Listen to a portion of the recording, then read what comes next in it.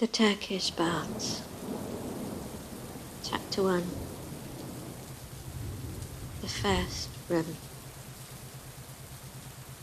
I take them for rheumatic gout, said a slight, dark-haired woman to her neighbour, as she leant back in a low, lounging chair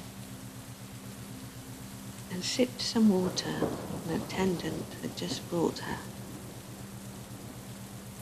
You would not suppose I suffered from such a complaint, would you? And she held up a small arched foot with a scarcely perceptible swelling in the larger joint. She laughed somewhat affectedly. The neighbour, who was big and coarse and had decided gouty symptoms herself, looked at her with something of the contempt an invalid elephant might be supposed to bestow on an importunate fly. You made that remark last time you were here, she said, and I told you if you suffered from a suppressed form of the disease, it would be all the worse for you. Much better for it to come out, my doctor says.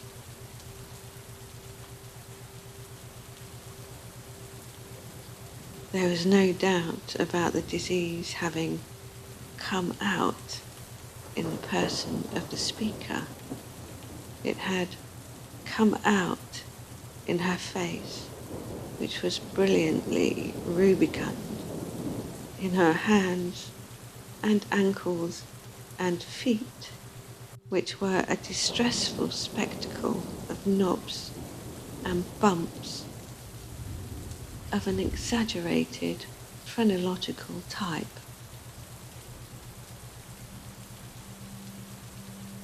Perhaps also in her temper, which was fierce and fiery as her complexion, a fact known to most of the frequenters of the baths.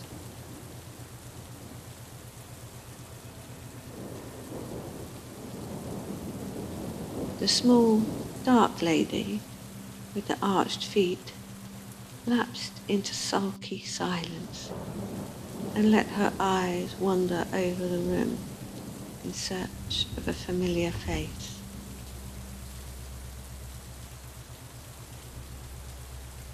The baths were of an extensive and sumptuous description, fitted up with almost oriental luxury and comfort, and attached to a monster hotel, built by an enterprising company of speculators at a winter resort in Hampshire. The company had proudly hoped that lavish expenditure, a beautiful situation, and the disinterested recommendation of fashionable position would induce English people to discover that there were spots and places in their own land as healthy and convenient as Auvergne or Wiesbaden or Homburg. But though the coast views were fine and the scenery picturesque, and the monster hotel itself stood on a commanding eminence surrounded by darkly beautiful pine wood, and was fitted up with every luxury of modern civilization, including every specimen of bath that human ingenuity had devised. The company looked blankly at the returns on their balance sheet, and one or two directors murmured audible complaint at special board meetings against the fashionable physicians who had not acted up to their promises, or proved deserving of the substantial bonus which had been more than hinted at as a reward for recommended patience.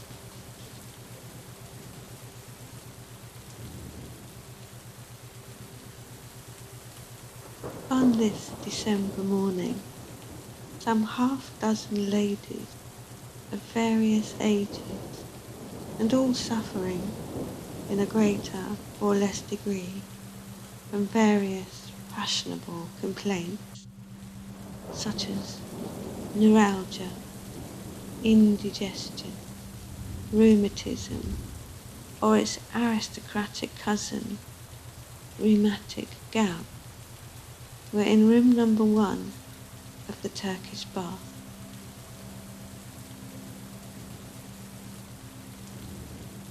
The female form has been called divine, and poets and painters have, from time immemorial, rhapsodized over beauty unadorned.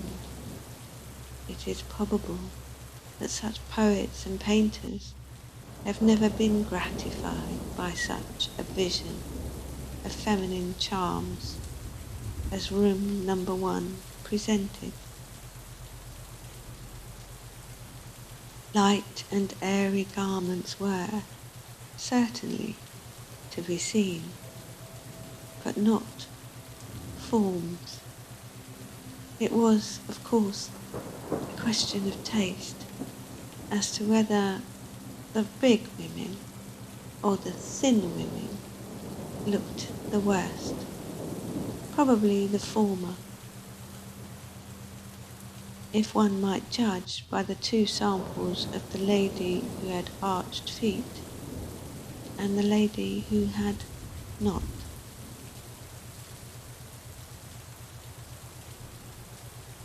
Both were staying at the hotel and were respectively named Mrs. Masterman and Mrs. Ray Jefferson. Mrs. Masterman was a widow. Mrs. Ray Jefferson had a husband.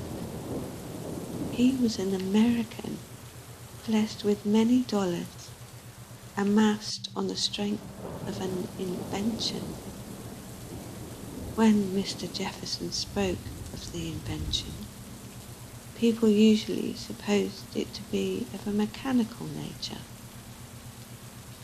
As they became more familiar with him, they learned that it was something chemical. No one quite knew what, but it became associated in their minds with bats and boilers and large works somewhere down Chicago way. There could be no doubt of the excellence of the invention, because Mr. Ray Jefferson declared it was known and used all over Europe, and its success was backed by dollars to an apparently unlimited extent.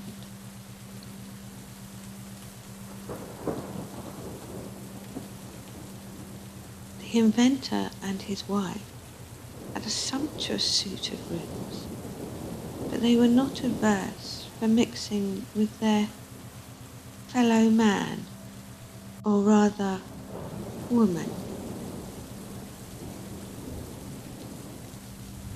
For Mrs. Jefferson rejoiced in the possession of certain Parisian toilettes, and was not selfish enough to keep them only for the eyes of her lord and master.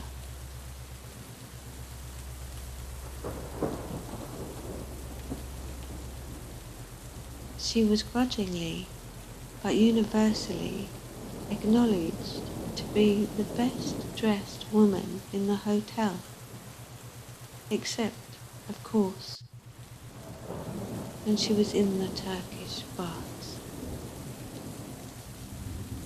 which, unfortunately, reduced its frequenters to one level of appareling, a garment which made up in simplicity for lack of elegance.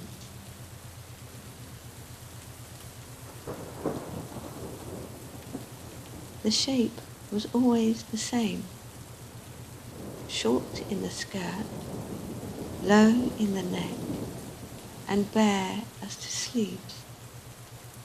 The material was white linen with a red border.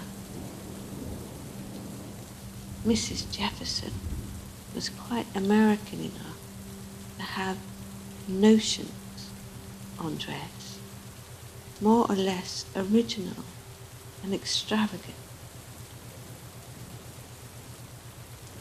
Finding her companion was unusually silent this morning, she gave up her thoughts to the devising of a special toilet for the bath. These garments were so hideous, she told herself, that it was no wonder people looked guised in them.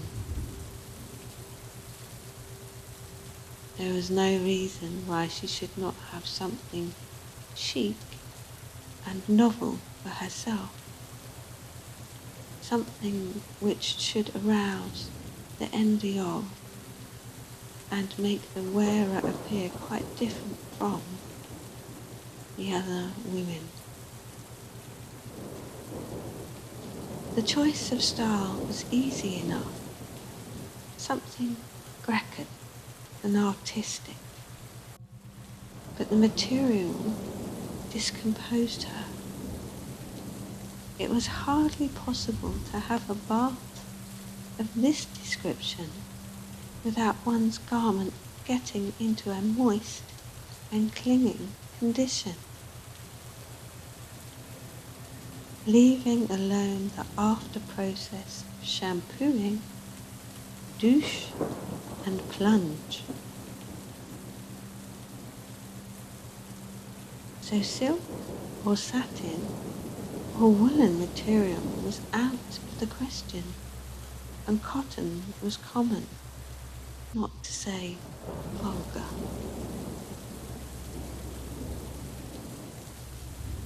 She knitted her brows with a vigour demanded by so absorbing a subject.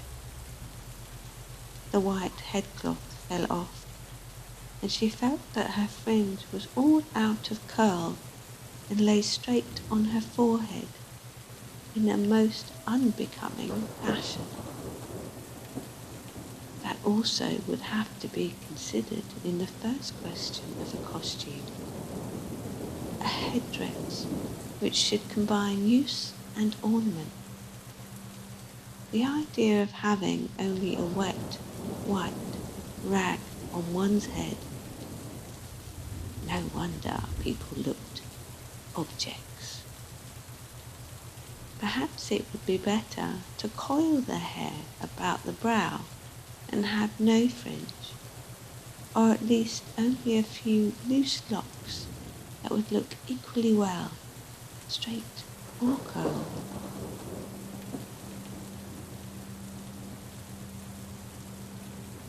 As Mrs. Ray Jefferson was taking all this trouble about her personal appearance, when that appearance would only gratify the sight of a few members of her own sex who were generally too much taken up with their own ailments or complaints to care what their fellow sufferers looked like.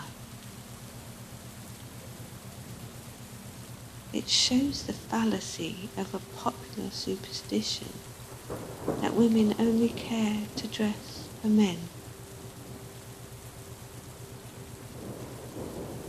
Believe me, no, they dress for critics, the critics of their own sex, who, with one contemptuous glance, can sweep a toilette into insignificance and make its wearer miserable or by some envious approbation, are reluctantly compelled to bestow on it the seal of success.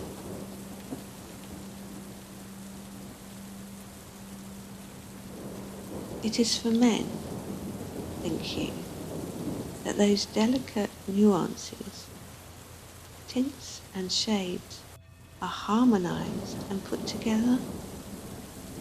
Such a conceit is only pardonable in a set of beings who possess not the delicate faculty of detail, and who, with a limited knowledge of even cardinal colours, describe the graces and beauties of a toilette by saying the wearer had on something white, or something black, or something red, but it suited her down to the ground. Mrs. Ray Jefferson's thoughts had not prevented her from taking stock of the other inmates of the room.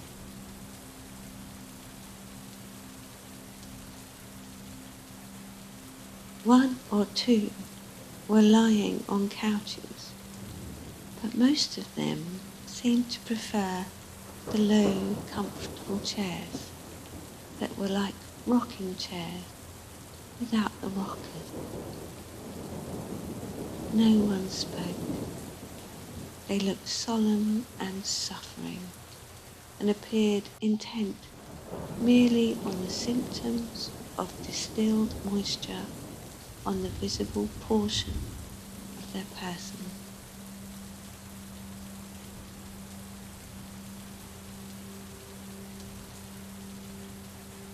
"I think," said Mrs. Jefferson, "I shall go into the second room.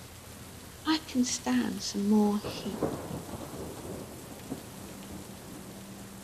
She made the remark abstractedly in the direction of her neighbour, who only looked at her in a bored and ill-tempered fashion, as befitted one who had gout without arched feet to display as compensation.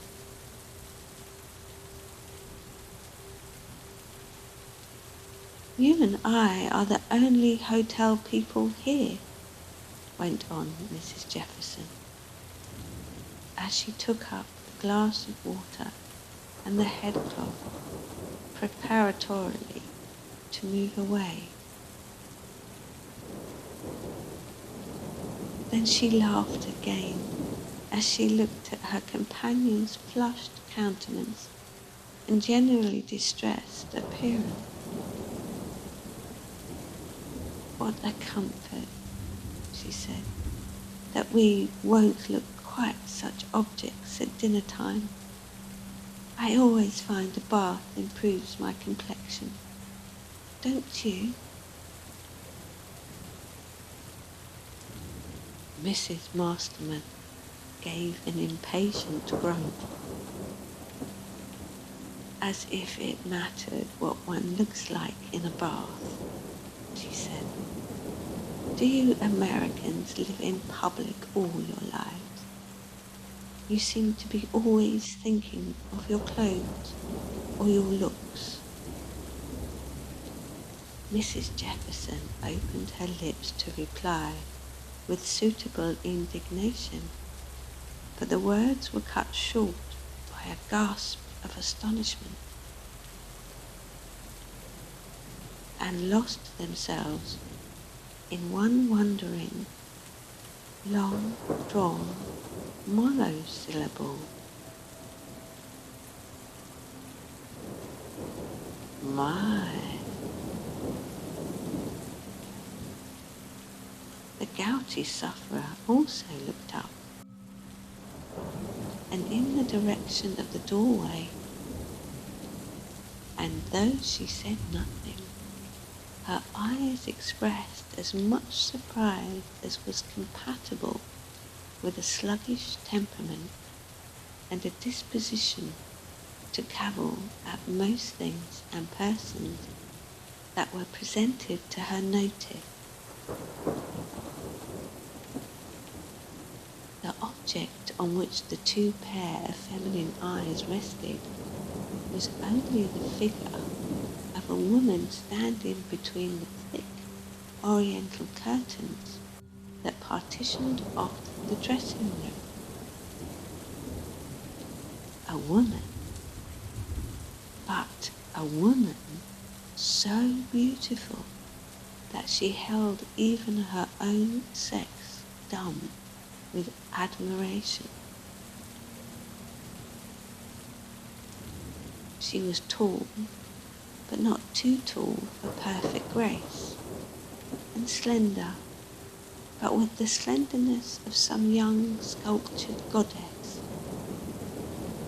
She was dark, too, but with a pale, clear skin that was more lovely than any mere blonde whiteness. And, to crown her charms, she had long, rippling hair of jet black that was parted from her brow and fell like a veil to her delicate arched feet, and through which the serious, darkly glowing eyes looked straight at the wondering faces before her.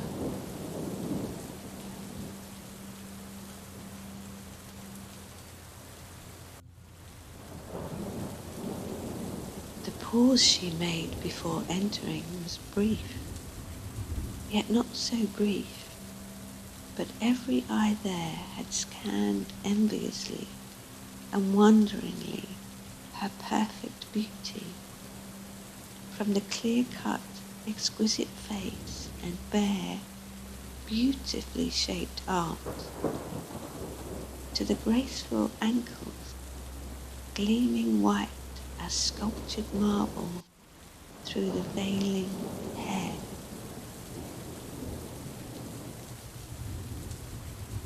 Mrs. Jefferson first recovered speech. "Who is she?" she whispered eagerly. "Not at our hotel, I think.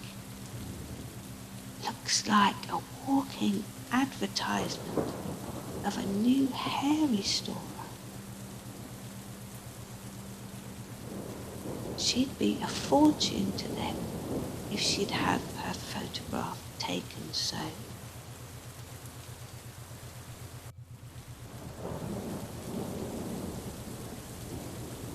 The newcomer, meanwhile, advanced and took one of the chairs near Mrs. Jefferson.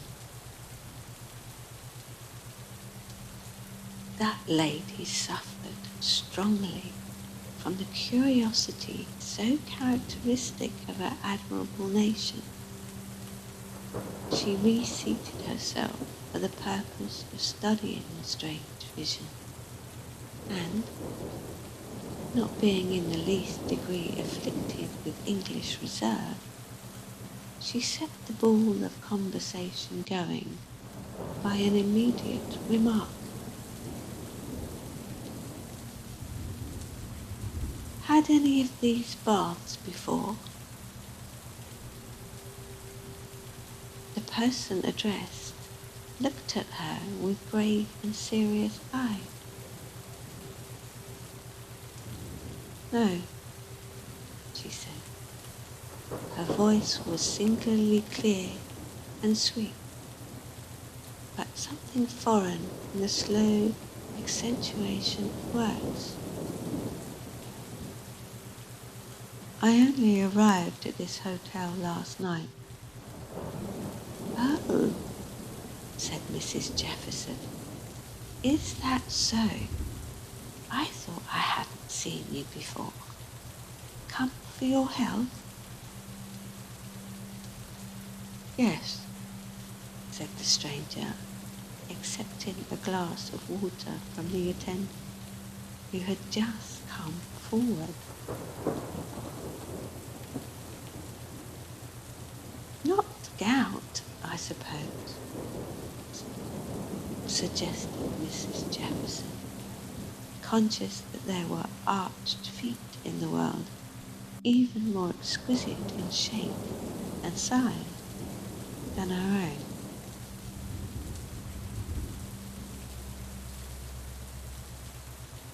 Gout? Oh no, said the stranger, smiling faintly. They say my nerves are not strong. I sleep badly. I am easily startled and easily fatigued. She paused a moment, and one delicate hand, glittering with rings, pushed back the dark weight of rippling hair from her brow. I have had a great mental shock, she said quietly. Such things require time. One cannot easily forget. Her eyes had grown dreamy and abstracted.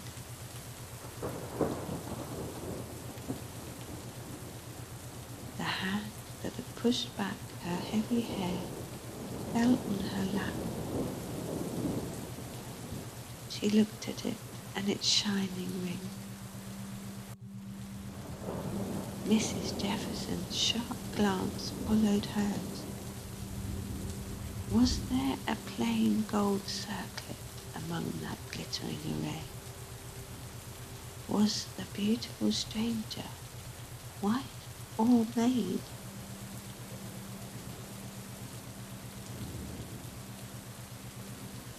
If any man saw her now, she thought involuntarily, my, I wouldn't give much for his peace of mind afterwards. What owls she makes us all.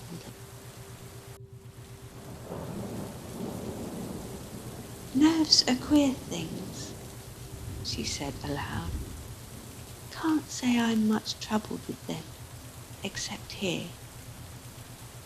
She moved her foot explanatorily. Just that joint. It's agony sometimes. Suppressed gout, you know. You wouldn't think so to look at it, would you?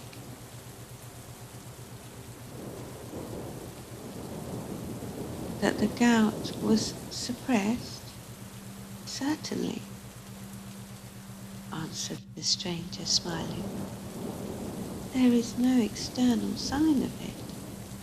I always thought gout meant swelling of the joints.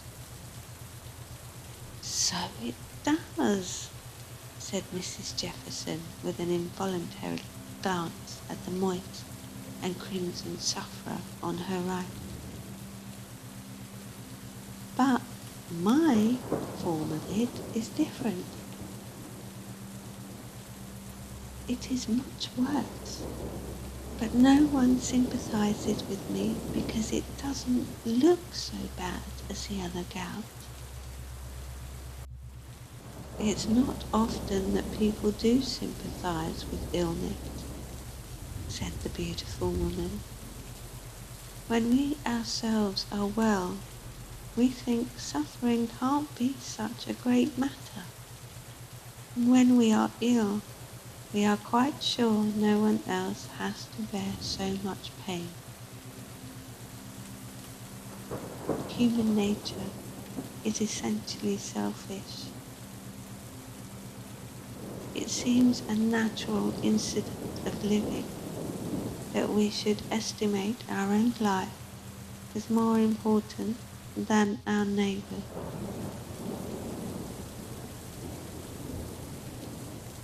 Well, laughed Mrs. Jefferson, if we sacrificed it to them, it might be a doubtful benefit. I often thank my stars I wasn't born in the age of martyrs. If I had been, I'm sure the very sight of the rack or the faggot would have made me swear anything.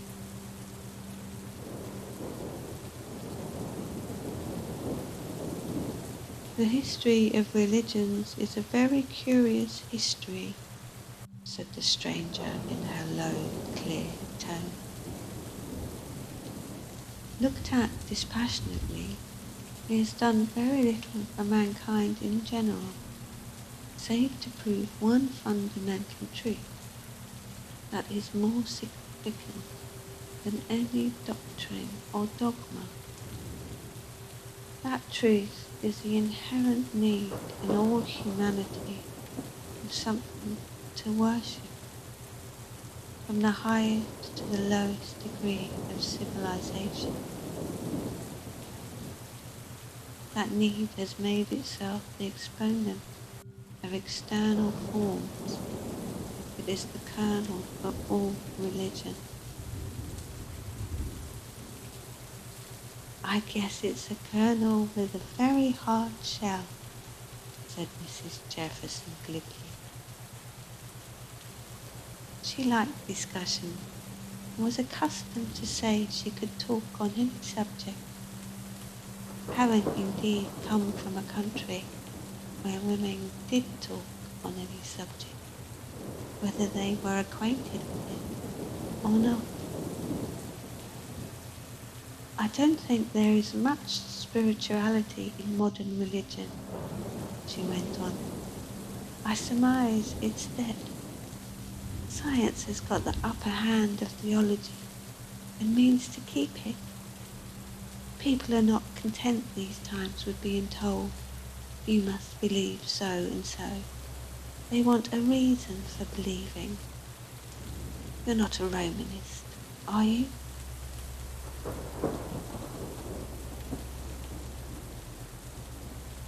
Oh no, said the stranger with a faint smile. I'm glad of that. I was just going to say that the Church of Rome has done more to retard rational and spiritual progress than any other. I don't believe in the voice of man barring the way to inquiry. God made man, and, as far as I can see, he made them much on one pattern. The offices and dignities they gave themselves don't make them one whit greater or more important in his eyes. You are a Democrat, I see, said the beautiful woman, looking gravely and scrutinizingly at the eager, flushed face with its ruffled damp curls and quick, restless eyes. Well, said Mrs. Jefferson, I don't exactly know what I am. My views are liberal on most subjects. I have travelled a good bit, and I think that enlarges the mind. I've just run over to have a look at England. Our people are laughing at her considerably. The Gladstone party have made a lovely hash of affairs, haven't they? But perhaps you don't care for politics, being foreign. Oh, yes I do, answered her strange companion. And I am specially interested in English politics, she added. Like yourself, I was curious to see a nation who seemed determined to court their own shame and to defy a being whose career is signally marked by obloquy and disaster. His day is pretty well over, I fancy, said Mrs. Jefferson, eagerly scenting an opportunity for a brilliant display of political knowledge. That Irish business has settled him. They call him the greatest statesman of the age. A man at dinner last night was lauding him up to the skies. There was quite a battle over it. We show, however, that putting his talking powers aside, he really is no statesman, only a grasping, selfish old bungler who cares nothing for his country except it keeps him in office and has done nothing really great or good during his whole career. They make a fuss about the Education Act, but the credit of passing that belongs to Foster. As for the disestablishment of the Irish Church, that is a disgraceful business, a robbery of the dead who had left their money to support a faith they believed in. He is responsible, to my thinking, for all the anarchy, confusion and misery in that poor unhappy island. And she leant forward and dropped her voice. I believe that at heart the man is more than half a Romanist. See how he has favoured the High Church party. And even if he gives a clerical appointment, it is always to a ritualist priest. They don't call themselves clergymen now. Well, as she drew herself up once more, I, for one, wouldn't like to have his sins on my shoulders. I should think he ought to be haunted by as many victims as Napoleon Bonaparte. What with financial humbug, war taxes, the blunders of the Alabama business, the disgrace and bloodshed of the Transvaal affair and the Egyptian war, crowned by the underlying and never to be forgotten shame of Gordon's sacrificed life. I wonder he can lay down his head at night and sleep. When he heard that hero Gordon's death, he should have taken a pistol and blown out his blundering brains. But perhaps, she added more calmly, he was afraid of meeting his victims until he couldn't help himself. However, he might have gone into one of those retreats the ritualists are so fond of, and spared England any more blunders and follies.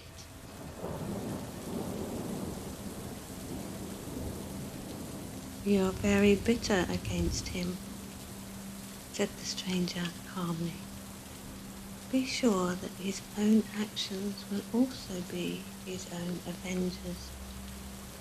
Life would be made much more tolerable if we would only keep that fact before us.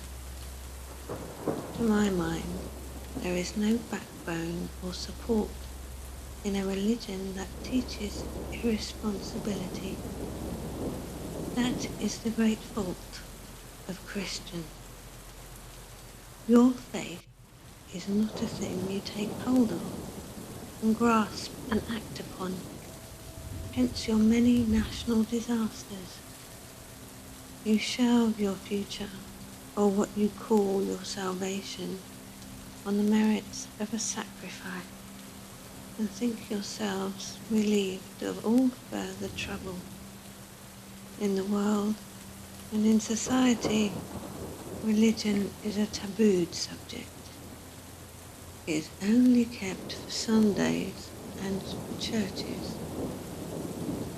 I believe your clergy know no more of the real doctrines of Christianity, those deep and mystical truths underlying the teachings of Christ, than the child at his mother's knee. I have been to most great cathedrals and churches. I heard only stale maxims, weak explanations of the allegories and parables that fill your biblical record, flowing rhetoric and vague expressions of some undefinable joy and glory in an equally undefinable hereafter. in an equally undefinable, flowing rhetoric and vague expressions of some undefinable joy and glory in an equally undefinable hereafter that was sometimes described as a place and sometimes as a state. That was all. I feel that such things cannot long stand against the tide of advancing thought. Modern Christianity is not the Sermon on the Mount and has little title to the name of its founder. It is not a feather's weight of importance in the minds of the worldly, the fashionable, the pleasure-seeking. Its sentiment is extinct, save in a few faithful, ignorant hearts who adore what they cannot comprehend and live in a state of hope that all will come right in some vague future. The beautiful eyes had grown sad and thoughtful. They rested on the wondering face before her, yet seemed to look through and beyond it, as the eyes of one who sees a vision that is mere airy nothingness to the surrounding crowd.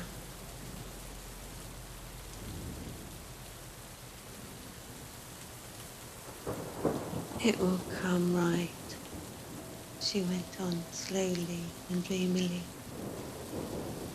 but not as men think, nor because religion teaches fear of punishment and hope of reward as the basis of spiritual faith. Something higher and holier and deeper than any motive of self-safety will perfect what is best in man and eliminate what is vile. If that is so, interposed Madame Jefferson glibly, as she rose from her chair to proceed to the second room, I guess man will want a pretty long time to perfect in. I don't see how he's going to do it here. I did not say here, answered the stranger in her slow, calm way, as she, too, rose and prepared to follow this American. For what purpose, think you, are the ages of eternity intended? Sleep and dreams? Mrs. Jefferson gave a little shudder. I surmise we're getting a little too deep, she said. Let's keep to Gladstone and the Irish question while the thermometer's at 110.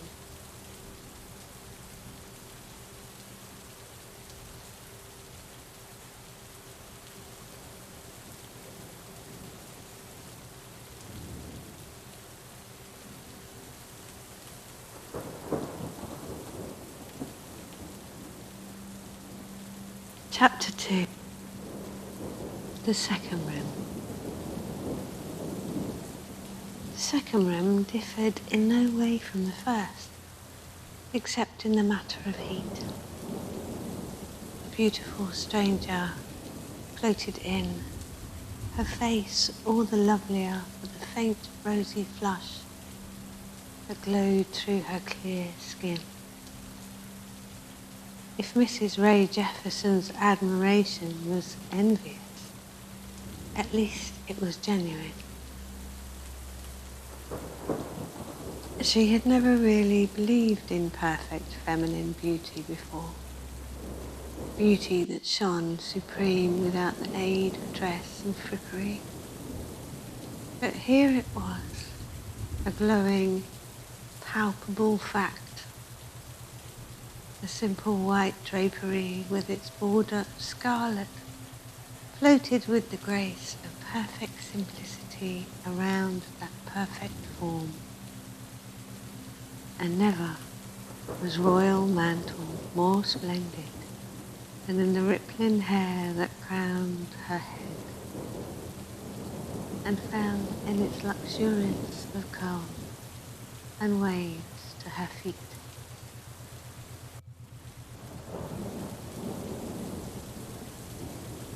As they again seated themselves side by side, Mrs. Jefferson remembered that she was not yet acquainted with the nationality of the stranger. She hastened to repair the error of such ignorance. "You speak English wonderfully for a foreigner," she said. "It would puzzle anyone to make out where you were raised. Russian, I guess." "No," said the stranger quietly, "though I have lived there a great deal. It was my husband's country."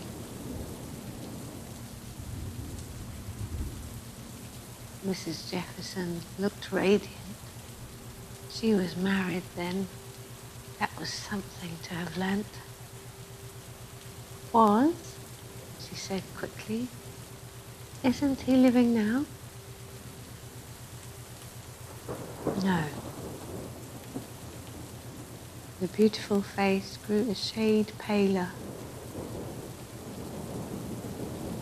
"I would rather not talk about it," she said. "His death was tragic and terrible." "I'm sorry," said the little American, with ready contrition. "Don't think I'm curious," she added suddenly, "but one doesn't see a woman like you every day. I surmise you'll make a sensation in the hotel." "I have my own private rooms here," was the quiet response. "I shall not mix with the other visitors."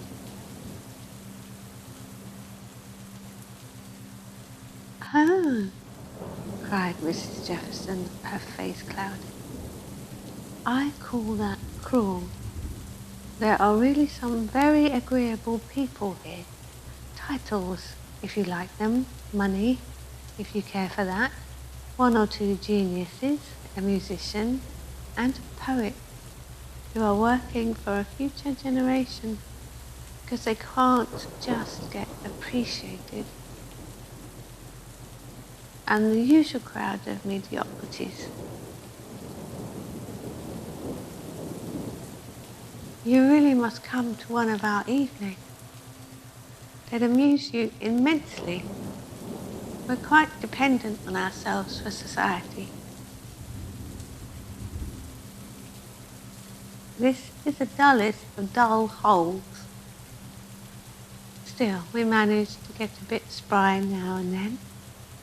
Now, you, why, if you'd only show yourself, you'd be doing the whole hotel a good time."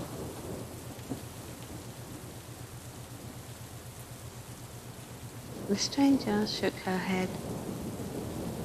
"Society never amuses me," she said. "It has nothing to offer that can rival the charms of books, art, and solitude. I possess all three."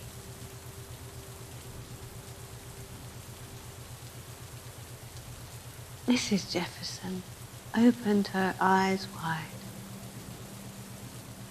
"Well, the first and last," she said, "are comprehensible as travelling companions. But what about the other one?"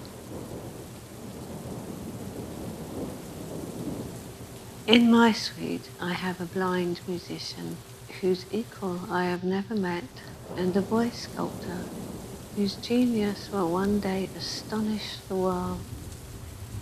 For myself, I paint and write, and I have a store of books that will outlast the longest limit of companionship."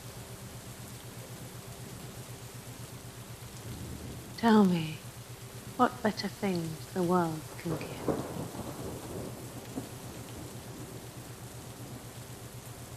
Mrs. Ray Jefferson murmured something vaguely about amusement and distraction. She was growing more and more perplexed about this beautiful mystery. Anyone who travelled about with a suit of attendant must surely be a princess at the very least.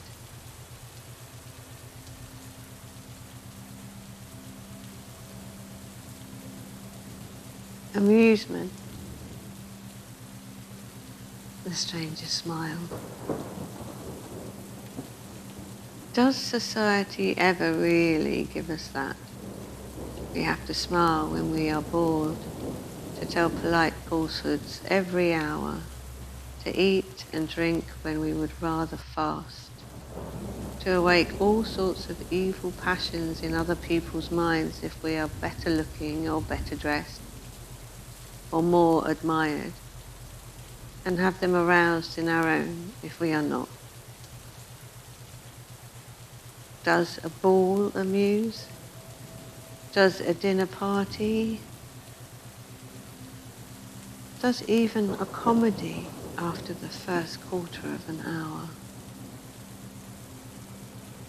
I can answer that for myself in the negative, at all events.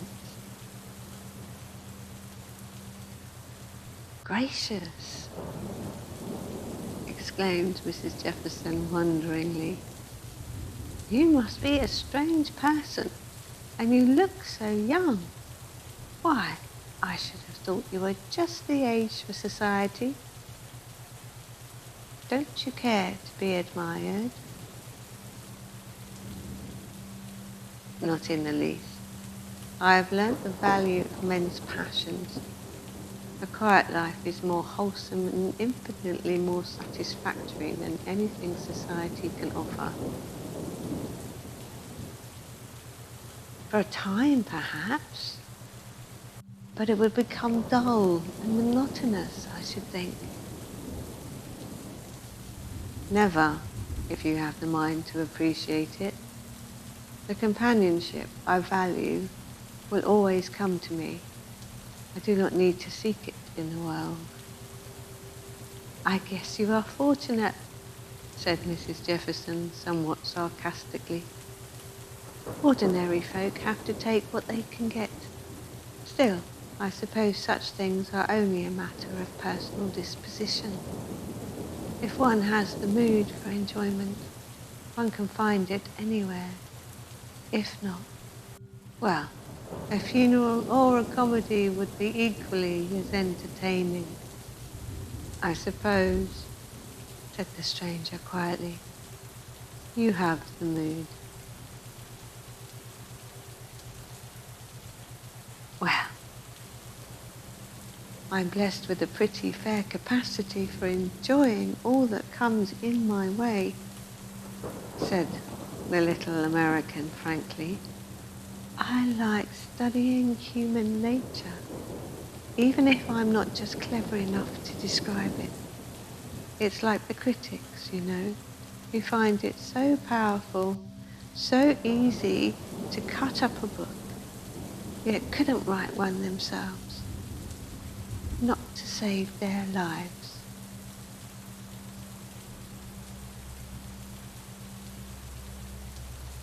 How hot it is in here. How do you contrive to look so cool? I can stand a great deal of heat, answered the other tranquilly. I have Eastern blood in my veins, on my mother's side. Is that the hottest room? She added, nodding in the direction of the third doorway.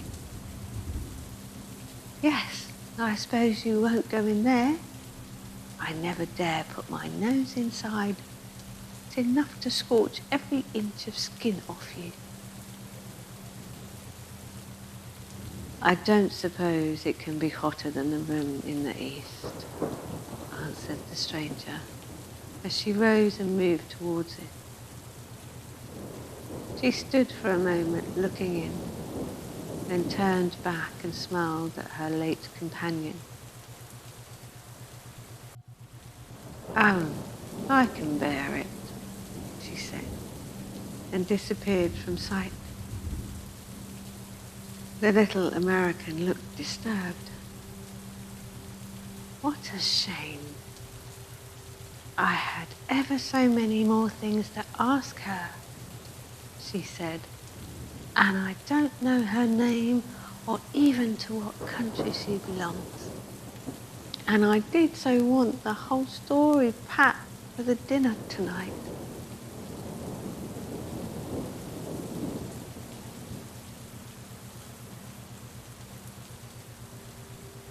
"Ready to be shampooed?" "Oh yes, Morris. I'm just about cooked through. I'm glad you can take me first."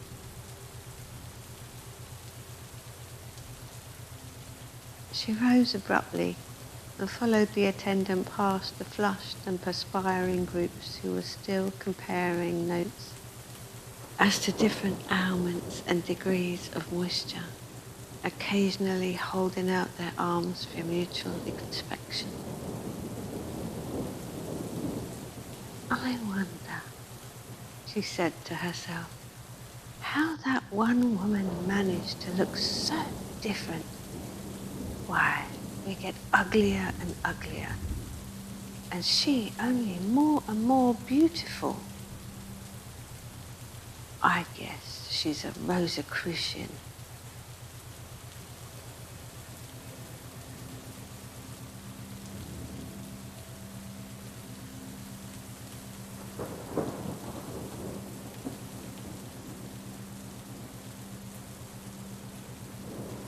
Chapter 3. The Cooling Room. A long room, down the centre of which ran a row of couches on either side, with a dressing room, curtained off from the main apartment by curtains of dark oriental blue, bordered with dull red. In the large bay window stood dressing tables and mirrors. Mrs. Ray Jefferson had it all to herself, as wrapped in an enormous sheet of Turkish toweling, she emerged from the process of shampooing and douche. She laid herself down on one of the couches, and the attendant, Morris, threw another Turkish wrap over her and left her to the enjoyment of the coffee she had ordered, and which was placed on one of the numerous small tables scattered about. According to all rules of the baths, she should have rested calmly and patiently on that couch until such time as she was cool enough to don her ordinary attire. But the little American was of a restless and impatient disposition, and of all things hated to be inactive. The attendant had scarcely left the room before she raised herself to a sitting position and took a survey of her appearance in one of the mirrors. It did not appear to be very satisfactory. She turned abruptly away and took some magazines from an adjoining table. Armed with these, she once more sought her couch, and after tossing 2 or 3 contemptuously aside, she at last seemed to find one periodical worth reading. She grew so absorbed in its content that she scarcely heard the entrance of the beautiful woman who had so interested her, and who now took the next couch to her own. She lay down with an indolent grace, quite in keeping with her appearance.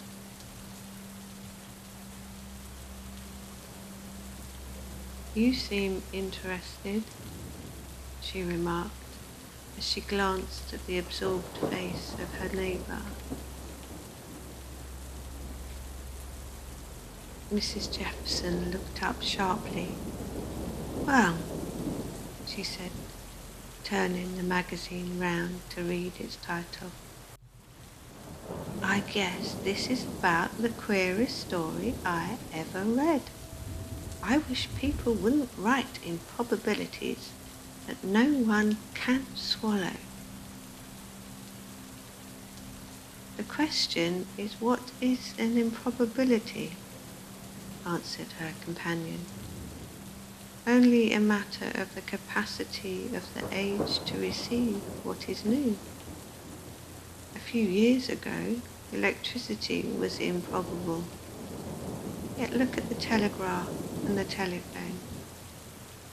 Still further back, who would have believed that railways would run above ground and underground, and engineering science mock at the difficulties of rivers and mountains?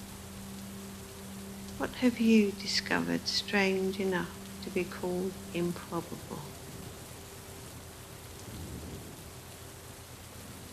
"Oh, it's a story of a man who gets out of his own body and does all sorts of strange things, and then goes back to it again, just when he pleases.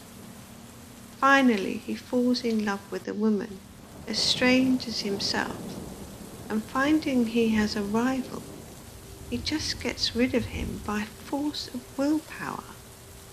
However, the day they are to be married, the woman is found dead in her bed. It appears that she also could get out of her body when she felt inclined, but she did it once too often and couldn't get back in time. So they buried her. At least they buried one of her bodies. As far as I can make out, she had two." "And you think that improbable?" questioned the stranger calmly. Her beautiful deep eyes were looking straight into the flushed, excited face beside her. Mrs. Ray Jefferson met their gaze, and was conscious of an odd, unaccountable thrill. "Oh, certainly," she said. "Who could believe that anyone can jump in or out of their skin just as the fancy takes them?" The stranger's beautiful lips grew scornful. "Oh," she said, "if you like to put the subject in that light, it may well look ridiculous and impossible. Ignorance is always more or less arrogant. It is man's habit to fancy that all creation was made for him. There are few things of which he is so utterly ignorant, and of which he thinks so little, as that mystery of himself incarnated in the temporary prison house of flesh and blood. Did he once realize what he might be?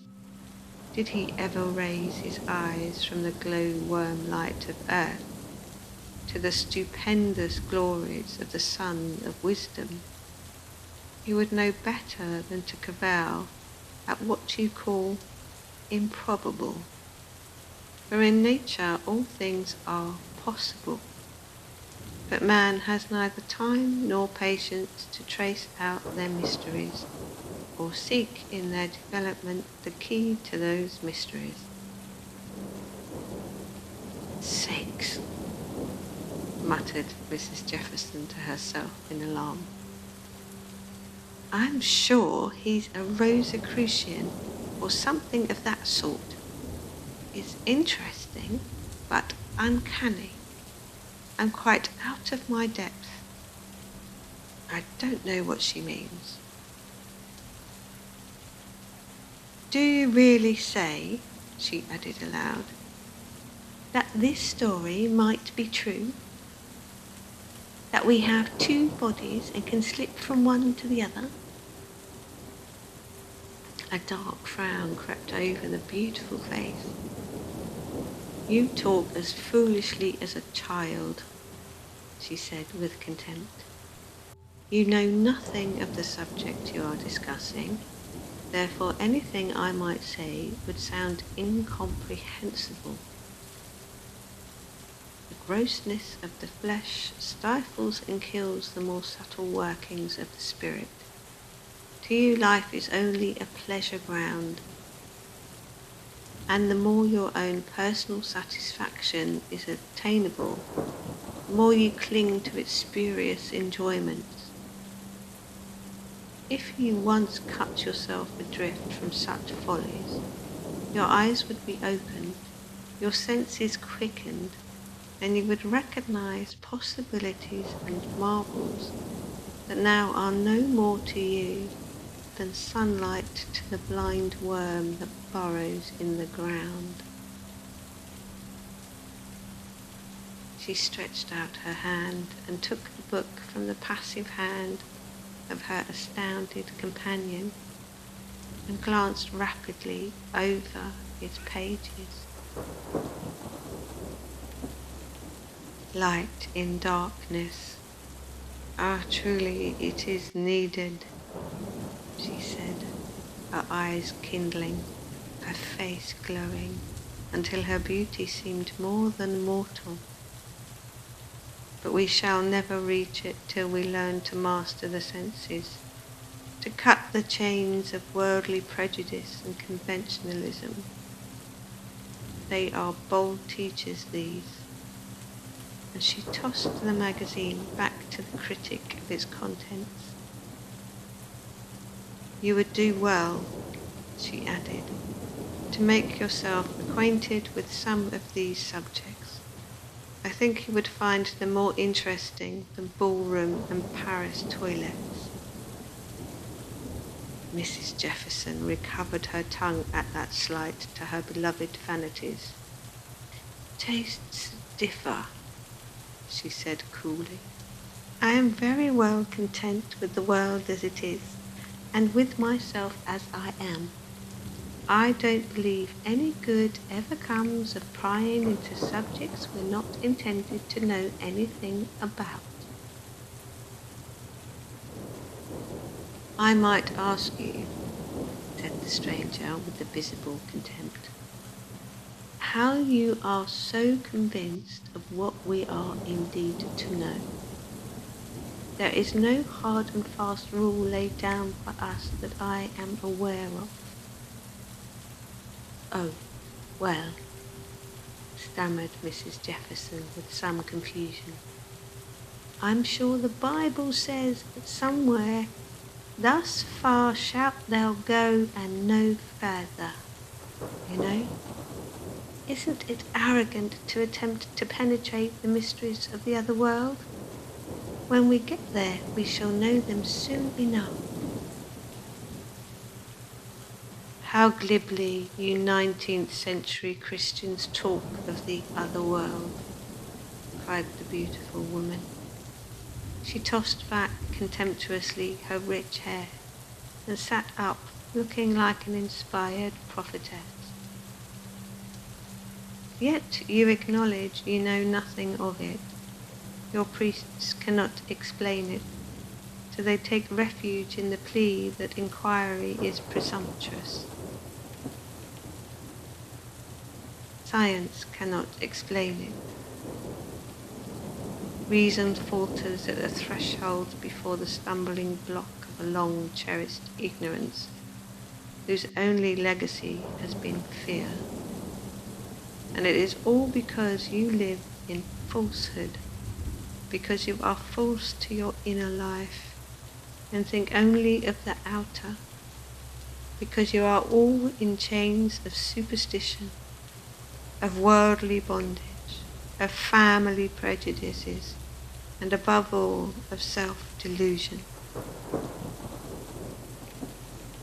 Have you come here to preach to us, then? Asked the little American superciliously. There don't seem much use in decrying a private or national disease unless you are provided with a remedy. If an angel from heaven came down to preach to you, you would not believe, said the stranger, growing suddenly calm as she sank back on her pillow. No, I have no mission. I am only one who has looked out on life and learnt its bitter truths, and seen its vanity and folly repeated, with scarce a variation in countless human lives. Well, drawled the American, the fact of that repetition seems rather as if it were a law of human lives, don't it? We find ourselves in this world, and we must do as others do, and live as others live.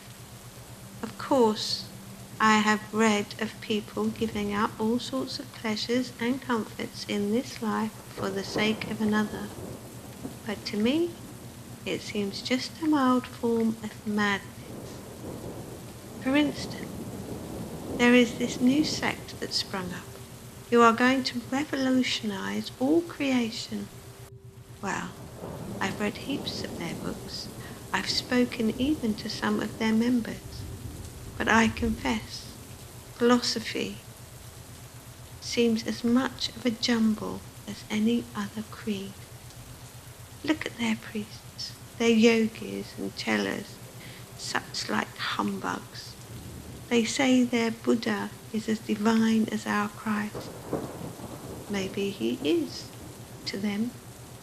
But what strikes me is the absurdity of trying to get into another life while one has to live this present one. Fancy sitting under a tree and starving out all fleshly desires and impulses until the human body, instead of being handsome and muscular as nature intended it to be, becomes a withered skeleton, subsisting on a few beans and a cup of water. Why, anybody could see visions and dream dreams that lived a life like that, even for a year. But I want to know what's the good of it. I suppose if we get out of our natural life before our time, our place can't be ready for us in our next karma, or whatever they call it. So we would just martyrize ourselves at no purpose. These people seem sort of trying to steal a march over others, wanting to get a stage further on the road before the natural term of earth life is over. A nice world this would be if we were all playing at that game. You've certainly read to some purpose, said the stranger ironically. It is interesting to hear the deepest philosophy that has ever occupied the human mind summed up and dismissed as ridiculous. Let me, however, first point out a few mistakes in your judgment of this new sect, as you call it. In the first place, it is not a sect in the common acceptation of the word, but rather a universal philosophy embracing all creeds, ranks and denominations of men. It lays not the slightest stress on any of its followers, martyrizing their bodies as you so glibly describe. You might just as well say that the Christian religion is only carried out by monks and nuns because certain enthusiasts prefer to cut themselves adrift from the vanities of life. In all ages and in all religions, there have been enthusiasts. Even the prophets in your own Bible were men of this description, living in caves, subsisting only on the fruits and seeds of the earth, and giving themselves up to visions and dreams. What else have your canonized saints done?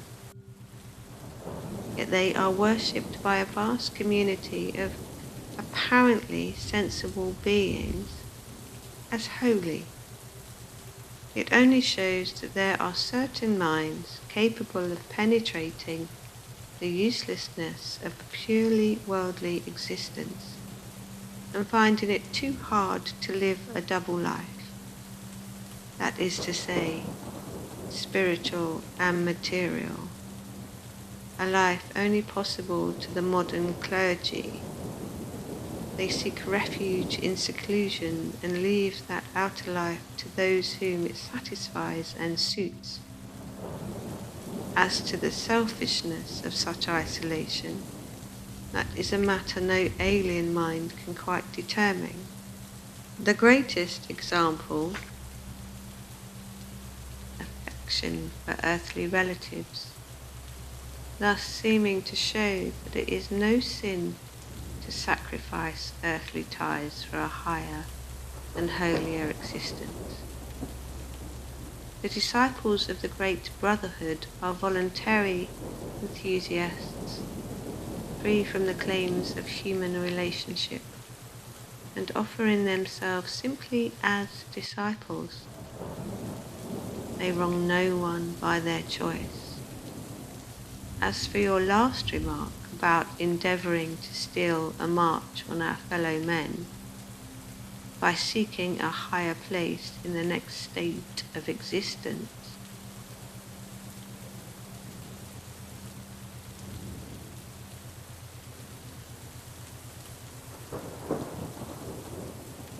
before we have done with this, I can only ask you to study something of the laws and doctrines of philosophical philosophy before deciding such action is possible. Do you know much about these laws? Asked Mrs. Jefferson curiously. I know that they teach man the truest sense of his own responsibility. They prove that he may raise himself from the level of the brute to the majesty of the God he now blindly worships. But so does Christianity, exclaimed Mrs. Jefferson, astounded.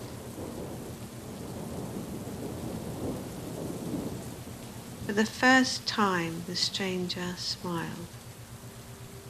And is it not Christianity, the highest and purest philosophy? She said. Only it is preached, not practiced.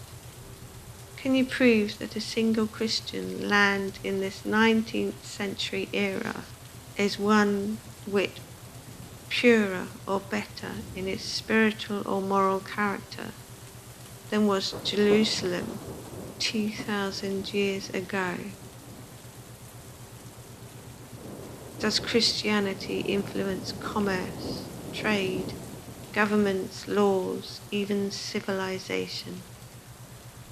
If it did, not one rule or law that binds the rotten fabric of civilized life together would stand for a single moment.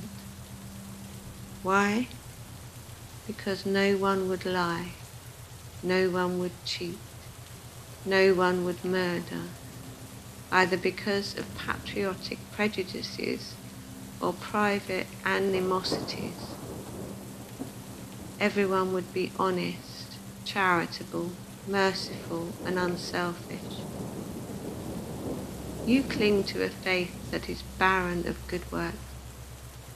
You propagate it among ignorant savages whom you first rob of their lands and then convert with guns and spirit bottles. How much of the reception of Christianity is due to the latter? I will leave to the revelations of the first honest missionary, whose report is not indebted to his income from the society, a prospective pension, and his own personal weakness for the laudation of his fellow men.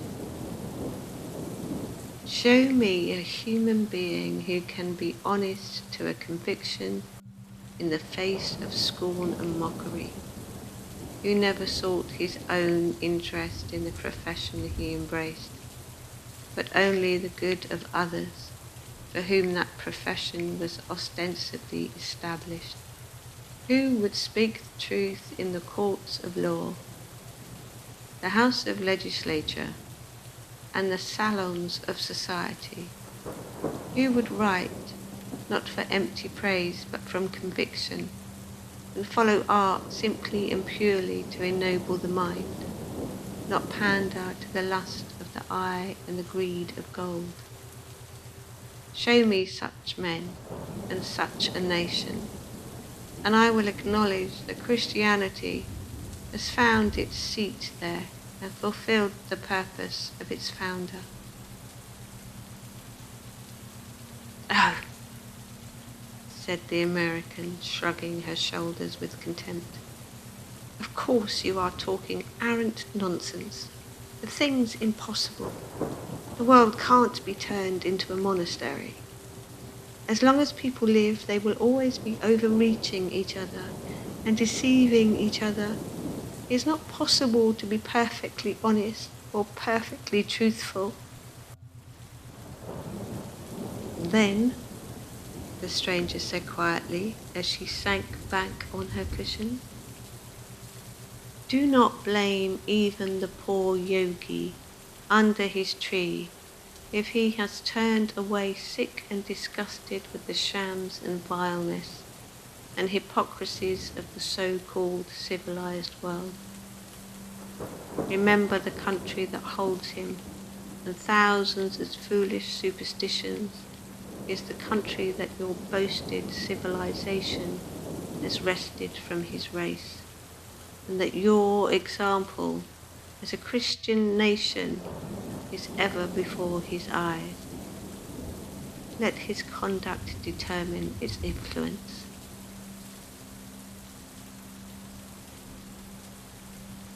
Well, said Mrs. Jefferson, talk of sermons in stones. Here's one in Baths. I should like to know who you are. Seems to me you know everything and have read everything and seen most everything on the face of the earth. So few women begin to think of anything serious till they've forgotten their looks, that you must excuse my calling you an anomaly. Now do, tell me you'll change your mind and join us tonight in the drawing room. It is quite as selfish as yoginism to keep talents like yours in the background. The beautiful face grew cold and proud. You must pardon me, she said, if I venture to consider myself the best judge of what you are pleased to call talent. They are not of an order to benefit an hotel drawing room. Oh, said Mrs. Jefferson, feeling somewhat snubbed. I'm sure people would be delighted to hear you talk, even if you did rub some of their pet foibles the wrong way. I've quite enjoyed this morning, I assure you. You've diverted my thoughts from my own complaints and stimulated my digestion. I feel like eating lunch for once. And that reminds me, I must begin to dress. My fringe don't take less than a quarter of an hour to arrange.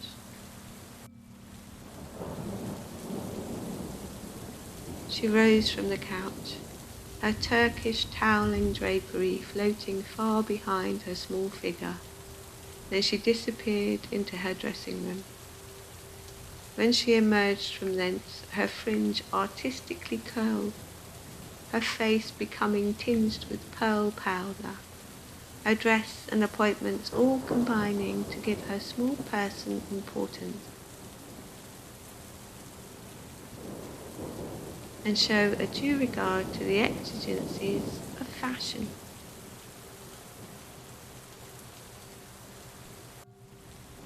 She found the couch which the mysterious stranger had occupied was vacant.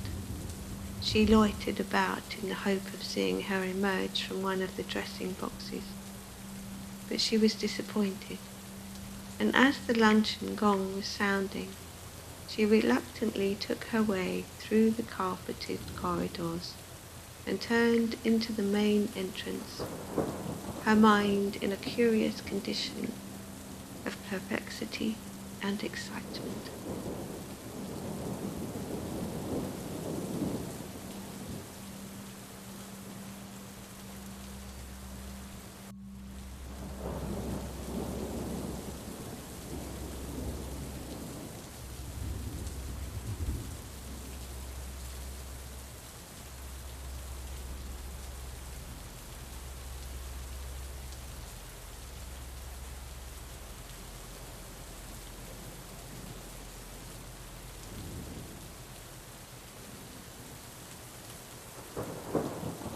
Chapter 4.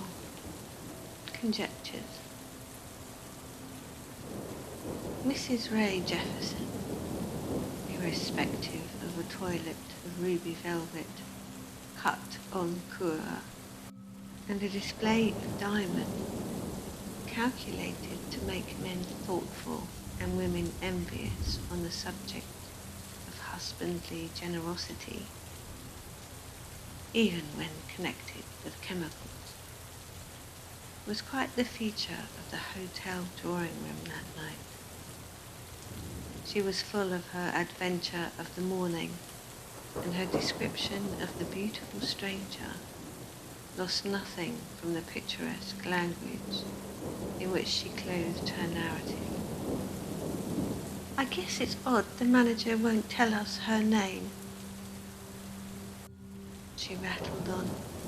I've done my level best to find out, but it's no good. I suppose she pays too well for him to risk betraying her. I'm sure she's a Russian princess. She has a suite with her and carries musicians and sculptors and heaven knows who else in her train.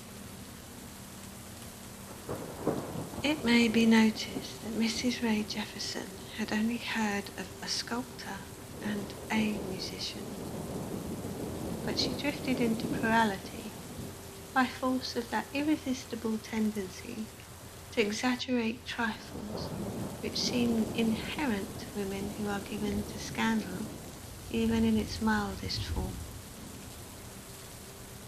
People from all parts of the room gathered round her.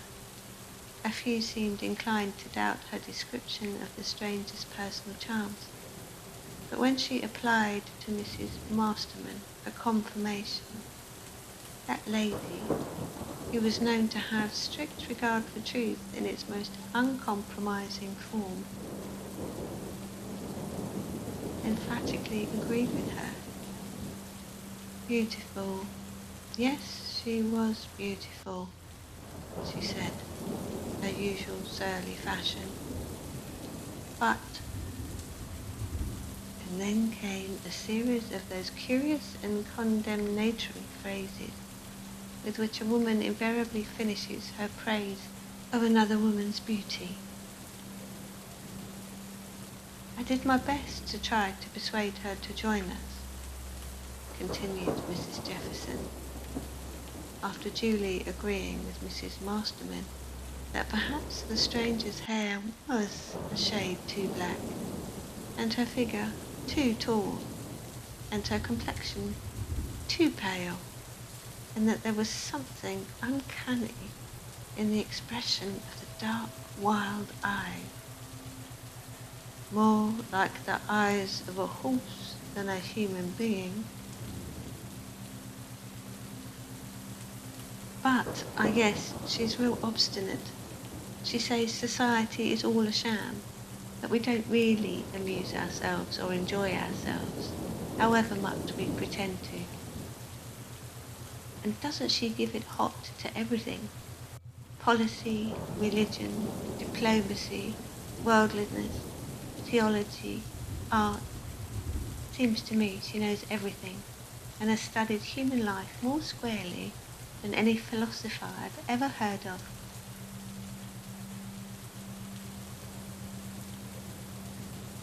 And did you discuss all those subjects during the course of a Turkish bath? Inquired a voice near her. Mrs. Jefferson started. The gentleman who had spoken was a recent arrival. She only knew him as Colonel Estcourt. He was a singularly interesting-looking man, home from India on sick leave, and the maidens and wives and widows of this polyglot assemblage were all inclined to admiration of his physical perfections and to dissatisfaction at a certain coldness and disdainfulness of themselves, which, to use their mildest form of reproach, was odd and unmilitary. Mrs. Jefferson started slightly. "Oh, it's you, Colonel," she said. "Yes, we did talk about all those subjects, and I surmise if all of you people were here heard her carry on against the way you live your lives, you'd feel rather small." "Did you?" asked Mrs. Masterman unkindly. The bath had not improved her complexion, and her left foot was paining her excessively. These two facts had not combined to sweeten the natural acidity of her temper.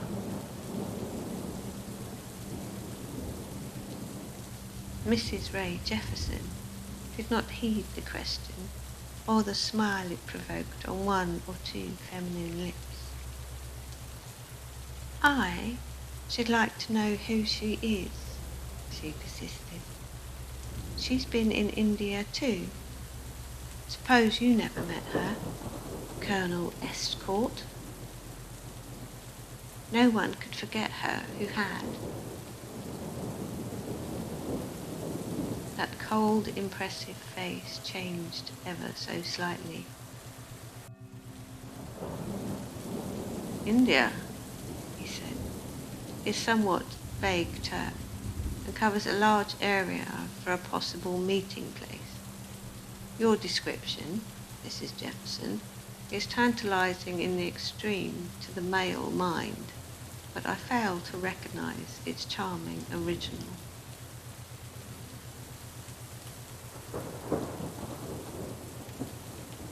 "I guess so," said the little American, discontentedly. "I'm just dying to know who she is, and therefore no one can tell me. Seems I shall have to call her a mystery until she condescends to throw off this incognita business."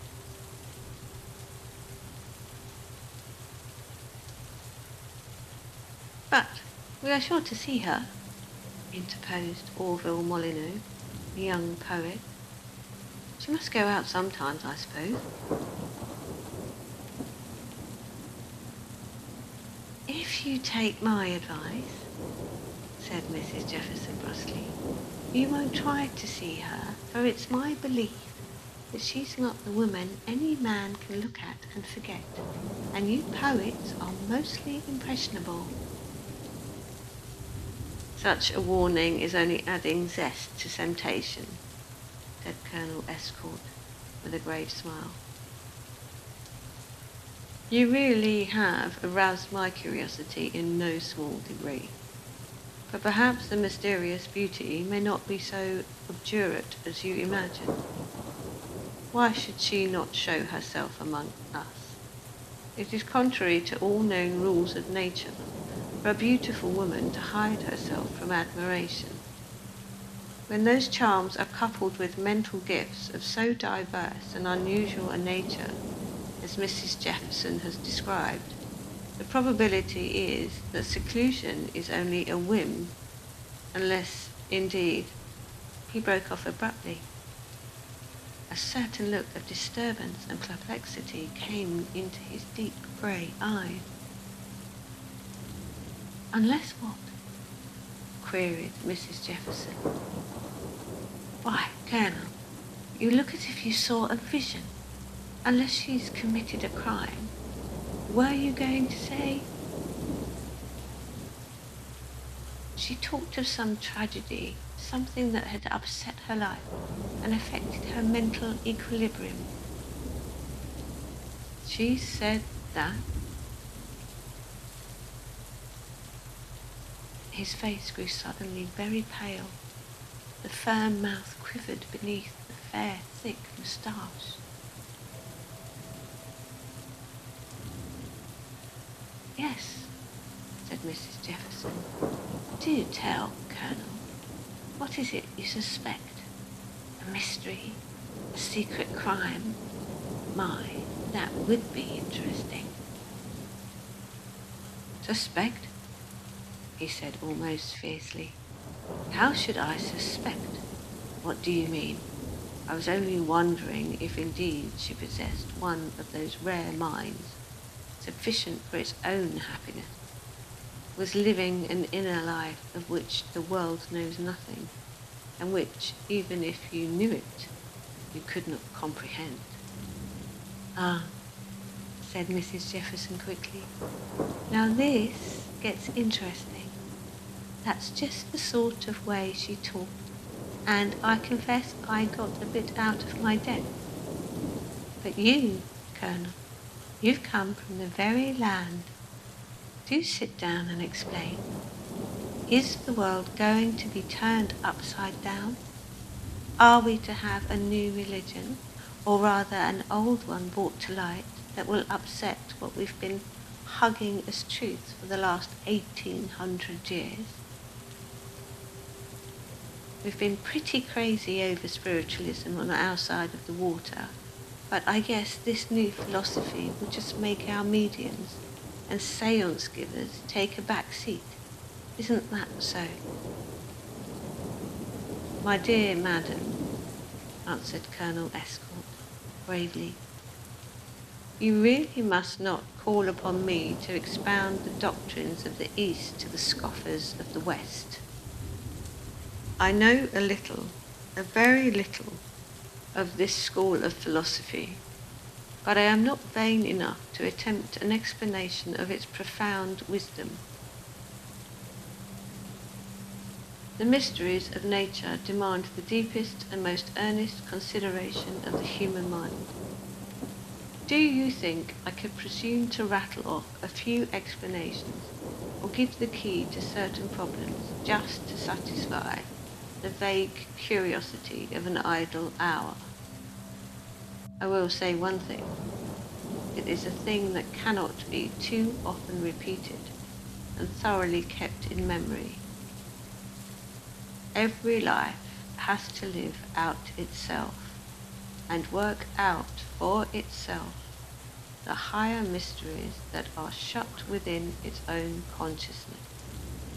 No other can do that for it, any more than it could take its love or its sorrows or its misfortunes away and bear them in its place.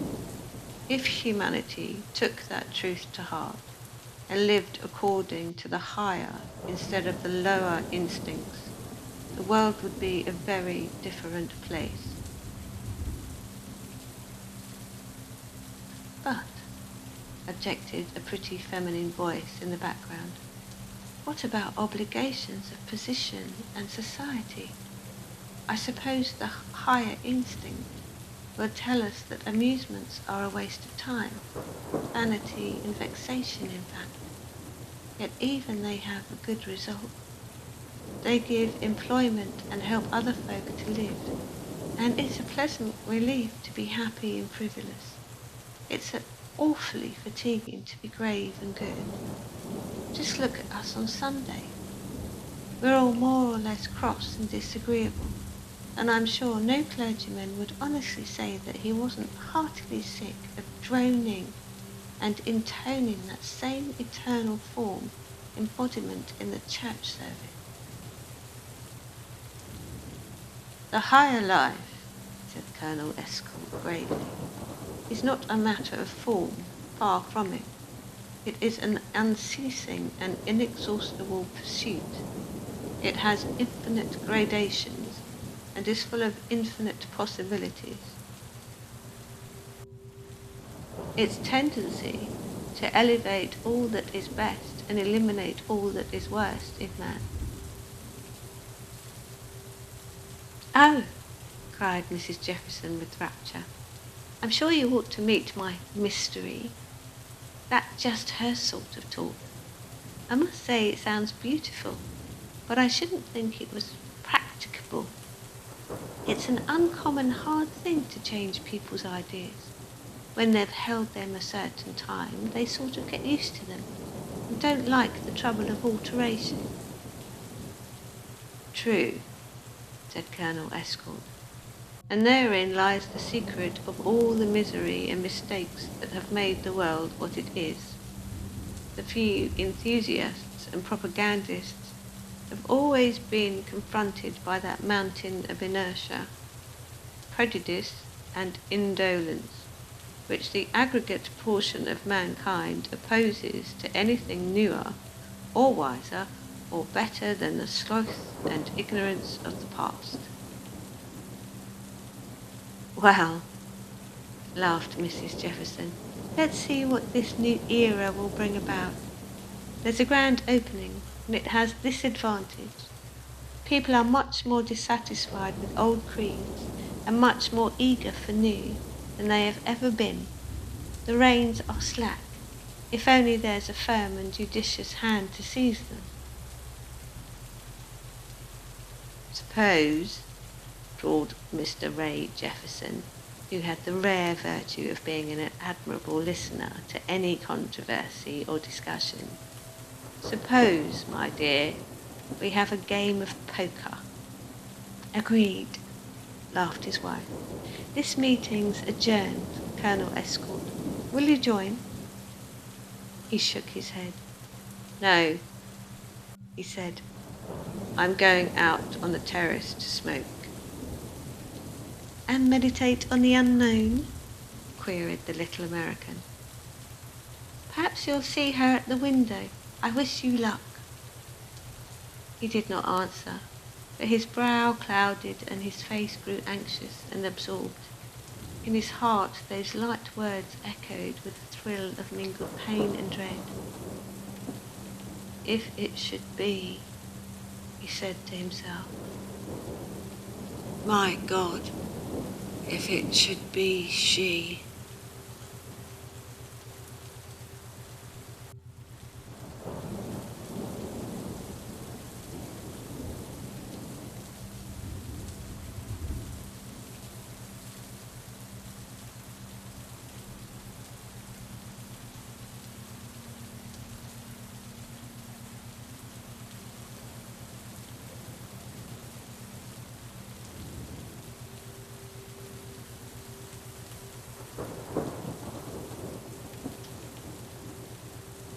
Chapter 5 Love. The stars were gleaming above the dusky pine tree. The soft December air, mild as spring on that sheltered coast, scarcely stirred the drooping boughs that overshadowed the terrace. Colonel Escort lit his cigar and began to walk with slow and thoughtful steps beneath the many lighted windows of the great building. Mrs. Jefferson's words haunted him, despite his efforts to dispel them. One of those windows belonged to the room where this strange and beautiful woman might even now be seated. Why did he picture to himself the pale, exquisite face, the full dark eyes, the lovely rippling hair, as if they were charms recognized and remembered? Why, save that when he had heard their description, they had struck home to his memory with a shock of pain, feverish dread that longed yet feared to find itself realized. To and fro, he paced the terrace walk, and again his eyes sought that long line of light above his head. There was a strange stillness in the brooding air, that mysterious hush which is the music of night's footsteps. Insensibly, its soothing influence stole over the unquiet of his restless thoughts. The warring powers of soul and sense were vanquished. Then something, a sound sweet as a song, yet without the vibratory passion of a human voice, seemed to float out of the darkness and hold his ear unchained. It was the divinest beauty of music, divinely interpreted, and it seemed to him, as he listened, that all the discord and woe and misery that oppressed his earthly senses disappeared and died away to a very perfection of peace. He stood there, quite silent, quite motionless, waiting, so it seemed to himself, for some fuller revelation to which those exquisite sounds were but a prelude. It was a matter of no surprise when he quietly lifted his dreamy glance to the stone balcony above and saw there, in the soft glow of light from the rooms beyond, the fair form of the woman he had expected to see.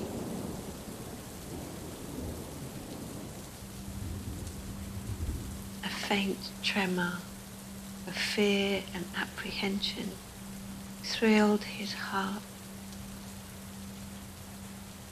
but it died away as a low remembered voice stole through the space that parted him from a visible form he had never thought to see again.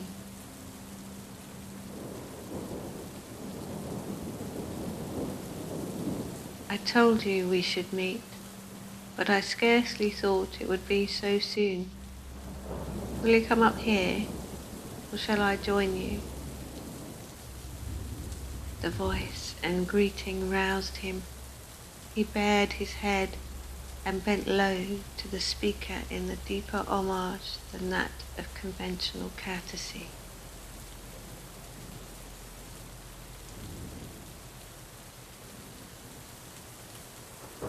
Is it really you, Princess? And may I be permitted to join you?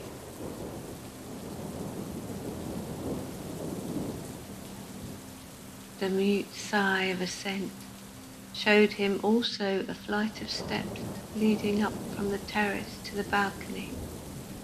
A moment, and he was by her side. No ordinary greeting passed between them. Perhaps none could have conveyed the message of that silent gaze, seeming to go straight to the heart of each, full of memories that time had softened, but sad with the sadness that is in all deep human love. A strange meeting place, she said.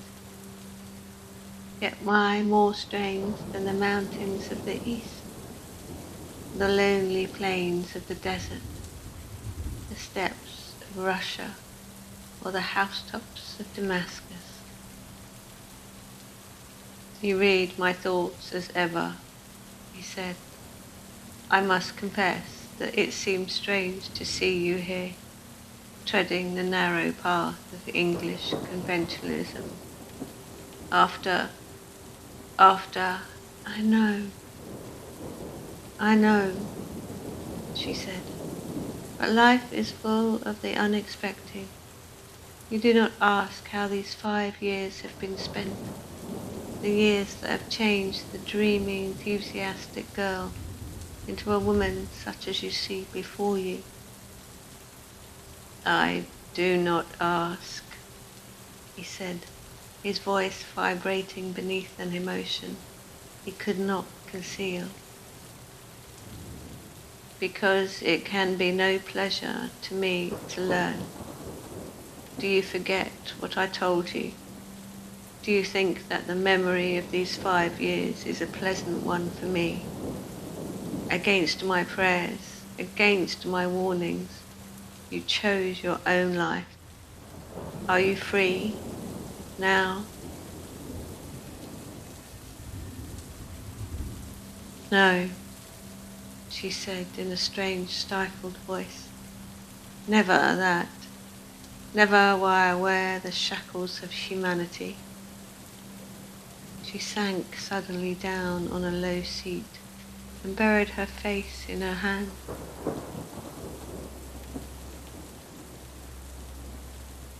Oh, she cried faintly, if I could tell you, if I only dared, but I cannot. My bondage is deeper, my chains are heavier. Sometimes I think those years were only a dream, a horrible, frightful dream. But then, again, I know they were not. What do you mean? He asked, his voice sharp with terror, for his shame and remorse that convulsed her and made her one with the common weakness of a common womanhood, was something altogether different from the supremacy she had always shown. I cannot tell you, she said. I dare not. Do you forget, he said severely, that if I wish to know, I shall learn it? Not now, she said suddenly, and raised her face and looked calmly, yet not defiantly, back at him with her great, sad, and most lovely eye. I have passed beyond your power, she went on, beyond most human influence, I might say. Then she shuddered and her eyes sank again.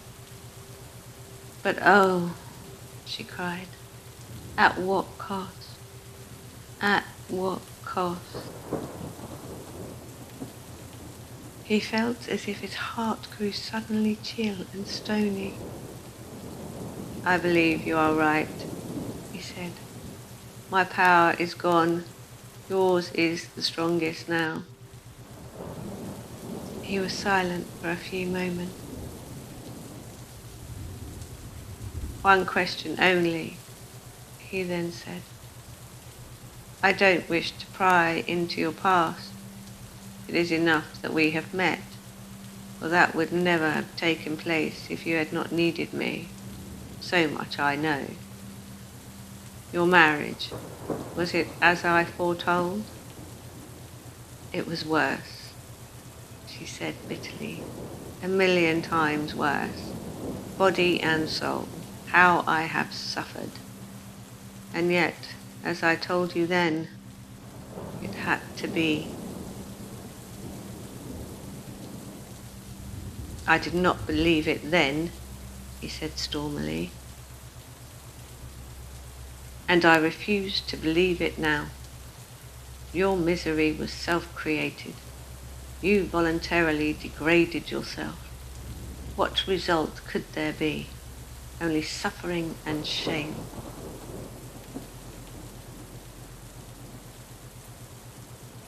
The good of others, she answered mournfully. You cannot see it yet, but I know. It was foretold me. I did my work there. Sometimes I hope it is finished, but I do not know. One can never tell. At any time the summons may come again.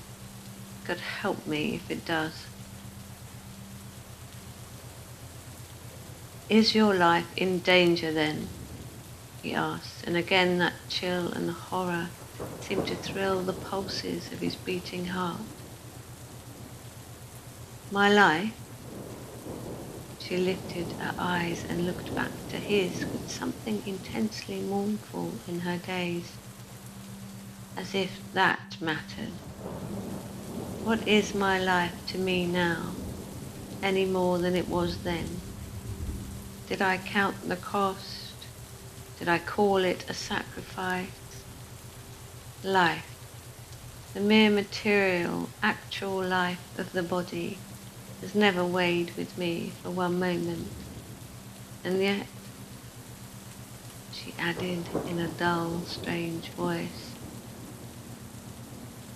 I failed at the crucial test. Failed. I who had denied to myself all woman's weakness, all mortal love, all fleshly vanities, failed. I am no more now than the veriest beginner on the path. I who deemed myself so wise.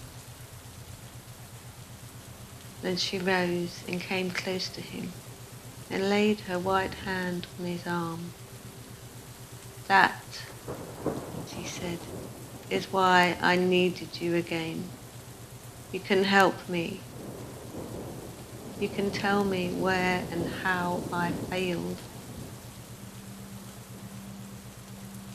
That light touch thrilled his veins like sorcery.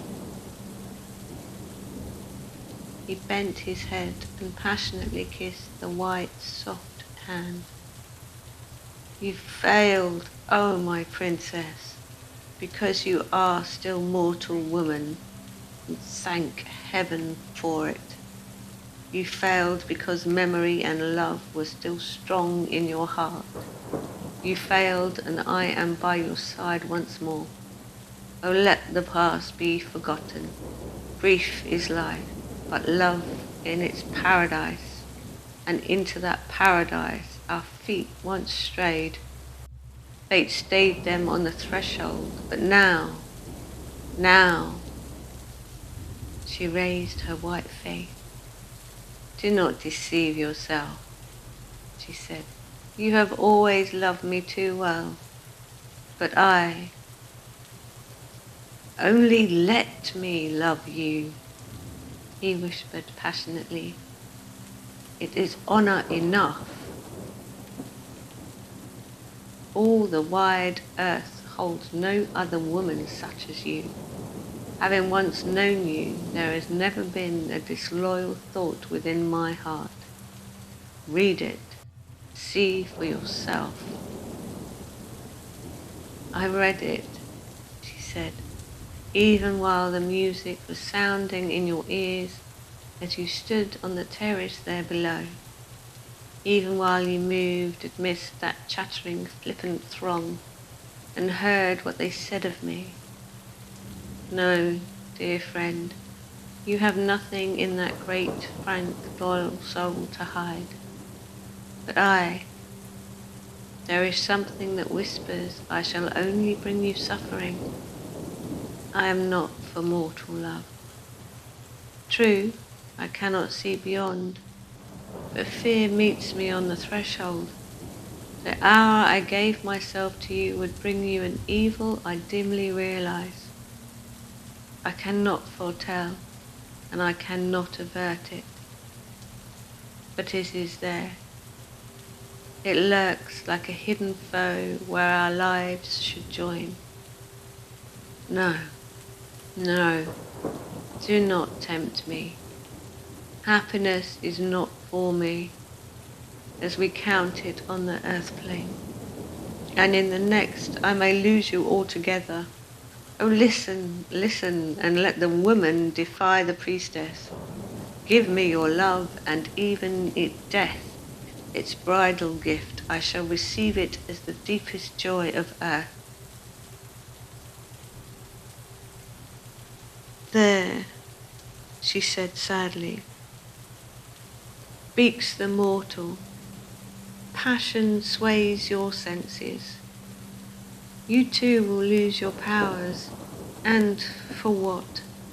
A few brief years of joy, a longer darkness than the old weary round, the old sad effort to climb the long stairway from the bottom rung that once you proudly spurned. It was not this that Channa taught us in the sweet peace of our youth. It was not this for which our souls thirsted and to which our faces were set. Channa is dead, and to the dead all is peace. Even he said that life's one good gift was love.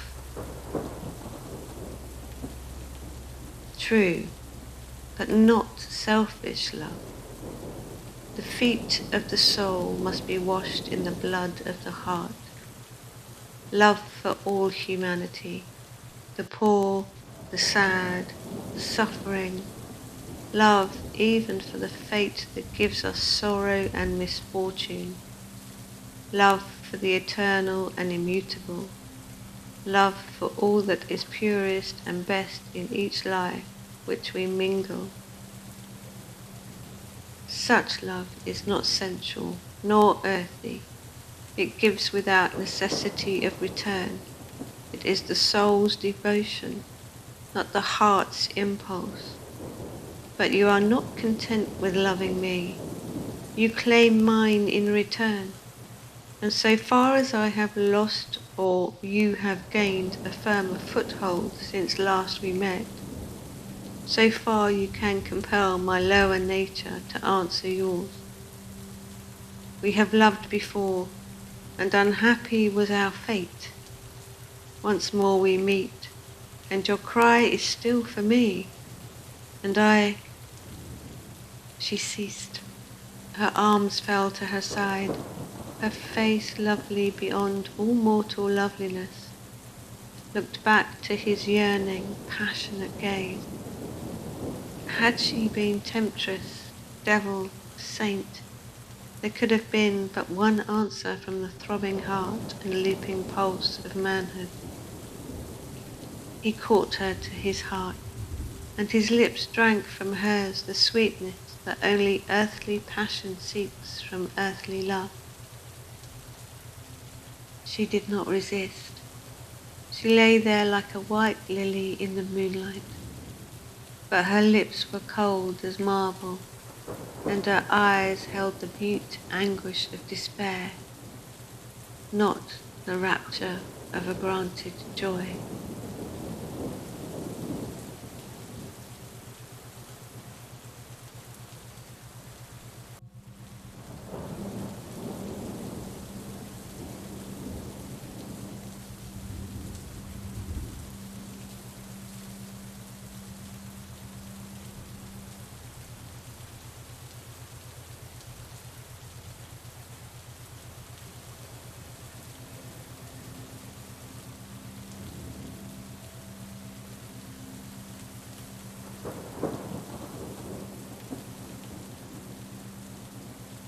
Chapter 6.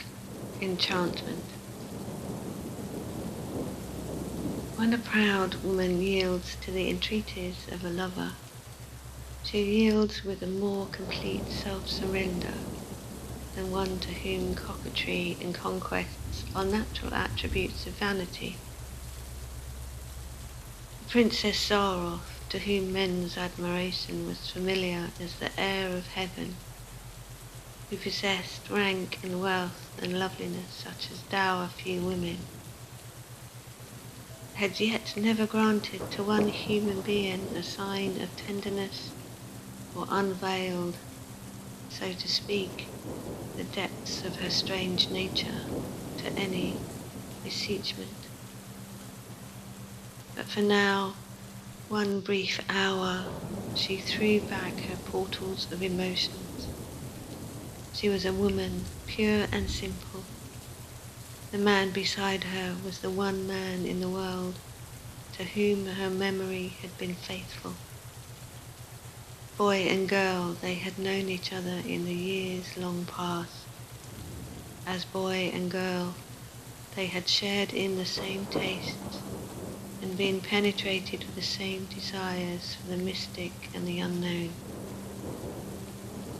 Living in a remote part of India under the very careless guardianship and with no one to care for their pursuits or remark them, they had made the acquaintance of a learned and somewhat mysterious native, and from his lips they first heard some hints of the wonders that nature reveals to the earnest student.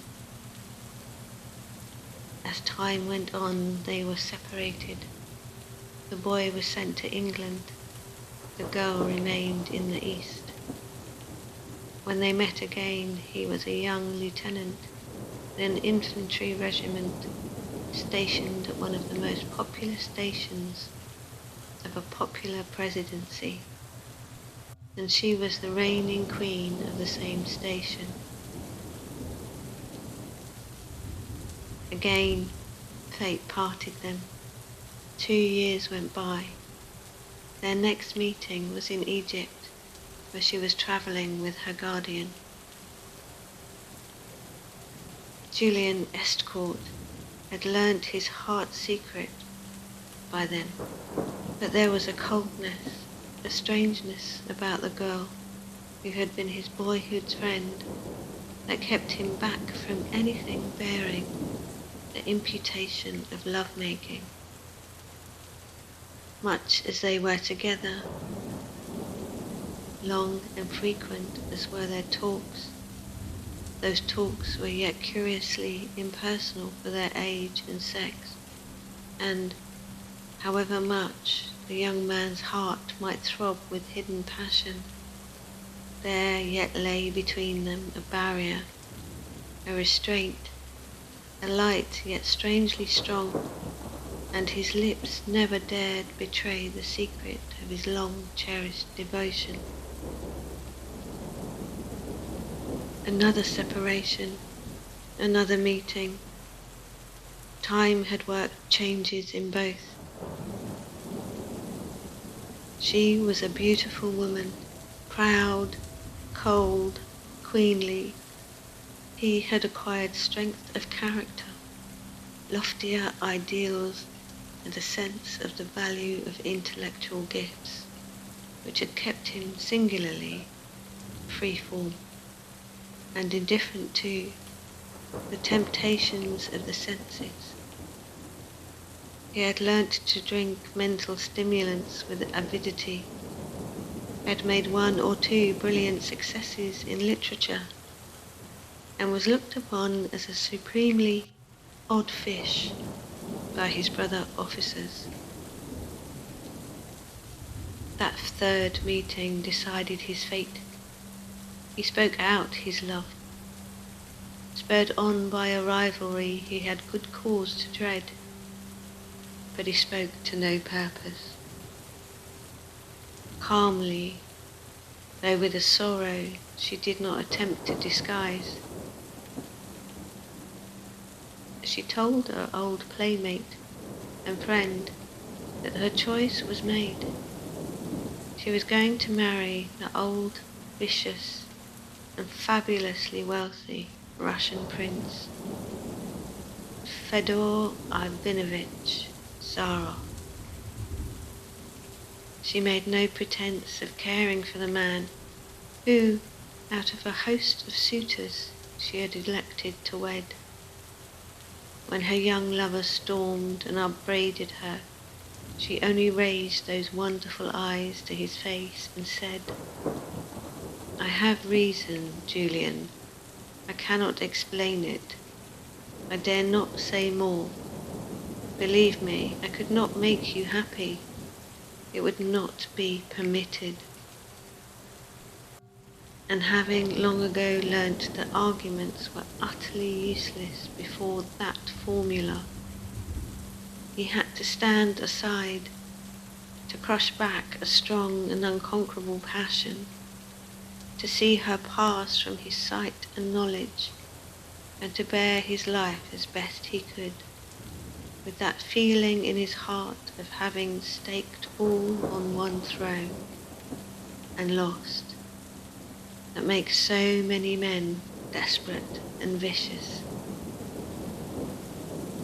That it did not make Julian escort either was entirely due to great strength of moral character, a belief in the responsibilities with which life is charged, and for the abuse of which he is destined to suffer in future states or condition as well as present. If such belief were universally accepted, we should soon cease to hear those ridiculous and humiliating phrases with which popular favourites are excused for the reckless waste of mind, energy, and usefulness occasioned by some trifling disappointment or misfortune. There would be no more sins glossed over as sowing wild oats and having his fling, or driven to the bad.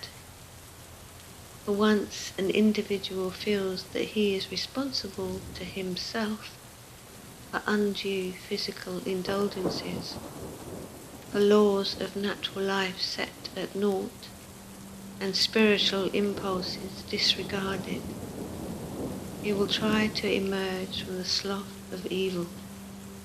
He will learn to value all joys in all the senses less and less. There can be no high order of morality without this sense of responsibility. For when a man feels he is moulding his own character, forming, as it were, fresh links in the chain of endurance, adding by every act and thought and word to that personality he is bound to confront as himself, to re-inhabit as himself, and to judge as himself, then life rises into importance that words cannot convey, but which the soul recognizes in those better moments that are mercifully granted to each and all of us. So, Julian Escort took up his burden, saddened, aged, embittered perhaps, but not one whit more inclined to squander the gifts of life or the fruits of discipline than he had been in his dreamy, studious youth. He neither sought distraction in evil and dissipated courses, nor death by any of those foolhardy and rash exploits which have too often been glorified as courage or pluck. He became more reticent, more studious than of yore, and he found his reward. Though few even of his intimate associates were aware of his abnormal gifts or his superior knowledge. Such was the man who, still in the prime of life's best years, still with thirst unslacked for the divine draught of love which, once at least, is offered to mortal lips, stood now in the soft December moonlight by the side of the woman he he had so long worshipped in secret and in pain, and cried aloud in triumph to his heart, "At last, happiness is mine." His whole consciousness was pervaded with a sense of ecstasy that seemed to make all past pain and regret sink into utter insignificance. To stand there by her side, to drink in that wonderful beauty of face and form, was a joy that brought absolute forgetfulness of everything outside and apart from its new and magical acquisition. The world was forgotten. Even the possibility of a formal and imperative ceremonial by which his newly won treasure might be secured to himself at last barely flashed across his consciousness. He did not trouble himself to put it into words. He listened to the brief, disjointed fragments of her speech, fragments which gave a dim picture of her life in these empty years of division. Now and then he spoke of himself. She listened. Once she turned to him with an impulse of tenderness, strange in one so cold and self-possessed. "Ah," she cried softly, "I have made you suffer, but it was not my will. Oh, always believe that, and I will give you compensation. I can promise it now." They seemed to him the sweetest words that ever fell from mortal lips, and no less sweet was that exquisite humility with which she crowned the wonder of her self-surrender. Yet, even as he heard, his brain grew bewildered. His senses seemed to reel. Strange thoughts and shapes seemed to hover around him, and all the soft, dim space of night appeared a black and peopled horror. For a moment he felt that consciousness was forsaking him, that the shock of this unexpected joy was beyond his strength to bear. Dizzy and sick, he swayed suddenly forwards. A cool hand reached his brow, a voice reached his ear. With a mighty effort he shook off the paralyzing weakness and sank down by the side of his enchantress. "Is it a dream?" he murmured vaguely. "Shall I wake tomorrow and know you have mocked me again?" "Nay, my beloved," she whispered, "this is no dream. Never again shall I mock you. I am but a woman who loves. Earth holds no weaker thing."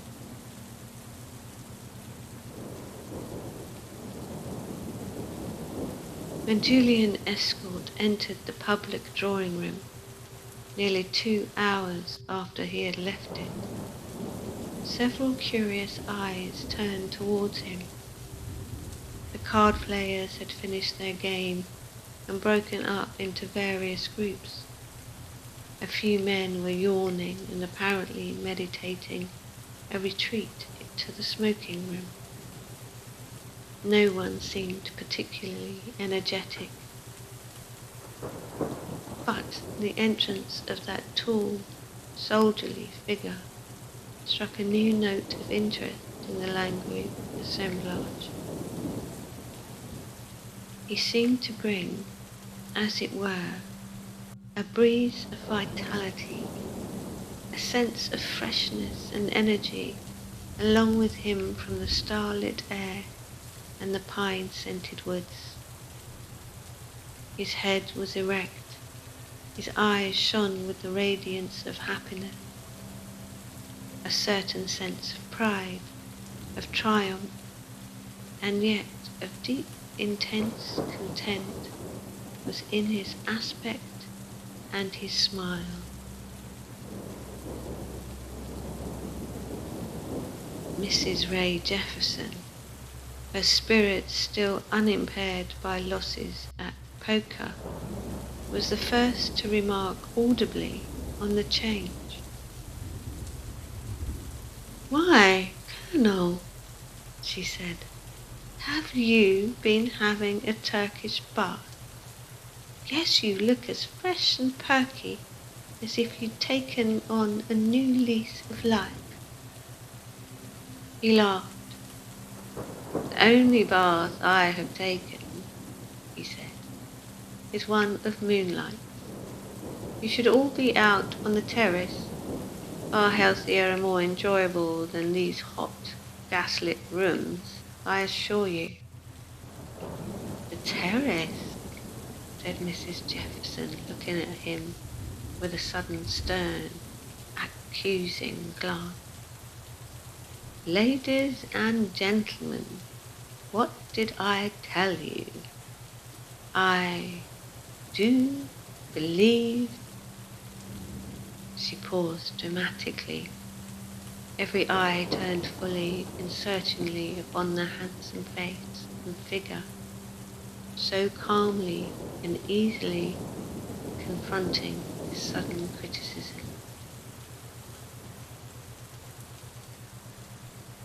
"Well," he said at last, "what is it you believe?" "You've seen her," burst out Mrs. Jefferson eagerly. "Now, Colonel, no tricks. Plain yes or no. I am certain, sure you have seen her. My mystery, haven't you?" "I will not pretend," he said, "to misunderstand you. I have met an old friend, and I hope soon to have the pleasure of introducing her to you all. Not with any mystery about her, as our American friend seems determined to suppose, but simply as the Princess Zaroff, of whom you may have heard before." There was a buzz, a stir, a confused murmur. "Heard of her? I should think so. You never mean to say she's here? I thought she was in Russia." "Gracious!" almost shrieked Mrs. Jefferson. "Why, it was her husband who died so mysteriously on the eve of that awful conspiracy. You never mean to say, Colonel Escort, that you know her? Why, she's one of the celebrities of Europe, and to come here, to this quiet place, and incognito." "Do you not think," he said, "that the fact of being quiet and unknown would just be the one fact she would appreciate? I hope I'm not claiming too much from your courtesy when I say that the privilege of her society can only be obtained by a due regard to her wishes in that respect. She wishes only to be known as Madame Zaroff here." "Well," exclaimed Mrs. Jefferson eagerly, "I'm perfectly willing to promise anything for the privilege of seeing her. Isn't that the general opinion?" There was a murmur of assent, especially eager on the part of the men. "I can assure you," continued Colonel Escort gravely, "that you will not regret the slight inconvenience of repressing personal curiosity Madame Zara is a woman whose gifts and graces are of a marvellous nature and calculated to delight the most critical society. As Mrs. Jefferson told us, she is here for her health. It is an incident we cannot deplore if we are to benefit by her society. You'd all better look after your hearts, gentlemen, laughed Mrs. Jefferson gaily and excitedly. I assure you, I don't believe there's another woman in the world like her. I've seen her under trying circumstances, and I give you my word of honour that a woman who can perceive any charm of personal appearance under the ordeal of a Turkish bath. There came a discreet cough from the neighbourhood of Mrs. Masterman. The little American stopped abruptly. I best say no more, she said. Then she laughed. All the same, if you could only see us.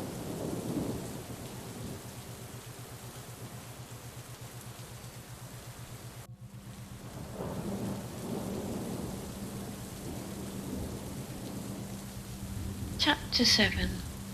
Curiosity. There was suppressed but general excitement throughout the hotel the next day. Someone had caught sight of the Princess Zara, who had driven out after luncheon in a low open carriage with 3 horses, harnessed abreast in Russian fashion. It went like the wind. Colonel Escort was beside her, and curiosity was rife as to how he should have known her, and whether accident only was responsible for the meeting of the 2 people, one of whom had come from Russia and the other from India, to this prosaic English nook for their health. Mrs. Masterman sniffed ominously as one who scents scandal and impropriety in facts that do not adapt themselves to everyday rules of life. A few other women, suffering from one or other of the fashionable complaints in vogue at this season, agreed with her that it certainly looked very odd. They did not specify the it, but they were quite convinced of the oddity. It did not occur to them that there was not the slightest reason for any mystery on the part of the princess, she being perfectly free and untrammelled, or that Colonel Escort had been singularly gloomy and depressed before Mrs. Jefferson's graphic description of the mysterious beauty attracted his notice. There is a certain class of people who always shake their heads and purse their lips at the mere suggestion of chance or accident having a fortunate or happy application. They do not apply the same train of reasoning to the reverse side of the picture, the bias of their nature being purely suspicious. These are the minds that refuse to credit those little misfortunes of picnic and pleasure parties, by which young people lose themselves in mysterious ways and get into wrong boats and carriages, and generally contrive to upset the plans of their elders, when those plans have been framed with a deeper regard for rationality than romance. Mrs. Masterman belonged to this class, which doubtless had its uses, though those uses are not evident on the surface of life. She spent the day in gloomy hints and mysterious shakes of the head and insinuations that no good was ever known to spring from a superabundance of feminine charms, which, in the course of nature, must have an evil tendency and been productive of overweening vanity and even immorality.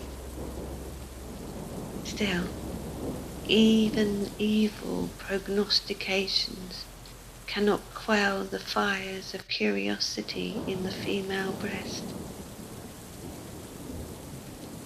And every woman in the hotel made her toilette with special care on this eventful evening, as befitting one who owed it to her sex to vindicate even the smallest personal attraction in the presence of rivalry.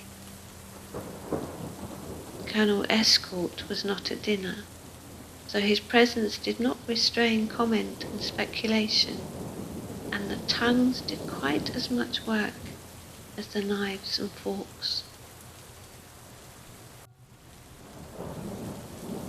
"I do wonder what sort of gown she'll wear," sighed Mrs. Ray Jefferson, who was attired in a creation of the great French man Milner, accursed by husbands of fashionable wives, and whose power is only another note in that ascending scale of absurdity struck by the hands of fashion.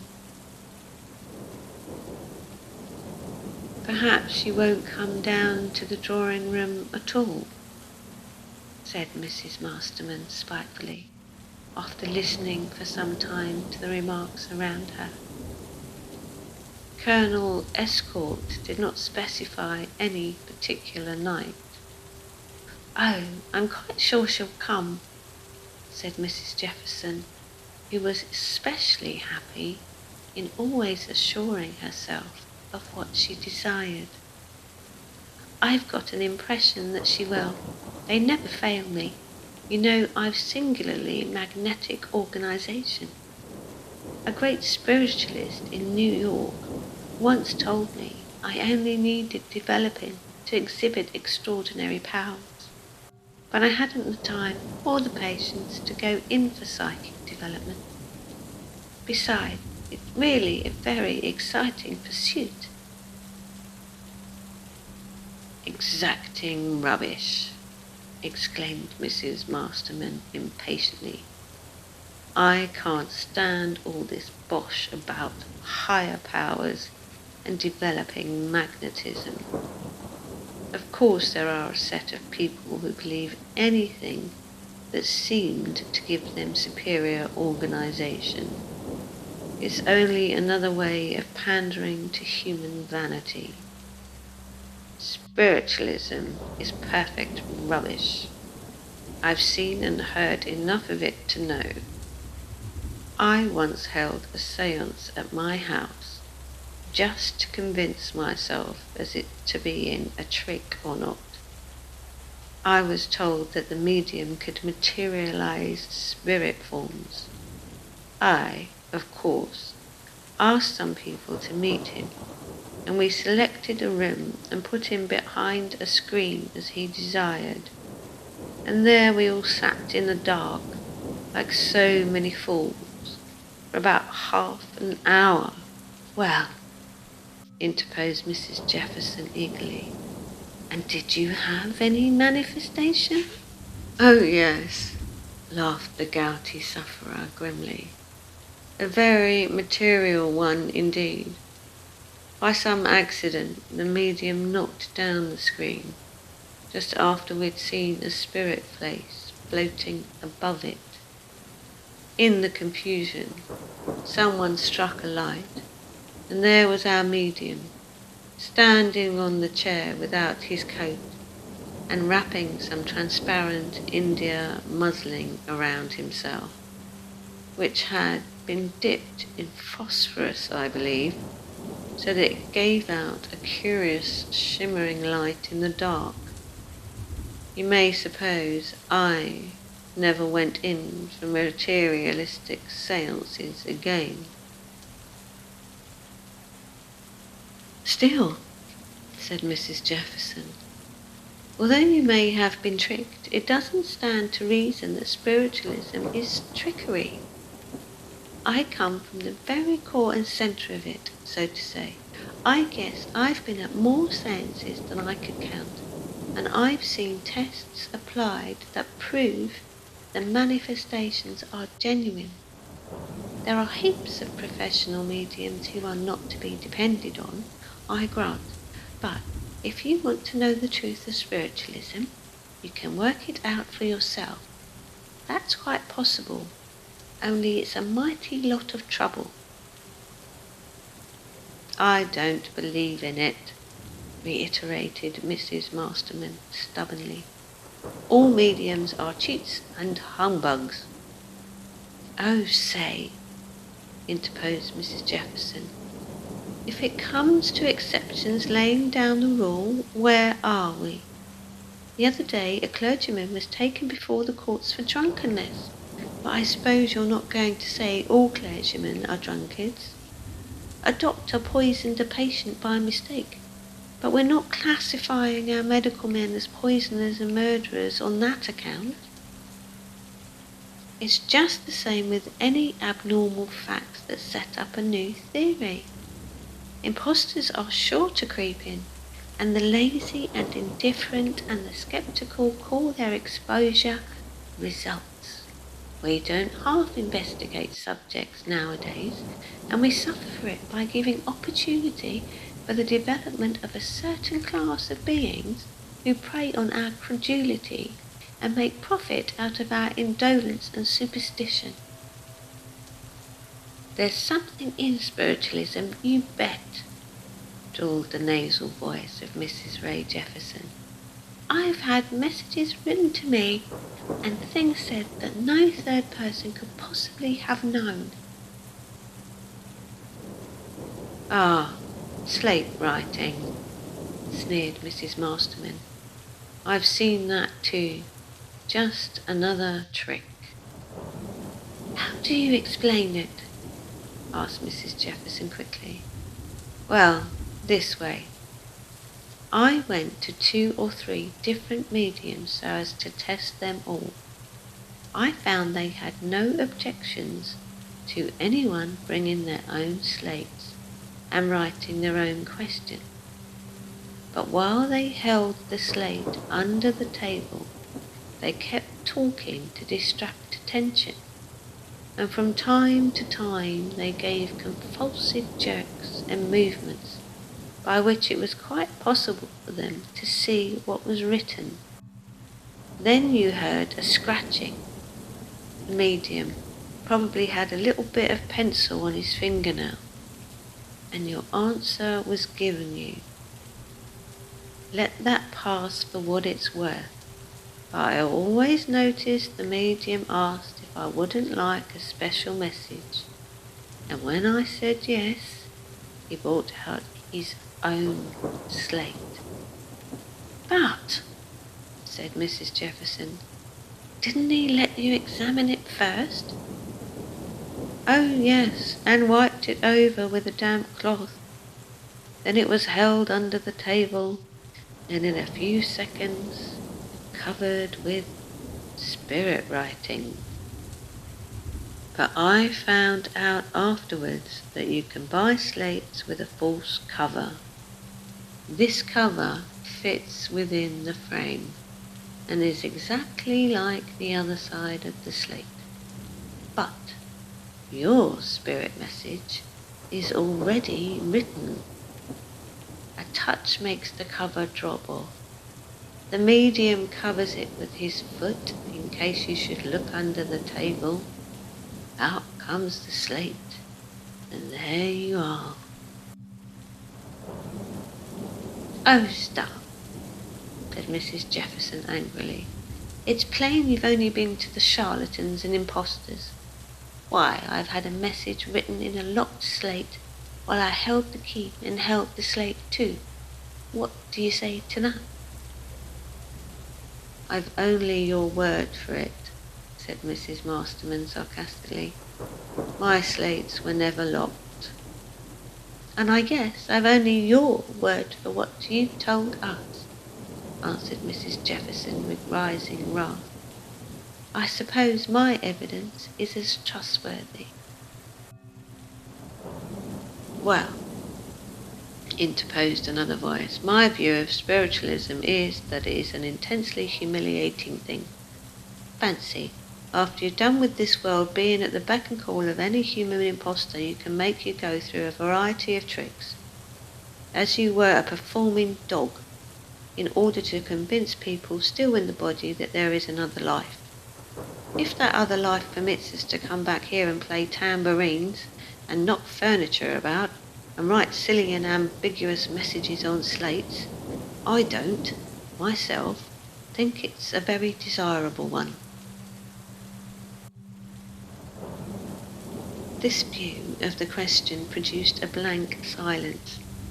It proceeded from a gentleman who was supposed to be a little odd, partly because he spoke seldom, and then with startling originality on any subject of discussion. Mr. and Mrs. Ray Jefferson looked at one another somewhat dismayed. Mr. Masterman smiled triumphantly.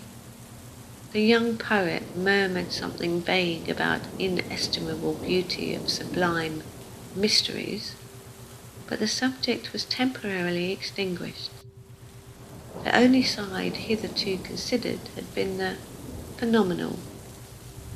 But people, once the idea was originated, felt really inclined to think that after all, when they quitted the earth plane, it would not be a very elevating prospect, and to find themselves dragged back to give séances and perform tricks like a French poodle in order to convince their friends that they were still in existence. The conversation only went on in subdued murmurs, and presently there was a feminine move towards the drawing room. The great subject as to whether Madame Zaroff would or would not appear that evening was again freely discussed. That it was an equally interesting problem to the sterner sex was made evident by their unusual alacrity with which they joined the circle. They broke up into groups and knots, scattered through the length of the handsome, brilliantly lighted room. But a curious restlessness was apparent. No one settled down to cards or music. Even the odd individual moved about and dropped cynical remarks along the route of his progress, instead of sitting down to backgammon as was his wont. A few other misguided individuals of the male sex offered and accepted bets sotto voce on the chances of the unknown appearing. At last, when expectation had been strained almost to breaking point, it was set at rest. The doors were thrown open, and, lightly leaning on Colonel Escort's arm, appeared Mrs. Jefferson, much talked of and beautiful mystery.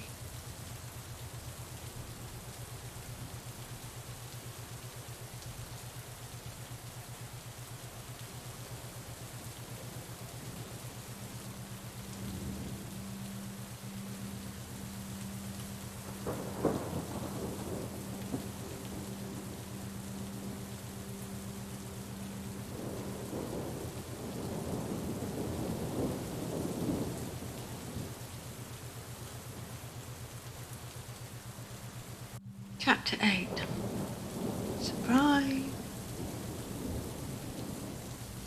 An involuntary hush fell upon the whole assemblage.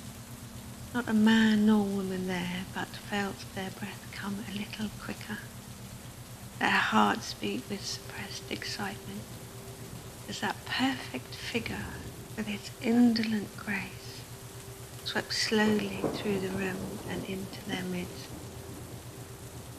It was the usual homage paid to Princess Zaroff, She possessed that rare and delicate mixture of indifference, languor, and disdain that is in itself a distinction and makes ordinary womanhood and beauty suddenly coarse and commonplace. She paused before Mrs. Ray Jefferson and greeted her with a soft, indescribable grace, and after a few minutes, conversation permitted herself to be introduced to a few of the group around the little American. That perfect ease of manner, which held not a vestige of condescension, soon exerted its charm. One after another drew near the circle, anxious to pick up some stray pearl of speech from those lovely lips. The women forgot to be envious, because she never for one moment ignored them. Even gouty Mrs. Masterman found that her ailment had been remembered and was sympathetically inquired about in a way to which she was entirely unaccustomed. The poet talked as if he drew in inspiration with every glance from those starry eyes. The musician, at her request, moved to the piano and played some of his music of the future, and it no longer seemed incomprehensible. A sense of exhilaration, of pleasure, of content spread through the group.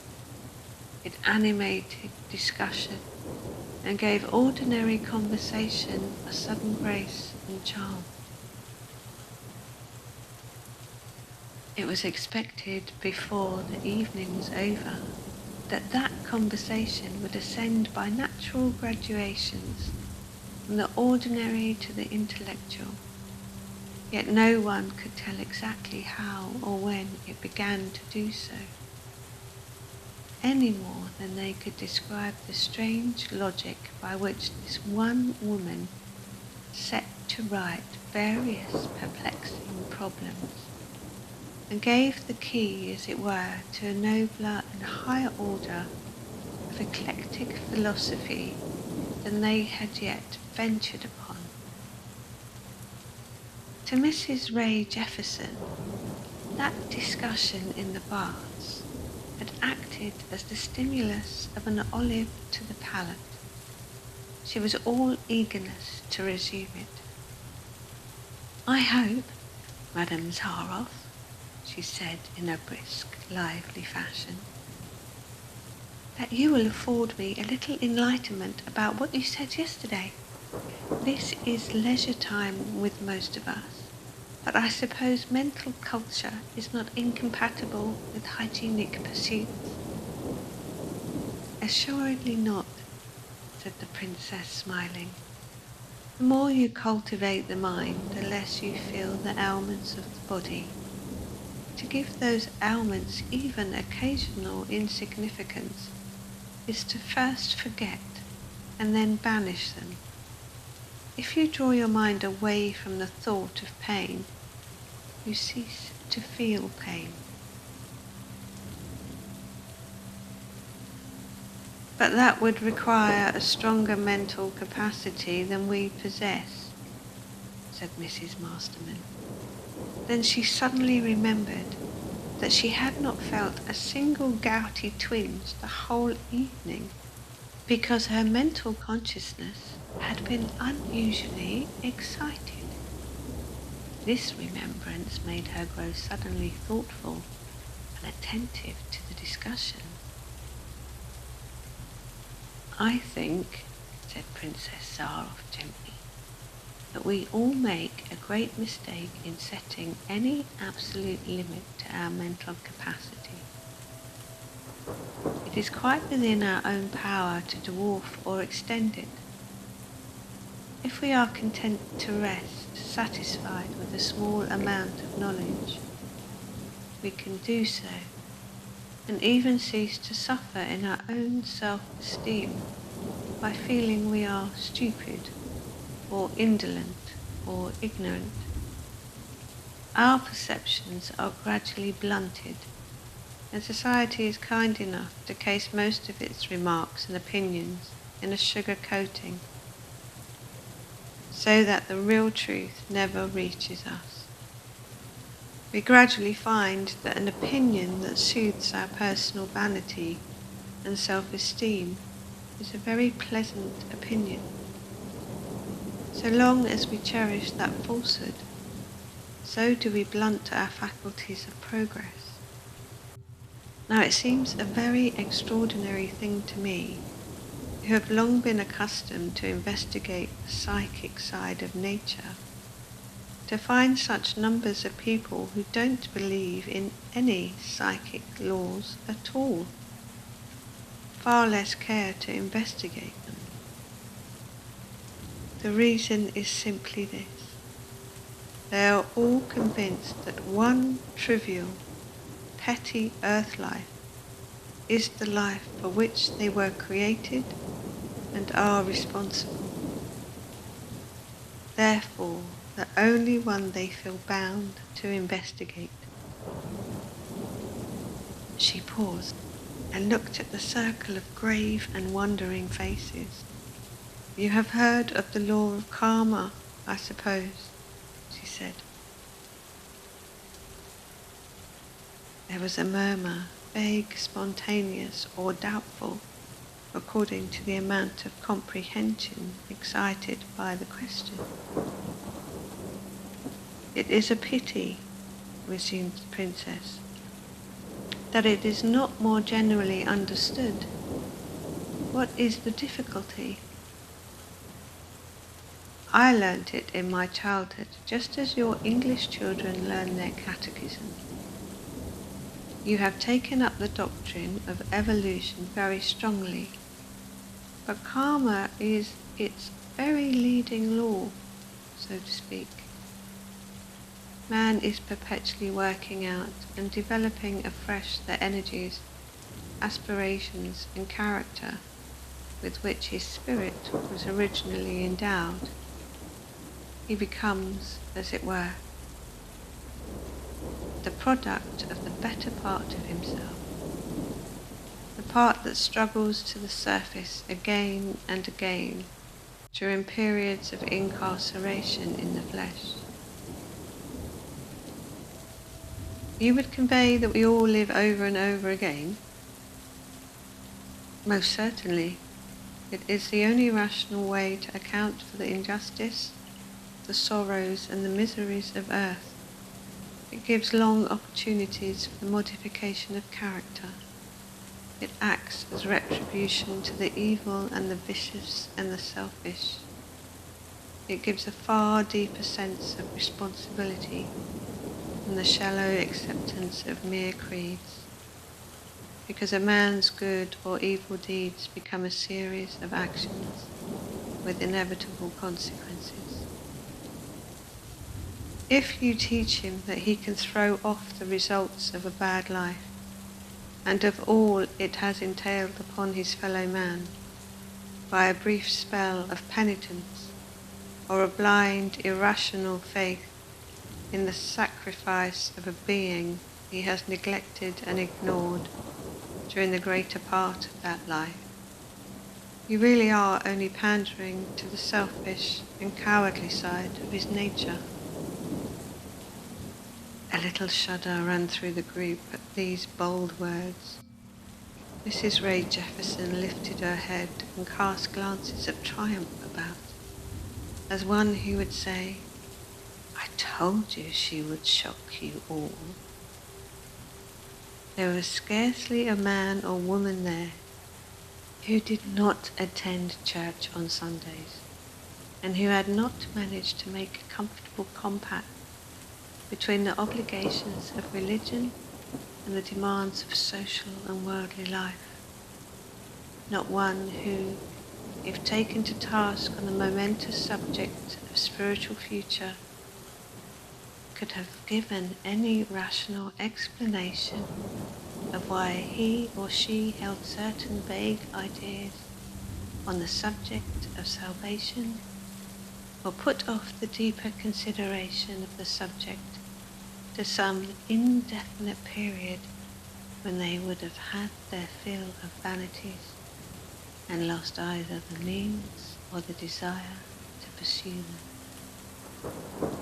And yet there was a subtle fro-fro of rustling skirts as the women drew slightly away, a decided appearance of discomfort on the faces of the men, to whom an unpleasant truth was suddenly and sharply conveyed, and who found themselves powerless to combat or argue out its real meaning.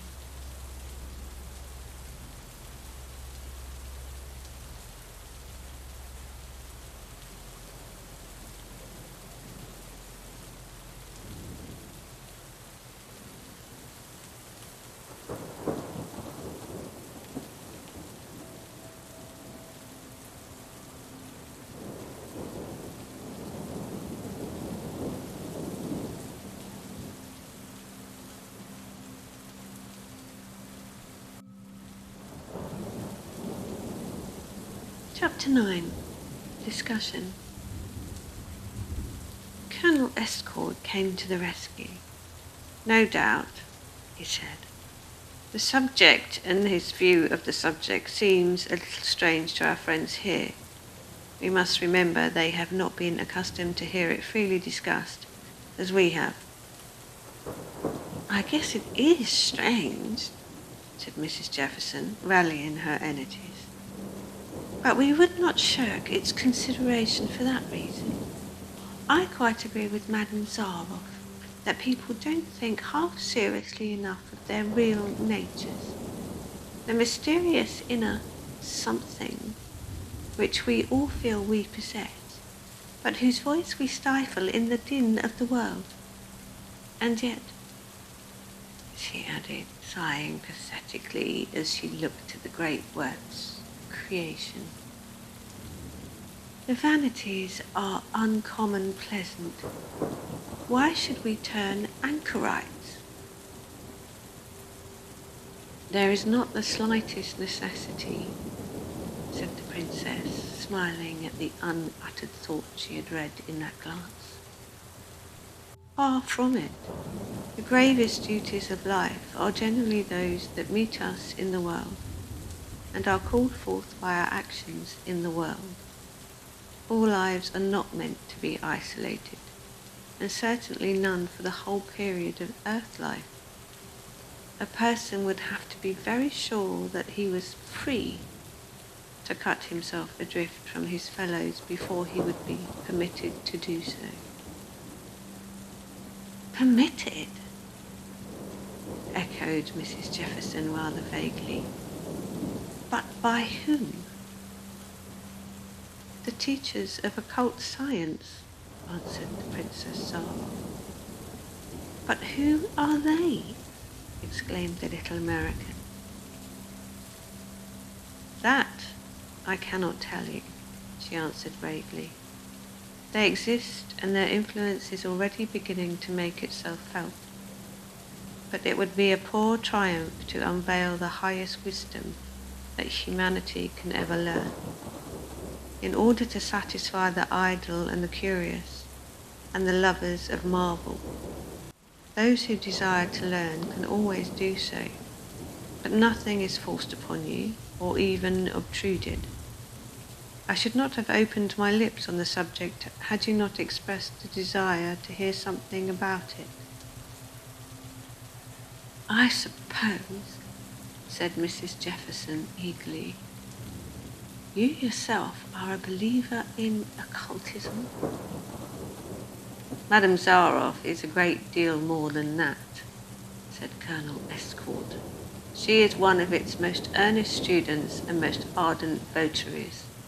If you knew half of her marvellous powers, you would congratulate yourselves upon being permitted to receive her. Unless, indeed," he added with a questioning glance at the beautiful woman beside him, "she has a fancy to make converts." The men became eager of entreaties to be so made, but the women held back a little. Princess Tsarov, however, assured them that she had no intention of proselytizing. "It's quite true, I am deeply interested in this subject," she said, "but I should be sorry to bore you all with my views or the reasons for my holding those views. Psychic inquiry demands a great deal more than a cursory study. There are many mysteries of nature that men have looked upon as enigmas, until patience and research have solved them for them. Then they marvel how they could have been so blind so long. Magnetism, spiritualism, and clairvoyance have all their mystical as well as their explicable side. It is only because they don't readily lend themselves to the comprehension of our material nature that we try to scoff them into the limbo of absurdity and imposture." "Oh," said Mrs. Jefferson, "talking of clairvoyance minds me. I knew a woman of colour in America. The way that woman would tell you things, it was quite enough to make your flesh creep. She'd just go quietly off to sleep, and you might ask her anything you liked, and she'd tell you, and it was all as true as possible." The princess met Julian's escort's eyes and smiled. Mrs. Jefferson caught the glance. "Perhaps," she said, "you are clairvoyant." "I used to be," he said gravely. "Perhaps my faculties have grown blunted for want of use. They are far from being as keen as they were in India. However," and she smiled at the circle of faces, "I wonder if any of you would believe me if I told you what you were talking about at the dinner time. First of all, you must remember your conversation could not have been betrayed to me by my friend, as he was not there. My rooms are in the opposite wing to the dining room. Well, you discussed different phases of spiritualism. This lady," she indicated Mrs. Masterman, "gave her experiences of imposture. You," looking at Mrs. Jefferson, "combated those experiences by your own, and this gentleman," she smiled at the cynical individual who was hovering on the outskirts of the circle, "silenced you all by reducing your theories to strong common sense facts. Shall I quote his own words? After the way people have been running after spiritual phenomena, they are absolutely refreshing. He said that it was an intensely humiliating idea to find oneself at the beck and call of any other human being when you imagined you had done with this material life." "Good gracious," almost screamed Mrs. Jefferson. "But how on earth do you know all this? It's positively alarming." "Well," said the princess, still smiling at the pale and conscience-stricken faces, "you see, I have a faculty, shall I call it, that enables me to hear and see anything I am curious about or interested in. I don't believe I could even explain how I do it, but it seems easy and natural enough to myself. I only paid you a brief visit tonight, so that I might prove to you that the powers I spoke of do exist, and are capable of being trained to almost any extent if the motives for development I spoke of do exist, and are capable of being trained to almost any extent if the motives for developing them are good. Have I convinced you?" She rose as she spoke and stood facing them in her beautiful indolent grace. She was garbed in some white soft stuff which floated round her like a cloud. The wide hanging sleeves were lined with faint shell-like pink and fell away from her bare lovely arms to the hem of her floating draperies. She looked like some goddess of mythology rather than a living woman, and as Julian Escort gazed at her, he felt a sudden thrill of awe. Could that more than mortal beauty ever really be his? His in the common prose of possession that can never be disassociated with marriage, the prose that is to delicate, subtle beauty of love. That rough touch is to the wings of butterfly, the bloom of the grape. For a moment the thought seemed like sacrilege. He could have fallen at her feet in a sudden adoration of divine beauty and purity of embodied womanhood. Ever she has lived before, he said in his heart. It must have been as Vestal Virgin or martyred saint.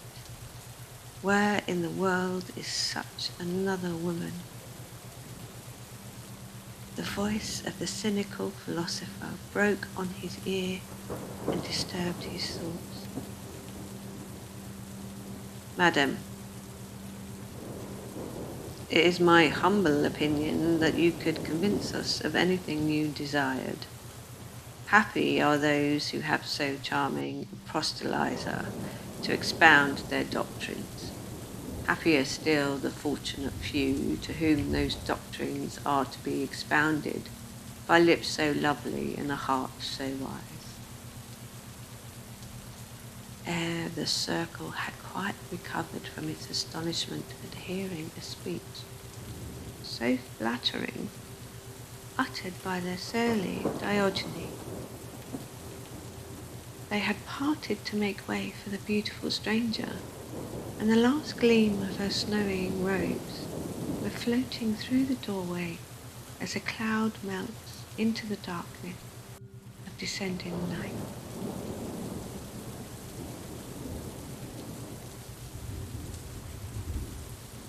Then there was a long-drawn breath, a feeling as of tension suddenly set free, a turning as if by one accord to one another. Then, well, then all the tongues leaped into action, and for the remainder of that evening, like Thackeray's folk at the Springs, they talked and they talked and they talked.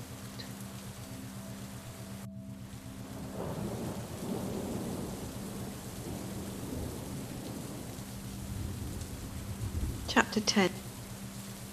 Premonition. When the Princess Saroff was in the privacy of her own boudoir, she turned to Colonel Escort with sudden appeal. "Why did you make me go, Julian?" she said. "I knew I should only shock them." "I think it will do them good to be shocked," he said with a smile. "Give them something to think of besides their ailments. And I had a special reason," he went on with a deeper note of tenderness in his voice. "I do not want you to shut yourself away as you have been doing. You will grow morbid and dissatisfied with life. I want you to take a healthy interest in it once again." She had thrown herself on a low-cushioned lounge before the bright wood fire. He took a chair beside her. She seemed to lapse into profound thought. He watched her beautiful grey face with adoring eye. "I wish," she said suddenly, "one could live a free, simple, uncriticized life. Do you not remember the old days amongst the wild hills, the cool grey dawns, the sharp sweet air, the long gallops over the rough roads by the rice fields, the strange temples, the songs of the snake charmers. Oh, we were happy then, Julian, happier than we ever realized. May we not still be happier? He said earnestly. Life has a graver and wider meaning. It is true, but that should only give us deeper power of appreciation. A strange smile touched her lips, the smile of mystery and of unfathomable regret. We shall never be happier, she said, than we were then. I have always felt that. Yes, I know what you would ask. Did I love you then? Yes, Julian, with all of my heart and soul. And yet, I could have been nothing more to you than a sister, a friend. There was a purpose in my marriage. She ceased speaking. For a moment her eyes closed. Her head sank back wearily on the soft cushion.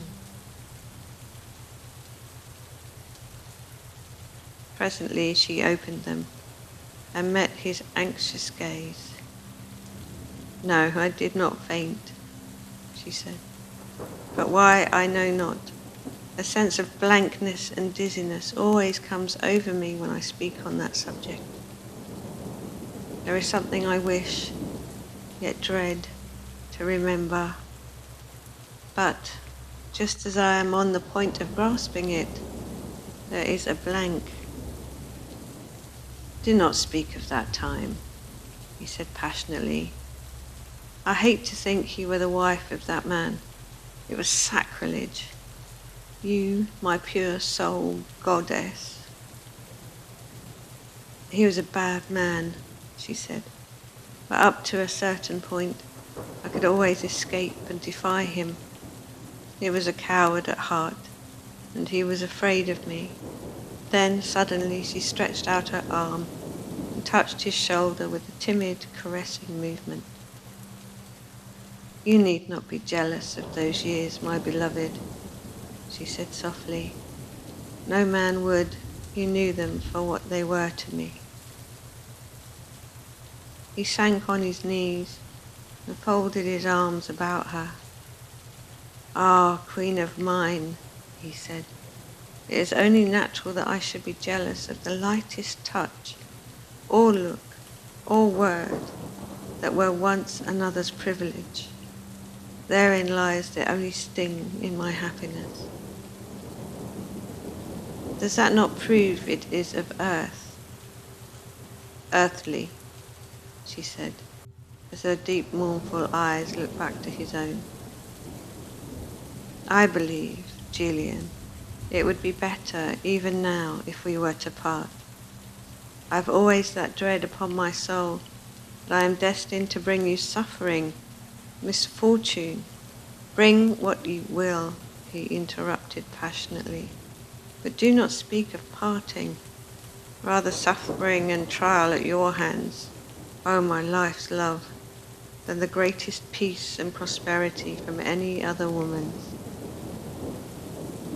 I wish you loved me less, she said sadly, but I am not forbidden to accept your love now. Only, I have warned you, do not forget. And now, she added suddenly, put me to sleep. It is so long, since I have known real rest, such as you used to give me. He rose slowly and stood beside her as she nestled back amidst her cushions. A strange calm and chill seemed to fold him in its peace. The throbbing fires of pain and longing died slowly out of vein and pulse. He laid one hand gently on the white brow. His eyes met hers, and their glance seemed like a command. The lids drooped. The long, soft lashes fell like a fringe on that delicate, flushed cheek. One long, sobbing breath left her lips. Then a beautiful serenity seemed to enfold her. Like a statue, she lay there, motionless, stirless, lifeless. One would have thought, save for the faint, regular breath that stole forth from the parted lips. Julian Escort stood for a moment in perfect silence by her side. Then he moved away, and drawing aside the portieres which separated the boudoir from the adjoining room, he called softly to her maid. "Felice," he said, "your mistress will sleep for 2 hours. See that she is not disturbed." Once out in the cool night air, Julian Escort gave the rein to thought and memory. The march of events had been rapid. It seemed difficult to realize that he really stood in the light of an accepted lover to the woman who, but for the previous day, he deemed the other end of the world. Difficult to realize that she loved him and had loved him through all the blank, desolate years of absence and suffering they had both endured. Her warning came ever and again like a living voice across the fevered train of his thoughts. But he was no whit more inclined to listen to it in the calmness and soberness of solitude than when her own lips had spoken it, and the charm of her own presence had swept away prudence and self-restraint. "It may not be wise," he said in his heart, "but I have not the strength to deny myself the only happiness I have ever pictured as possible. It is not as if I had frittered away my life on other women, on mere sensual pleasures. From my boyhood up to the present hour, her power has been the same, her charm for me the same. I love her. That says all and yet not half enough. Human nature is weak. I had dreamt of another life, of a higher and nobler field of duty, apart from the selfish joys that are inseparable from mere human ties. But I can yield that dream up without a regret. I can turn back from the threshold I have crossed. May there not be a purpose in our meeting like this, in the prospect of our union? If the time has come to teach and to speak out boldly what has long been veiled in mysticism, where could a teacher so eloquent be, or one whose natural gifts and loveliness could make those teachings of so much weight? And I too can help and protect her. Our souls need not descend from the spiritual level they have attained. They may meet and touch, and yet expand in the duality of perfect love and perfect comprehension. It is a glorious thought. He lifted his eyes to the starry heights that to him held all the mystery of peopled worlds, and were no mere pinpricks of light created to illuminate one. A beautiful thought. God grant it may be realized. But even as his eyes rested on the solemn splendor of the heavens, even as human passion grew stilled beneath the loftier aspirations of the soul, even as that involuntary prayer sprang from heart to lips, some inner consciousness whispered like a warning voice, "It cannot be." He started, as if that sound were audible. A cold and sudden terror swept over his body like a chilling wind. "Bah!" he cried. What a nervous fool I am. Is this all my love has done for me? Made me like a frightened child starting at shadows. He turned abruptly and went within to seek his own room. It was just midnight. Lights were being extinguished in the public room and corridors. Silence and sleep were settling down upon the vast building. Colonel Escort exchanged his evening clothes for the comfort of dressing gown and slippers, and then threw himself into an easy chair before the fire which was blazing brightly and cheerfully in the grate. It was the conventional hotel bedroom. A dressing table stood in the window. The bed, curtained and draped, looked inviting in its corner. A lamp stood on a small table, littered with books and papers.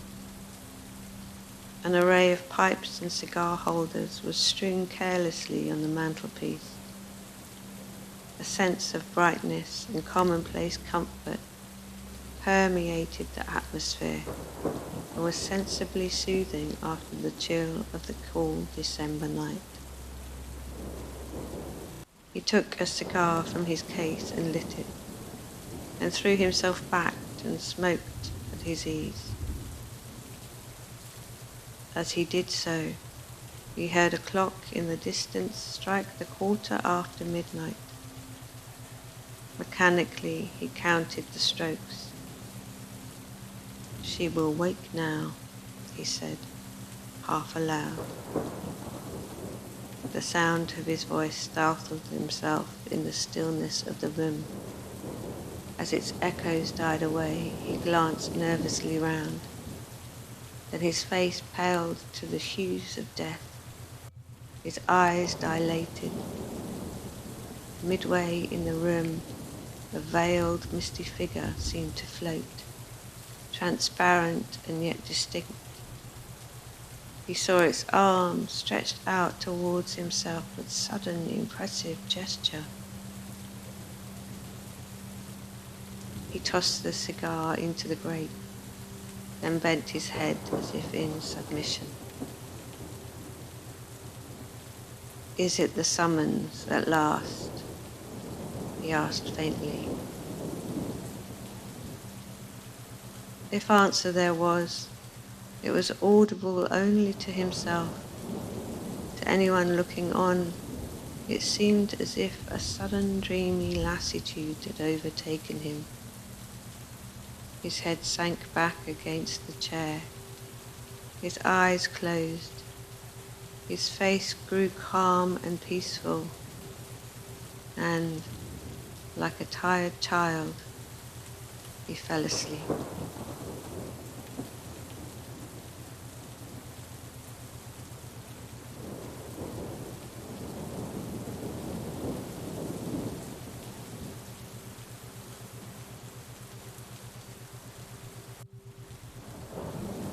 Chapter 11. The Dream. As Julian Escort's eyes closed, it seemed to him that with a sudden sharp spasm of pain, he tore himself away from that sleeping sentient portion of humanity, which was his representation, and then, without effort or consciousness of his own, he floated swiftly along over a dark and misty space. A great sea tossed and moaned beneath him. He felt that someone was beside him, but he had no desire to question its personality. Now and then lights flashed through the dusky shadows which enveloped him, and as they flashed, he saw vivid pictures of plains and cities and mountains.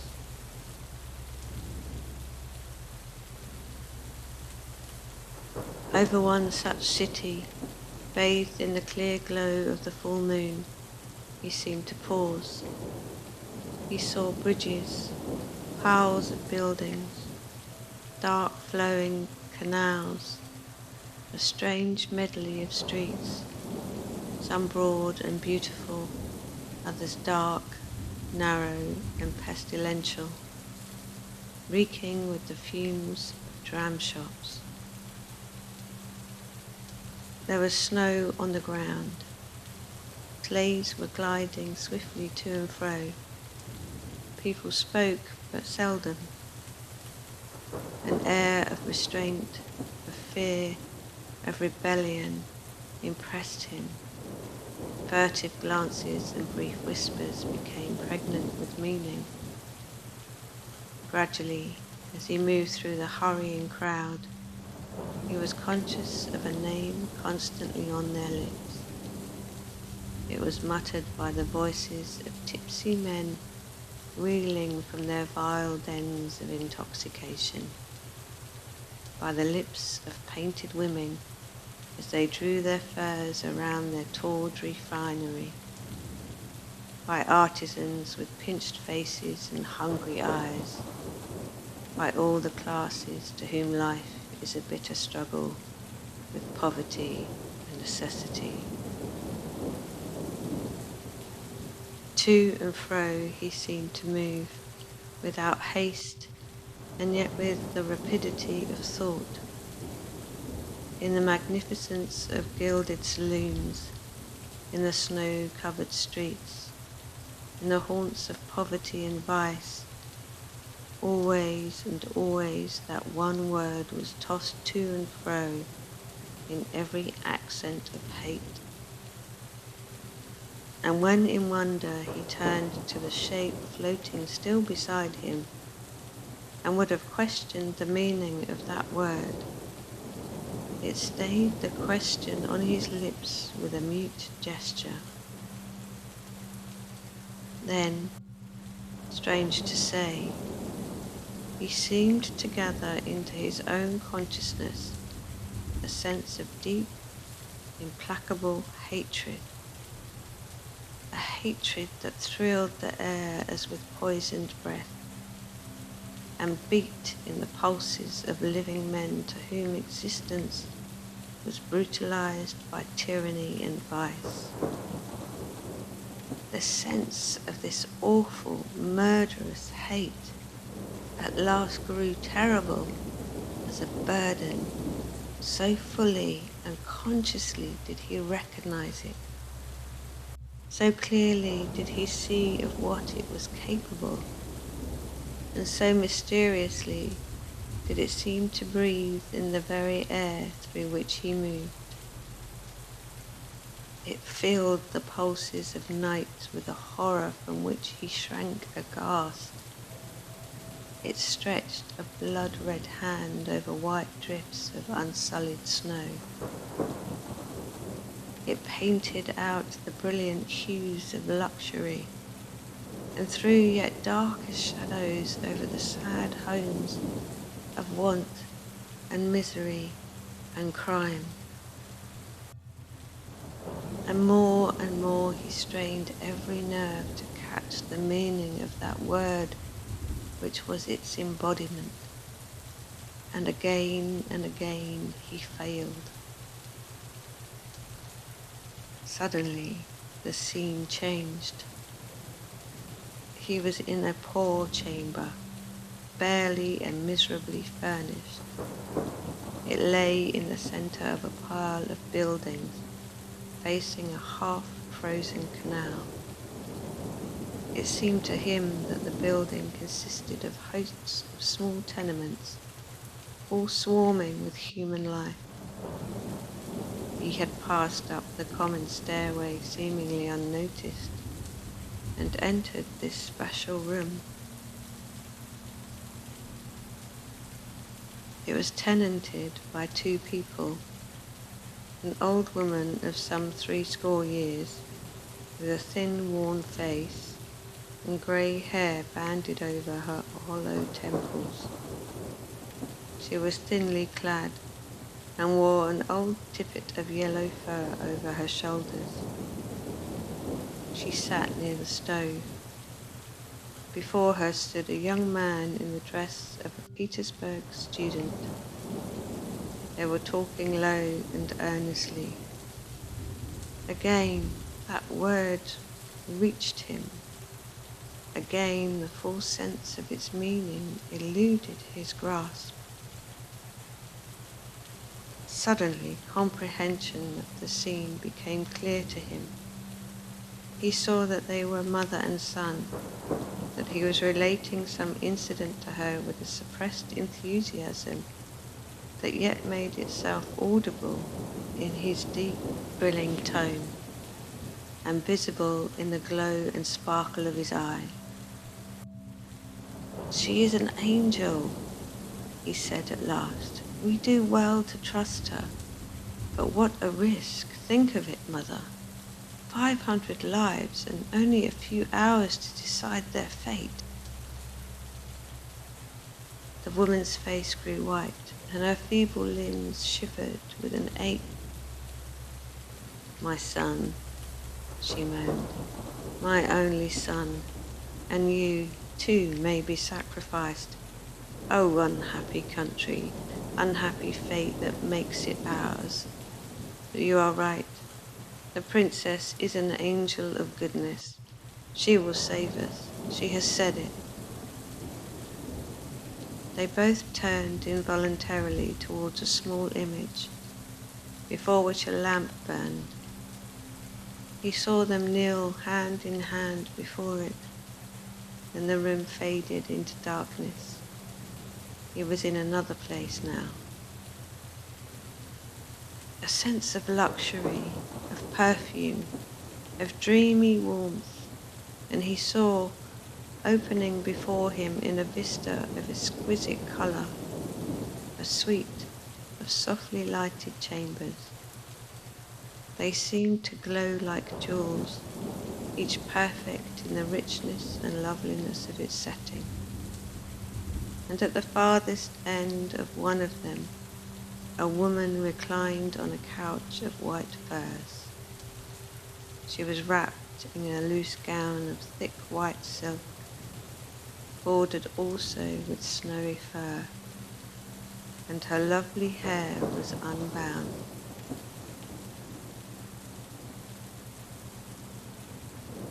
Colourless purity of her surroundings. Her eyes were wide open and full of fear that was almost horror, and, as if to account for it, he seemed suddenly to hear, coming through the fragrant stillness of those virginal chambers, the dull, heavy step of a man. She raised herself on one lovely bare arm. Her hand went to her heart.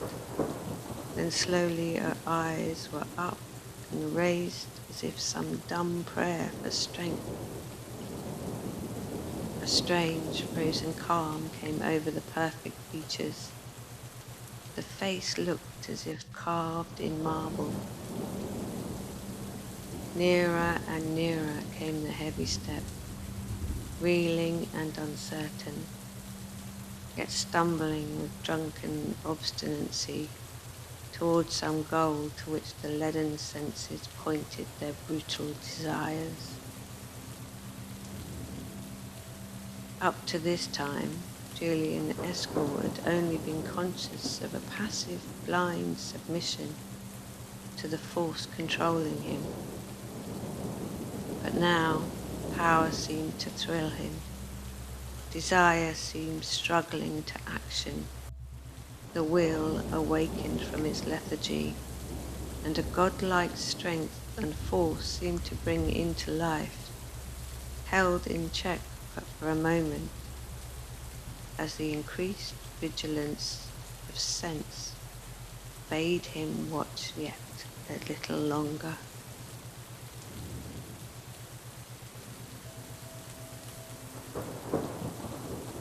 With breath reeking of drink, with bloodshot eyes and reeling step, Satyr entered. Yet so great was the spell and charm of that womanly purity and dauntless pride, that even lust and tyranny sank abashed on the threshold, and a certain shame and hesitance were visible in the flushed face and bloodshot eyes. "Why are you here?" asked the woman calmly. "Have you mistaken your way?" "No." And the intruder advanced with sudden boldness. "I have come to ask if you are still of the same mind, still intent on destroying your friends." His laugh rang out mockingly. "Fine friends, truly, for a Princess Sarov. I gave you till tonight. Come, which is it to be sacrificed? Your womanly scruples, or the 500 lives you have fooled into security?" She sprang to her feet, a statue no longer, but a living, passionate woman. "I have borne enough," she cried. "Beware how you tempt the power that has been strong enough to keep me from you all these years. Beware, too, how, once again, you stain your soul with innocent blood. Thousands of voices are crying against you even now. Thousands of years of suffering on your part will not avail to buy you peace in the future. I have prayed for these unfortunates. I have begged their lives at your hands on my very knees. Do not tempt me too far. I say again, you do not know what it is you do." He laughed brutally. "I know that you shall pay for their lives or sacrifice them. I have waited long enough. I am sick of hearing men rave about your beauty and feeling that that beauty is no more to me than if I were a beggar at my own gates. Do you forget," she said solemnly, "the compact we made? I am not any man's choice or disposal. My life has a mission to accomplish, and you, with all your brutal desires and evil passions, cannot turn that life from its destined purpose. Do not forget the warnings you have already received."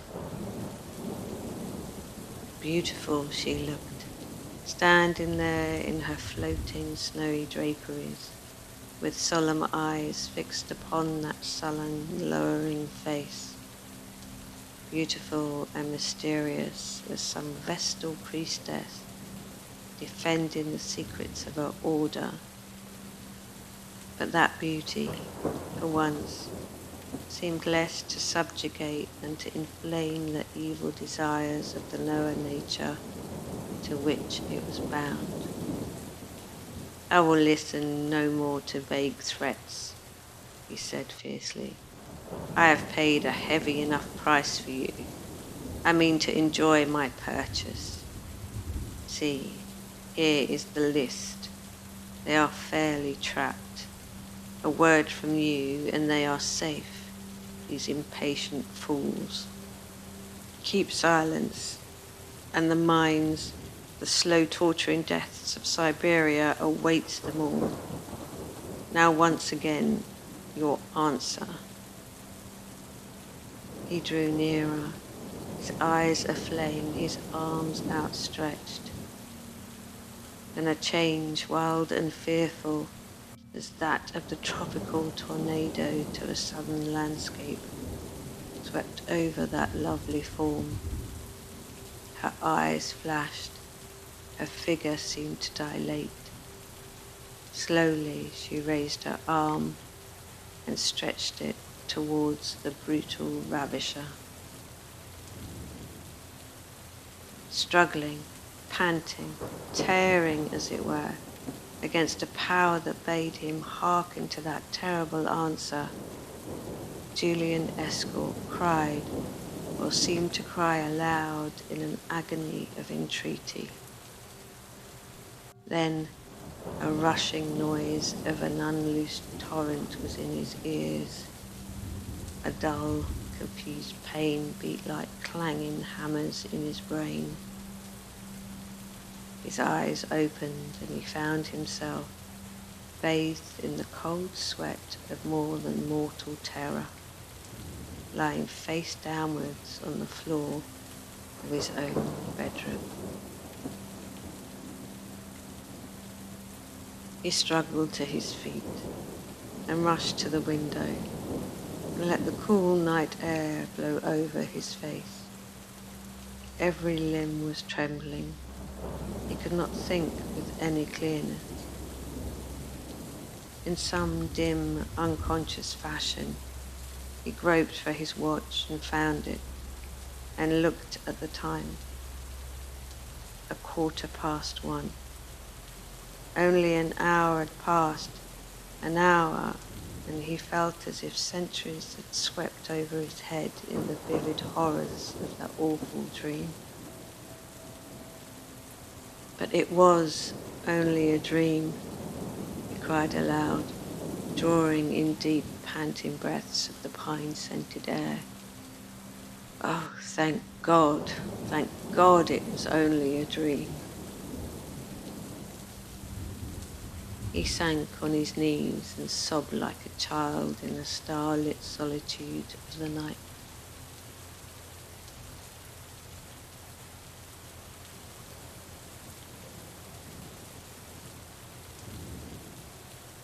Chapter 12. Effects. The next day, when Colonel Escort sent to know if the Princess Sarah would receive him, he was informed she was ill and could see no one. Feeling strangely disinclined for ordinary society, he ordered his horse to be brought round and spent the greater portion of the day in the long, fierce gallops over the miles of stretching sand that framed in the bay. The sky was chill and grey. A cold wind blew from the sea and dashed the salt foam in his face. Great waves swept stormily in, but dull sky and stormy sea suited his mood and seemed to string up the relaxed tension of his nerves. Nature is man's best physician after all, he said to himself, reining in his beautiful Arab at last, and baring his brow to the fresh breeze. Even as she is his best friend, only we don't believe it. We live in the world and follow the ways of the world until our faculties are blunted, our natures demoralized, our tastes vitiated, our energies enfeebled. How many lands have I travelled over? How many cities have I seen? And yet I verily believe that the wild Sioux in his prairies and the wandering Bedouin of the desert have more of real manhood than we. Yes, and get more real enjoyment out of life. It was quite dusk before he reached the hotel. The country was new and strange to him, and he had missed his way more than once.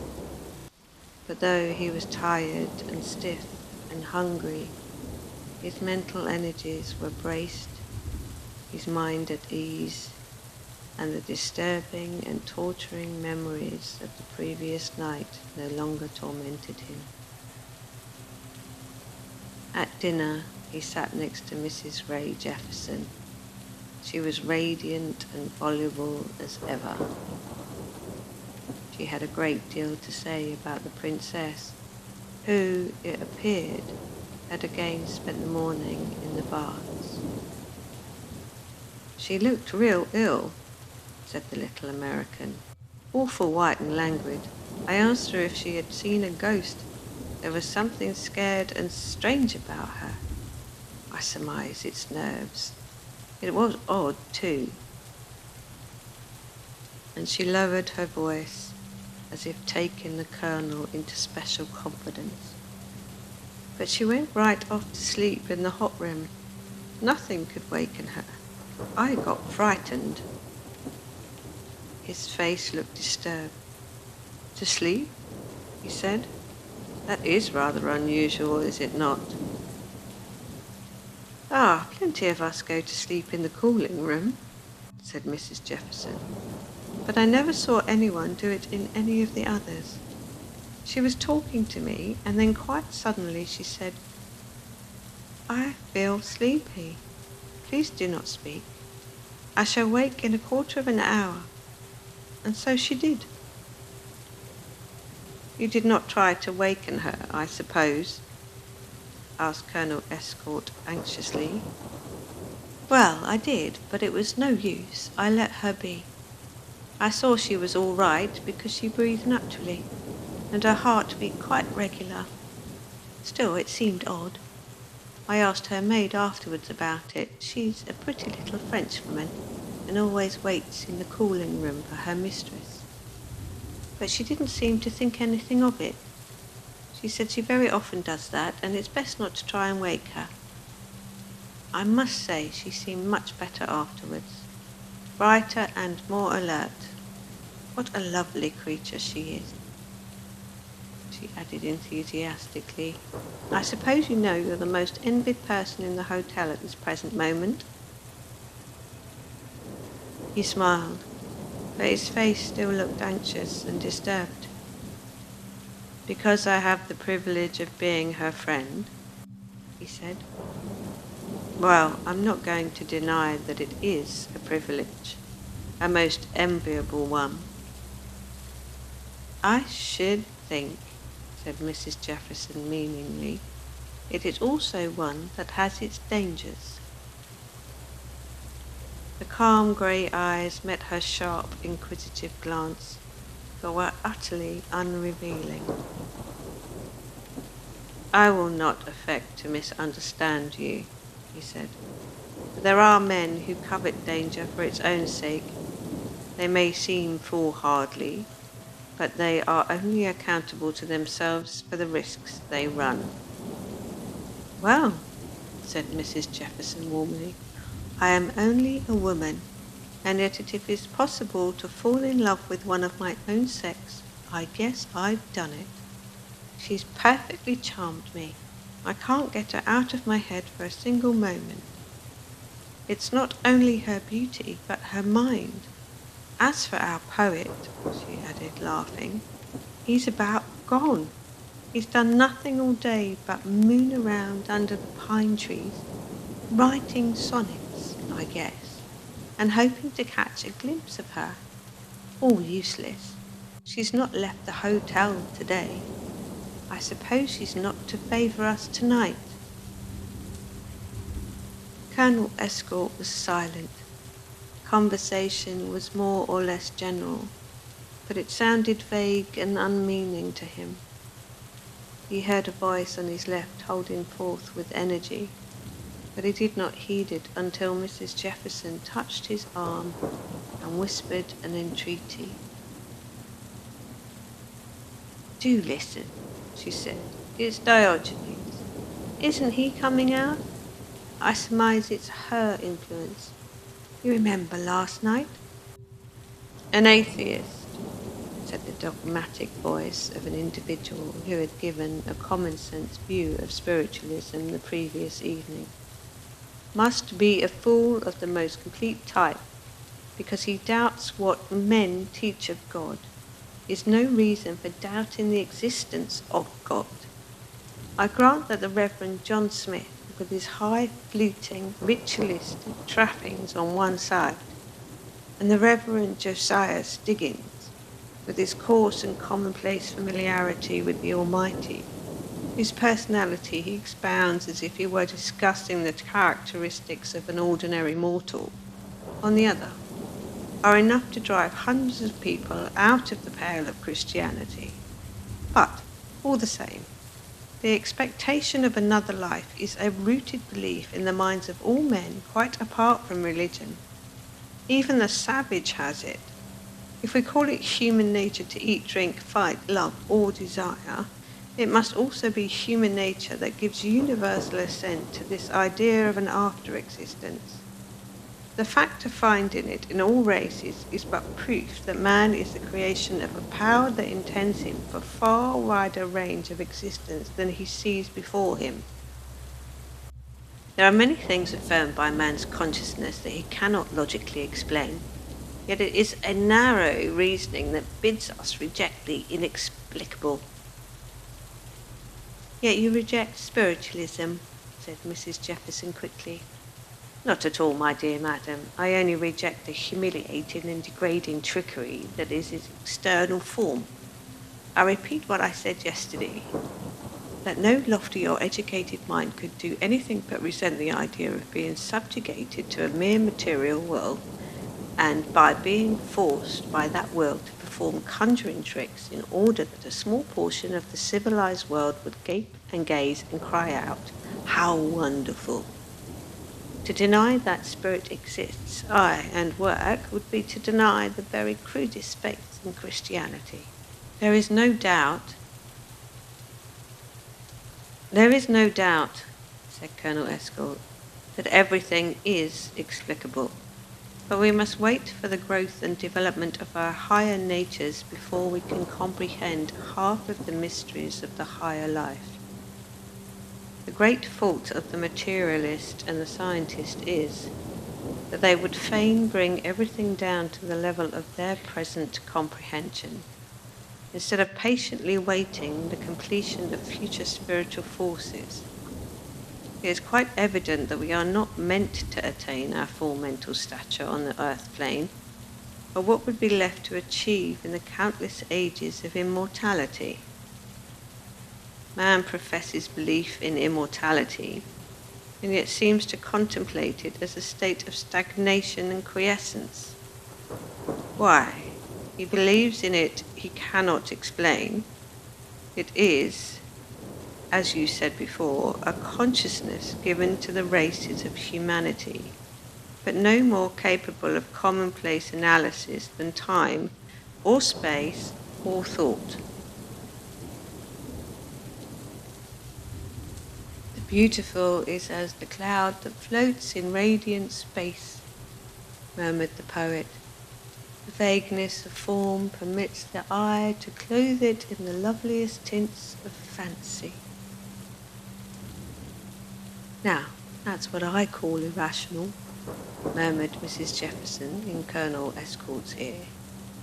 Do you think he knows what he means? I guess he don't.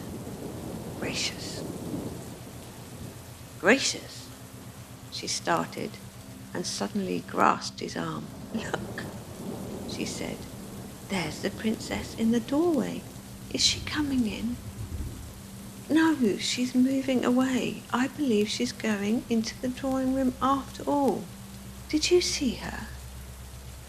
No, said Colonel Escort. Are you sure it was the princess? His face looked strangely pale.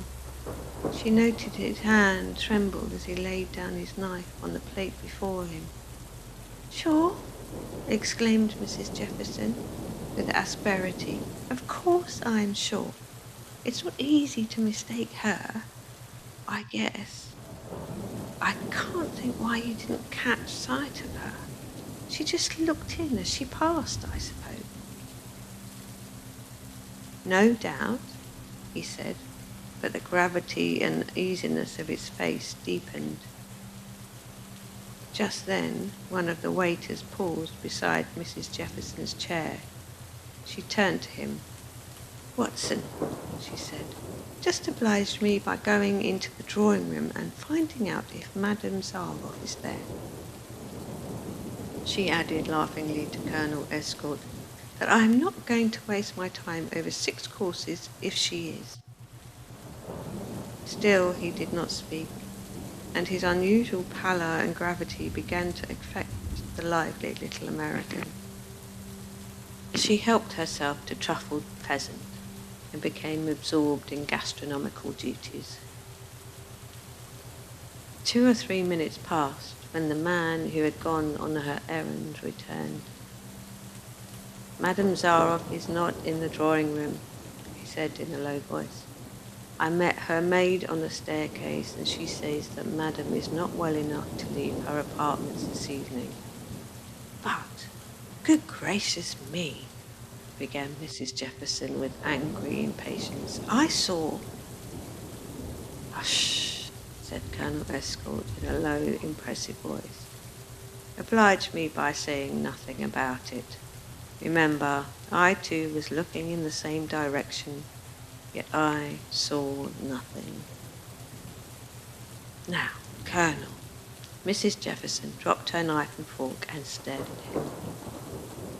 Now, Colonel, she said, I am in my senses, or am I not? I have only had iced water to drink.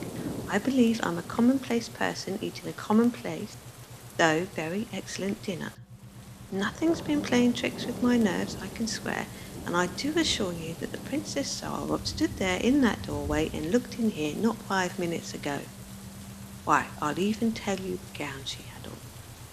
It was thick white silk and had a border of soft-looking white fur.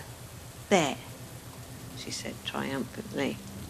You go up to her rooms after dinner and see if she hasn't got that gown on, and if she didn't come by that doorway. Well, I'll say I've gone stark raving mad.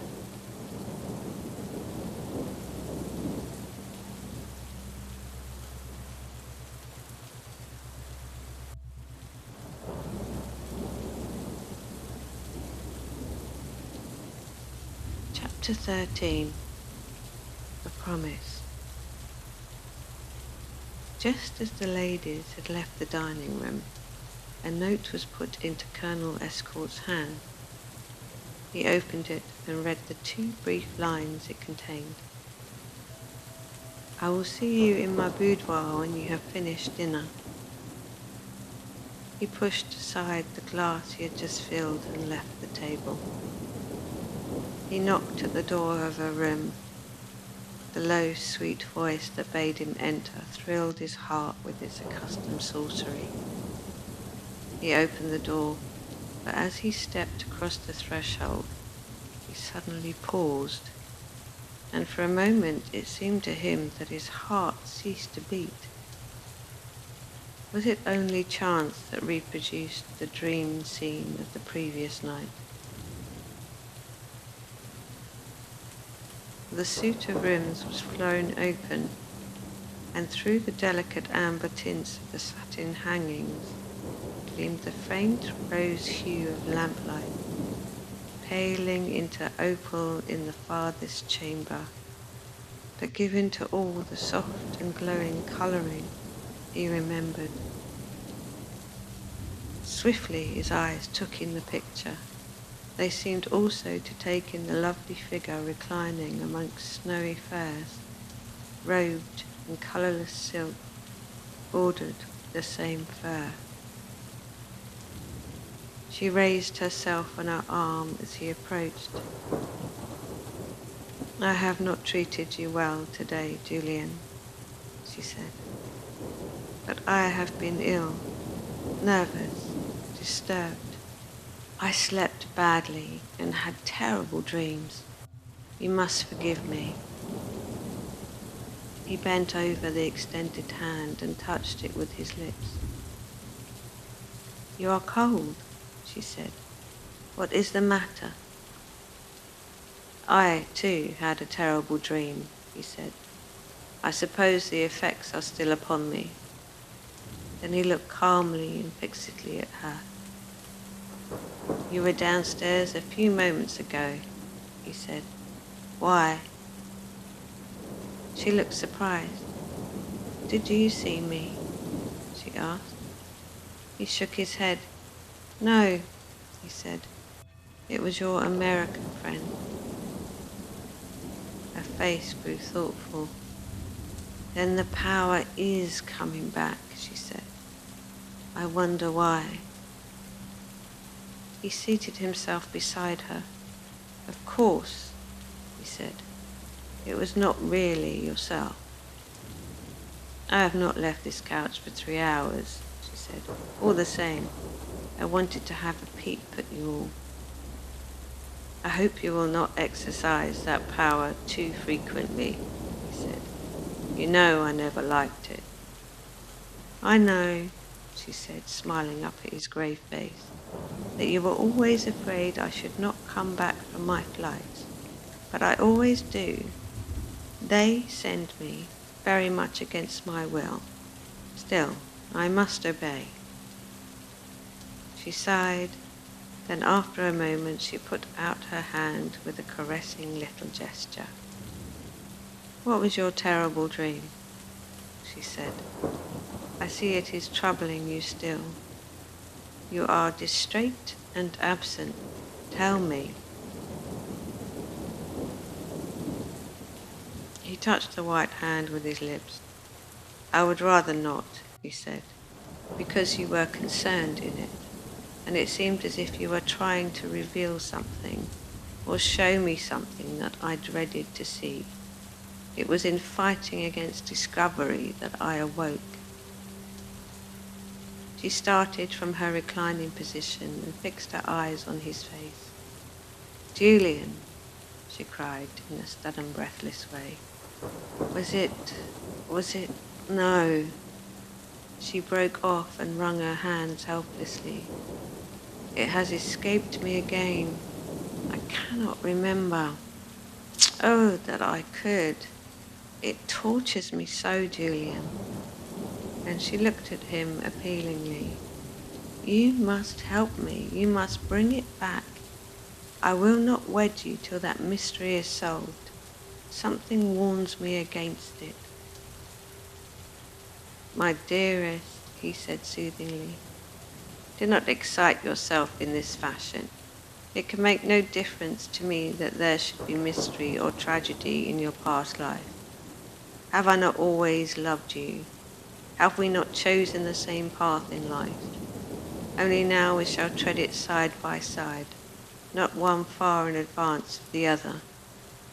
The infinite delight of that companionship shall not be marred by any memories of the past. If I am content to let it rest, surely you may be. She drew herself away. Her deep, strange eyes looked coldly and yet mournfully back to his yearning gaze. You were never a coward, Julian, she said. What is it you fear now? He threw himself on his knees by her side and buried his face in the soft white furs. She saw that he was trembling greatly. I cannot tell, he said hoarsely. Would to God that I could. But if you should change, if you should repent, oh, to lose your love now would kill me. She laid her hand on his bowed head. Rest assured you shall not lose that, she said in a low, thrilling voice. No, Julian, that is not the danger. It threatens me, not you. There will be no change on my part as far as my love is concerned. Will that assurance satisfy you? You need not ask that, beloved. But why disturb our peace? If I am content, there must be no secret between your soul and mine, she said solemnly. For what, think you, is your power granted, but that I may answer to it, that I may lead you on the road, and that you, for me, may throw open the portals. In the future, he said eagerly, I am content to do your will, but not now, not to draw the veil from our buried miseries. Let them be as dead things, out of sight and mind. You know, she said, that nothing dies, not a life, nor an act, nor a thought. You may put the past out of sight, but it lives still, lives in its hidden crimes, its secret sins, its evil and its good, lives to haunt and shape our future. Let that future dream as it will of forgetfulness. He rose from his knees. His face was still pale, but his eyes glowed like living fire. When will you wed me, Astaria? He asked abruptly. The soft colour flushed her cheek. Her eyes drooped. My heart is yours, she said. My life lives but in the shadow of your own. Why should I withhold this poor gift?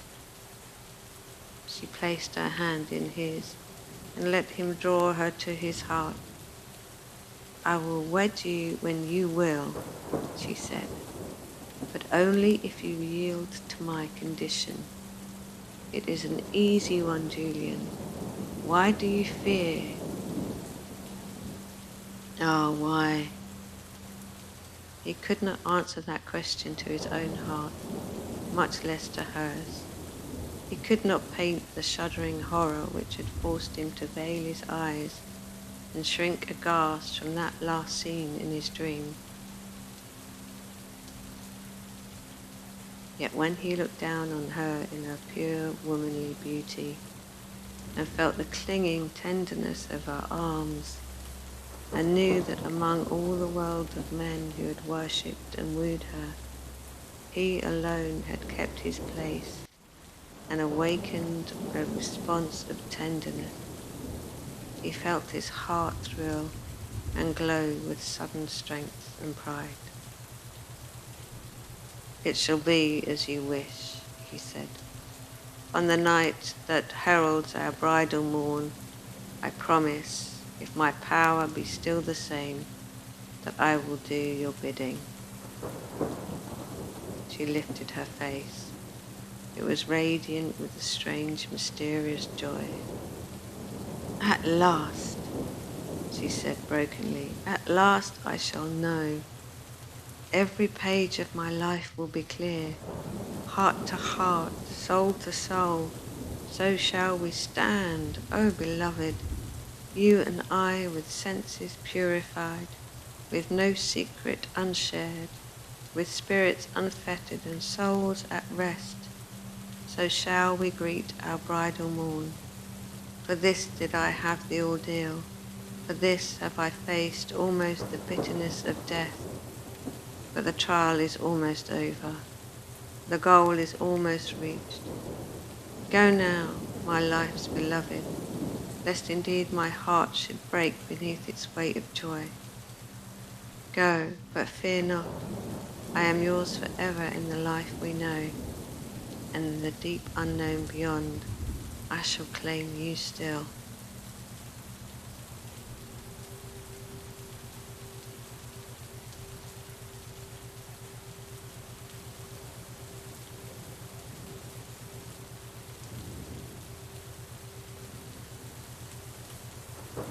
Chapter 14. The Dream Interpreted. For some days, no one in the hotel saw the Princess Zaroff, but her influence seemed to have left a distinct impression, judging from the run on Buddhist literature at the different circulating libraries of the town. The occult world, Isis unveiled, and historic Buddhism were in great demand. So were various works on mesmerism, clairvoyance, and occult science. The poet plunged into Zanoni, which he had read in the days of his boyhood as one reads a fairy tale, and he and Mrs. Ray Jefferson, being the greatest enthusiasts, held long and learned and quite unintelligible discussions over these mysterious subjects, with a view to being able to hold their own, the beautiful proselytizer, when she should deign to come amongst them once more. The weather had changed and kept the invalids indoors, so there was plenty of time for serious reading, as Mrs. Jefferson called it. They took to calling the princess the Eastern Mystery, and were quite certain that she must be gifted with abnormal powers. Mrs. Jefferson related the story of her appearance in the doorway her belief in it having long since been substantiated by Colonel Escort's reluctant admission that the princess was certainly attired in a white silk gown, bordered and trimmed with white fur, when he went up to her rooms that evening. Mrs. Masterman alone held out and scoffed audibly at the mystic literature and what she called the inane jabber that went on in the drawing room every evening. Psychic phenomena indeed, the worthy lady would snort. Don't talk to me about such rubbish. It's just as bad as the mediums and the slate writers. Dear madam, pleaded the gentle voice of the enamoured poet, do not, I pray you, confound these great mysteries with the strain of human error running through their attempted explanation, an explanation only intended to bring them down to the level of our material understandings. Let me persuade you to read that most exquisite poem, The Light of Asia. Light of your grandmother, exclaimed Mrs. Masterman with some blind contempt. I fear, lamented the poet, it never was granted to her. She lived in a benighted age. She had not our privileges. And a very good thing too, said the purple-visaged dowager wrathfully. Privileges indeed. Fine privileges, if honest, sober-minded Christians are to learn the way to heaven from heathens and idolaters. You're all just as bad as those people St. Paul speaks of. You were always running after some new thing. I'm happy to say my Bible and my church are good enough for me. I don't want a new religion at my time of life. The teachers of the church are so very frequently our intellectual inferiors, murmured the poet, that they only excite commiseration or amusement. Well, I suppose they know their own business, snapped Mrs. Masterman. I'm sure no man would go into the church if he didn't feel a call, and the fact of his doing so and taking up that life should be enough to prevent any right-minded person from ridiculing that mere human accident, voice and manner and appearance. Unfortunately, murmured the poet, I have been at college with several embryo parsons, but to the best of my recollection the only special call they had for the office was the call of some earthly relative or friend who had a comfortable living at his disposal.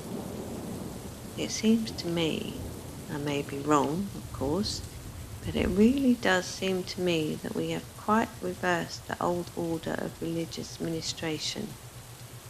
At first, every worldly consideration, even the necessities of life, were given up by those who undertook the office. Now, the office is only undertaken for the worldly considerations and the necessities of life. Oh, cried Mrs. Masterman, losing her temper, which even at the best of times was exceedingly hard to keep. You go off, young man, to your lights of Asia and all your other idolatrous rubbish. The truth is this foreign woman has bewitched you all and will end in making you heathens like herself. Thank goodness I have too much sense to listen to her. It's my belief she'll turn out a murderess or a fire worshipper or something of that sort before we've seen the last of her. I don't like mysterious persons. If she hadn't had big eyes and a straight nose and a figure like the Venus's, and creatures who hold the lamps in the corridors, no one here would have troubled their heads about her. She swept away contemptuously, leaving the poet utterly aghast at her last speech. He repeated it to Mrs. Ray Jefferson, who was reclining in a rocking chair, endeavouring to comprehend the light of Asia. The endeavour, however, was not successful, and she hailed the approach of the poet with delight. His account of the conversation filled her with wrath and indignation. Such feelings might have been partially due to Mrs. Masterman's remembered snubs on the matter of feet and suppressed gout at the Turkish Baths. They certainly rose strongly to the occasion, and with the help of sundry powerful Americanisms, she gave a very fair display of vituperative eloquence. The poet was more and more convinced that there was only one perfect woman in the world, the beautiful creature whom he had apostrophized in sonnets as mysterious mystery, whose bright sad eyes, wild as the roe and deep with undreamt dreams, etc., etc. He listened and sighed, and in a low plaintive voice, significant of hidden woe and much soul suffering, to quote from another effusion, he read to her fragments of the light of Asia, which she could not in the least comprehend, but which she bluntly criticized as not half bad to listen to if you felt drowsy. "Oh, I do wish the princess would come down," she said at last in the intervals of a selection. "I've just hundreds of questions to ask her. It seems to me she dropped the seed in pretty fruitful soil the other night, or all just gone on occultism. Only we didn't know anything about it. Ah, there's Colonel Escort. I'll ask him if it's possible to have her down this evening. I don't mind which body she comes down in, the astral or the ordinary. I think I should prefer the former. Colonel," she called out, raising her voice, "come right here. I want to speak to you." She put her request as he obeyed her summons, and put it with an earnestness and fervour that showed it was sincere, and not the formula of idle curiosity. "I don't know," he said, "if it will be possible, but if the princess consents, I will arrange that 2 or 3 of you shall have an opportunity of witnessing how really marvellous her powers are. She never makes a show of them, for reasons which you cannot yet understand, but if she consents, I should like you, Mrs. Jefferson, and my young friend here," smiling at the poet's excited face, "and 1 or 2 other people interested in the matter, to come up to her boudoir this evening. I will send up a note and ask." "I could just worship you, Colonel," cried the little American ecstatically. "It's real good of you to offer such a treat to us." "Do not thank me yet," he said, smiling. "You don't know whether you will be received." At the same moment there came a sound in the air above their heads, soft, clear, vibrating, like the faint echo of a silver bell. Mrs. Jefferson started. The poet turned pale. Colonel Escort looked at them gravely. "It is the answer," he said. "You may come. She will receive us. Who else do you wish to invite?" "Oh, my husband, if I may," cried Mrs. Jefferson eagerly. "And Diogenes, he's real solid and sensible. Imagination never plays tricks with him." "Very well," said Colonel Escort. "Bring them also."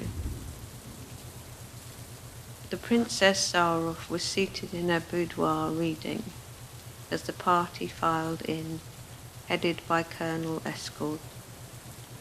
She rose and greeted them with the same sweet and gracious manner that had so charmed Mrs. Jefferson.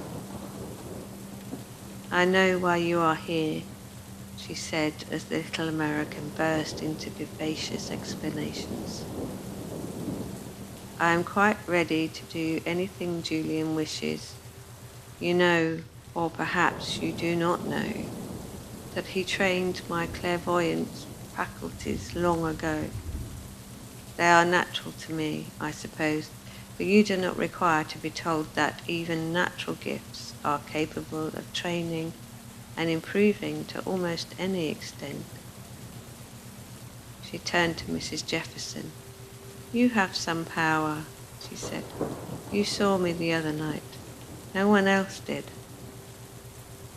Mrs. Jefferson looked highly gratified. "Oh, Madame Zaroff," she cried, "I believe I'd given up everything in the world to have your wonderful gifts." "Even Worth's gown?" asked the princess, smiling. "What about the pleasant vanities we talked so much about?" "Oh, hang the vanities. I found out life can be much more interesting than when we're merely frivolous," said the American. "Is there anything I could do to become an occultist?" Colonel Escort laughed outright. "My dear Mrs. Jefferson," he said, "the life is not by any means easy or gratifying. I think you had better consider it carefully and weigh it well in the balance with the creations of Worth and the magnificence of your diamonds. But somehow the two things won't pull together, and you haven't learnt the ABC of occult science yet." "No," she said, seating herself. "I guess not. Well, please begin with my lesson." "This will not be a lesson," he said gravely. "Only an illustration. May I ask you all to be seated?" They took various chairs and seats. The princess threw herself on the couch, nestling back amongst her favourite white bearskins, with a smile on her lips.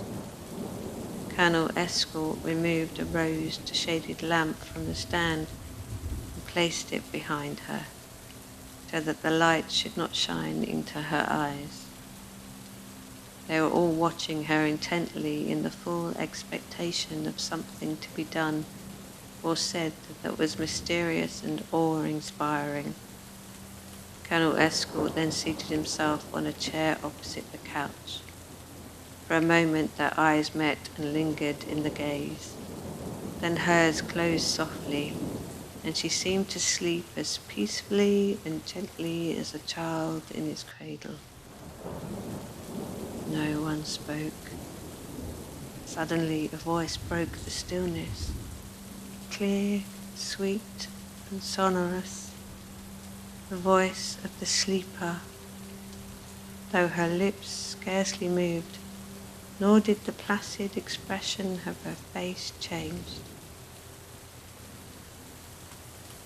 "What you desire to know is the storied wisdom of past ages, the fruits of the deepest and most earnest research of which human minds are capable. These fruits have only been gathered after long and painful study, after severe training of every spiritual faculty, and the repression of all lower material inclinations and desires. Repression of all lower material inclinations and desires. There is but one among all who listen to me now, capable of undertaking such study or undergoing such an ordeal. The day is at hand when he may choose it, if he will. They who bid me speak are willing that you should learn some lesson to benefit yourselves and your fellow men. They say to you, O poet, perfect those gifts of your higher nature, yet be not of them vainglorious, since, humanly speaking, they are not yours, but lent for a purpose, and the brief space of earth life. Look upon every beautiful thought, every gift of expression, as the direction of one who has dowered you with the possibility of opening other eyes to the beauty and other minds to the understanding of such expression. Remember, there is a great truth in your favorite lines, that karma is the total of a soul. The things it did, the thoughts it had, the self it wove, with woof of viewless time, crossed on the warp invisible of acts.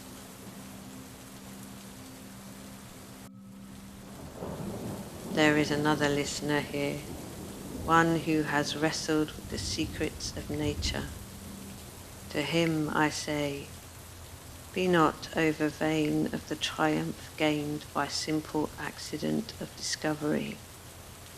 Turn that discovery to better use than the mere amassing of wealth. Let the poor, the sick, the needy gain health and happiness from your hands, and let their voices bless you for good wrought amongst them. For nothing is so pitiful and so abhorrent as the worship of wealth, and the selfishness that eats like a corroding poison into the purer metal of the rich man's nature. Your wealth will only bring you happiness in so far as you use it to benefit others, though equally deserving. It is given to you as a trial, not as a reward. To you, O cynic, this message have I also. Your eyes see but through a veil of dulled and vainglorious senses. Some truths you have learned, but in the passage through your mind they take the colour and shape of a distorted and embittered fancy. You have a work to do and an influence to do it, but your will must become humble, and then you will learn the sweets of true knowledge and be able to disseminate truth and wisdom. Now you absorb it into your own mind for your own satisfaction and for the poor triumph of discouraging those of lower mental stature and of natures higher and grosser than your own. To the true prophet and the true philosopher, he himself is insignificant before the great truths he has learnt. His personal identity willingly sinks into obscurity, so only that these truths may live. She ceased, and the different faces looked curiously uncomfortable and startled at so keen a vivisection of their inner natures. Mrs. Ray Jefferson, however, feeling that she had been left out in the cold and anxious for a special message to herself, broke the spell of silence. "Have you nothing to say to me, Princess?" she asked beseechingly. The beautiful head moved restlessly to and fro. The face grew less placid and childlike. She began to speak, but now the words came in quick, disjointed fragments. "They are standing beside you," she said. "I must go. You may come with us, but not Julian. Keep Julian away. Keep Julian away." "What does she mean?" cried Mrs. Jefferson, turning pale, and "Oh, gracious," she cried to her husband, "look at Colonel Escort. Is he going to faint?" All eyes turned on the Colonel, He lay back on his chair, white and gasping. "My God," he cried in a stifled voice. "My power is gone. I can't hold her. I can't keep her back." "She is speaking again," cried Mrs. Jefferson in low, terrified accents. "Oh, I don't half like this. I wish we had never come." A great awe and stillness fell upon them, despite their terror and their dread. Every ear strained to catch the quick, disjointed words that fell from those strange lips. "I am there. How still the streets are, and the snow, how fast it falls, how they crowd round the palace gate tonight. Stay the horses, Ivan, I will speak. Do not fear, my friends, your lives are safe, I promise it. What is this? My rooms, how lonely they seem tonight. Alone? Yes, I am always alone. No lover's step has ever echoed through this cloistered silence. Alone and sad. Ah, how I have suffered here. What do they say? It will be over soon. It will be over soon. One more battle to win. Let me summon all my courage now. I have faced ordeals before. I have forgotten woman's fears and laid aside woman's scruples. I am not pure. Am I not brave? Yet why do I tremble? One weakness is still unconquered. One human love burns true and deep and steadfast in my heart. I cannot cast it out. I will not even at your bidding, not even to make my task easier. A step in the silence. Who dares to cross my chambers? Courage, my heart, there on the threshold stand my white guard. Why should I fear? Courage, courage. Like one carved in stone, Julian Escort sat and listened. The dumb misery of a terrible acceptance held every faculty in its iron grasp. Was his dread to be realized? It seemed so, for all control was gone. A higher power had seized the reins. She had escaped him, and an awful horror was upon him lest he, in his folly and short-sightedness, had assembled these people here only to be witnesses of the degradation of the peerless creature he had so worshipped and so loved. Spellbound, they sat and listened, the rose light from the lamps falling upon their white, set faces, and the quivering tension of silent lips. The voice of the sleeper went ruthlessly on, scene for scene, word for word. Julian Escort lived over and over again the dread horror of his dream.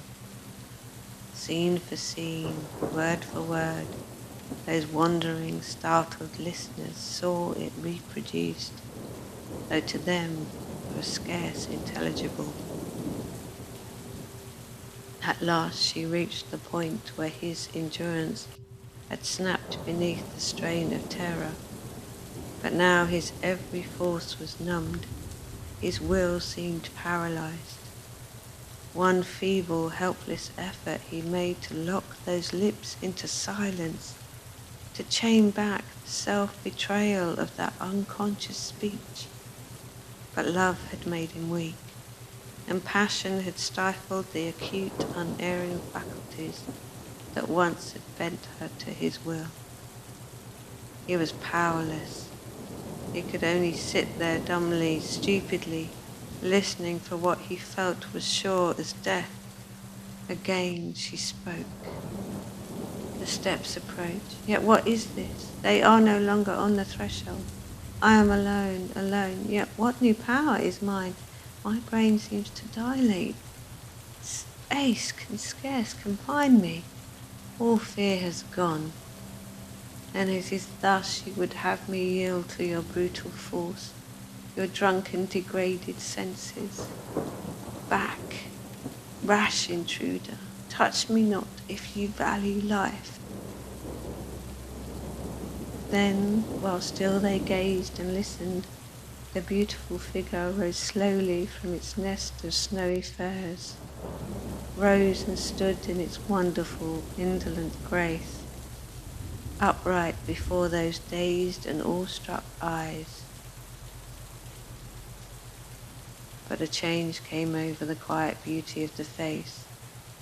Some hidden flame had sprung to life and flashed and quivered in the wide-opened eyes and convulsed features. They saw a shiver, such as shakes the sea before the blast of the coming tempest, bend and sway the perfect form. Once, twice, her lips opened, but no words came. At last she seemed to force the channels of speech, but the music of her voice was harsh and jangled with passion. My answer.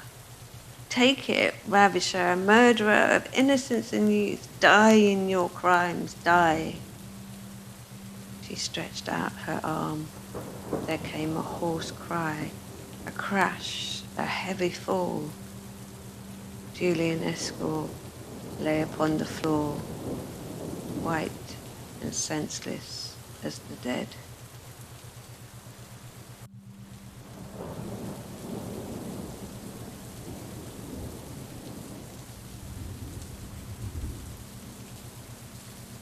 Chapter 15. Expiation. A severe attack of her suppressed enemy and a nervous headache, the result of the shock of the previous evening, had driven Mrs. Ray Jefferson to the Turkish Bath as early as 10 o'clock in the morning, after that strange exhibition of clairvoyance. She had the rooms all to herself, and as she leant back in her comfortable chair and dabbed her pretty bare feet in warm water, she reflected in a troubled and disjointed fashion over all that had occurred since that eventful morning when the beautiful mystery had appeared before her standing in that curtained archway, which indeed looked a prosaic enough portal, and not by any means the sort of threshold for the development of occult science or psychic marvels. She completely unsettled me, she murmured plaintively. How I wish I had never gone to her rooms last night. And that poor Colonel Escort, I wonder if he'll ever recover. They say he's never moved or spoken since they took him away last night. I wonder what she really meant, and if she did kill that man she spoke of. I don't think it's possible. I expect she only willed it, and that's not murder. And she shuddered, even in the warmth of the hot room. If the story leaks out, though, I hope to goodness it won't. How delighted that horrid Mrs. Masterman will be. She never liked her. Well, I'm gracious, if that isn't the princess herself coming in. Her trance don't seem to have hurt her. Slowly and languidly through the open doorway, the beautiful figure swept in and up the smaller chamber where sat the little American. As Mrs. Ray Jefferson looked at her, she became conscious of some subtle, intangible change that shadowed, as it were, the marvelous beauty of face and form. Her large eyes deep had lost their luster. Her clear, creamy skin looked dull and opaque. Even the magnificent hair seemed to have been robbed of its sheen, and here and there, amidst its masses, gleamed a silvery thread.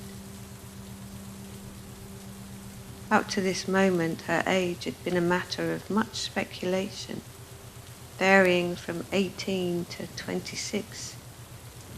Now one would have said unhesitatingly that she was a woman of at least 30 years, and a woman who did not carry those years lightly. She sat down by Mrs. Jefferson and spoke in a low, nervous voice. I knew I should find you here, she said. I want your help. I think you have always been my friend. Do me one service. Tell me what occurred in my room last night. Do you mean to say, asked Mrs. Jefferson, amazed, that you don't know?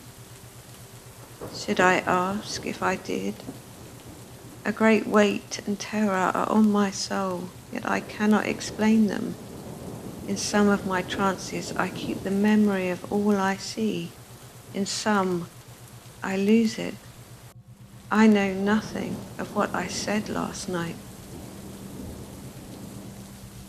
After you spoke and I parted from Julian, it was your voice that came between us. You have great psychic power, but it is undeveloped. Good gracious, cried Mrs. Jefferson. Then if I'm responsible for what happened last night, I'll have nothing more to do with occultism as long as I live. I can't tell why it was, resumed the princess mournfully.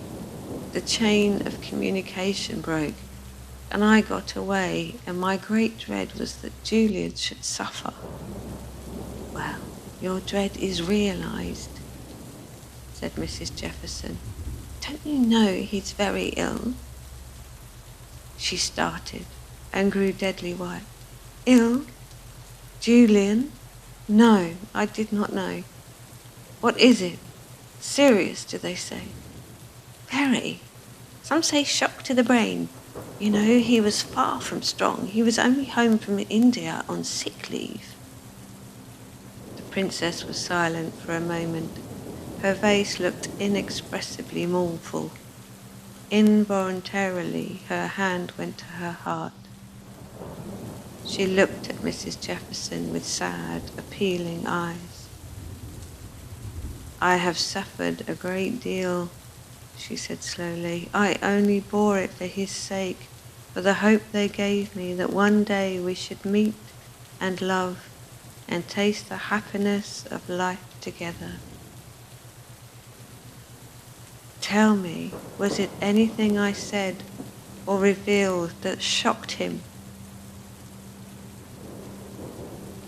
Well, I guess so, said the little American, uneasy.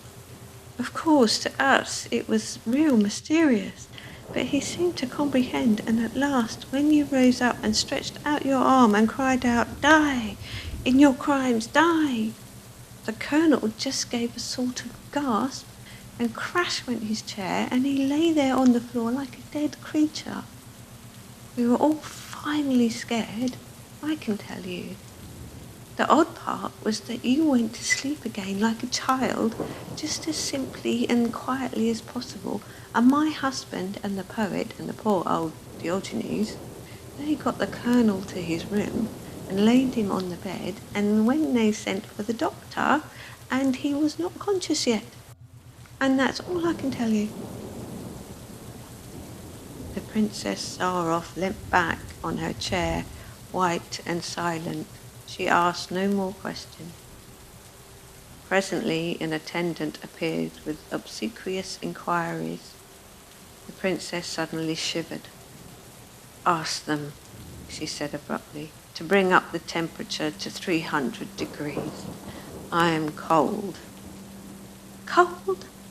Mrs. Jefferson stared. I guess it's as well as I came here first, she said. But certainly I can't stand it.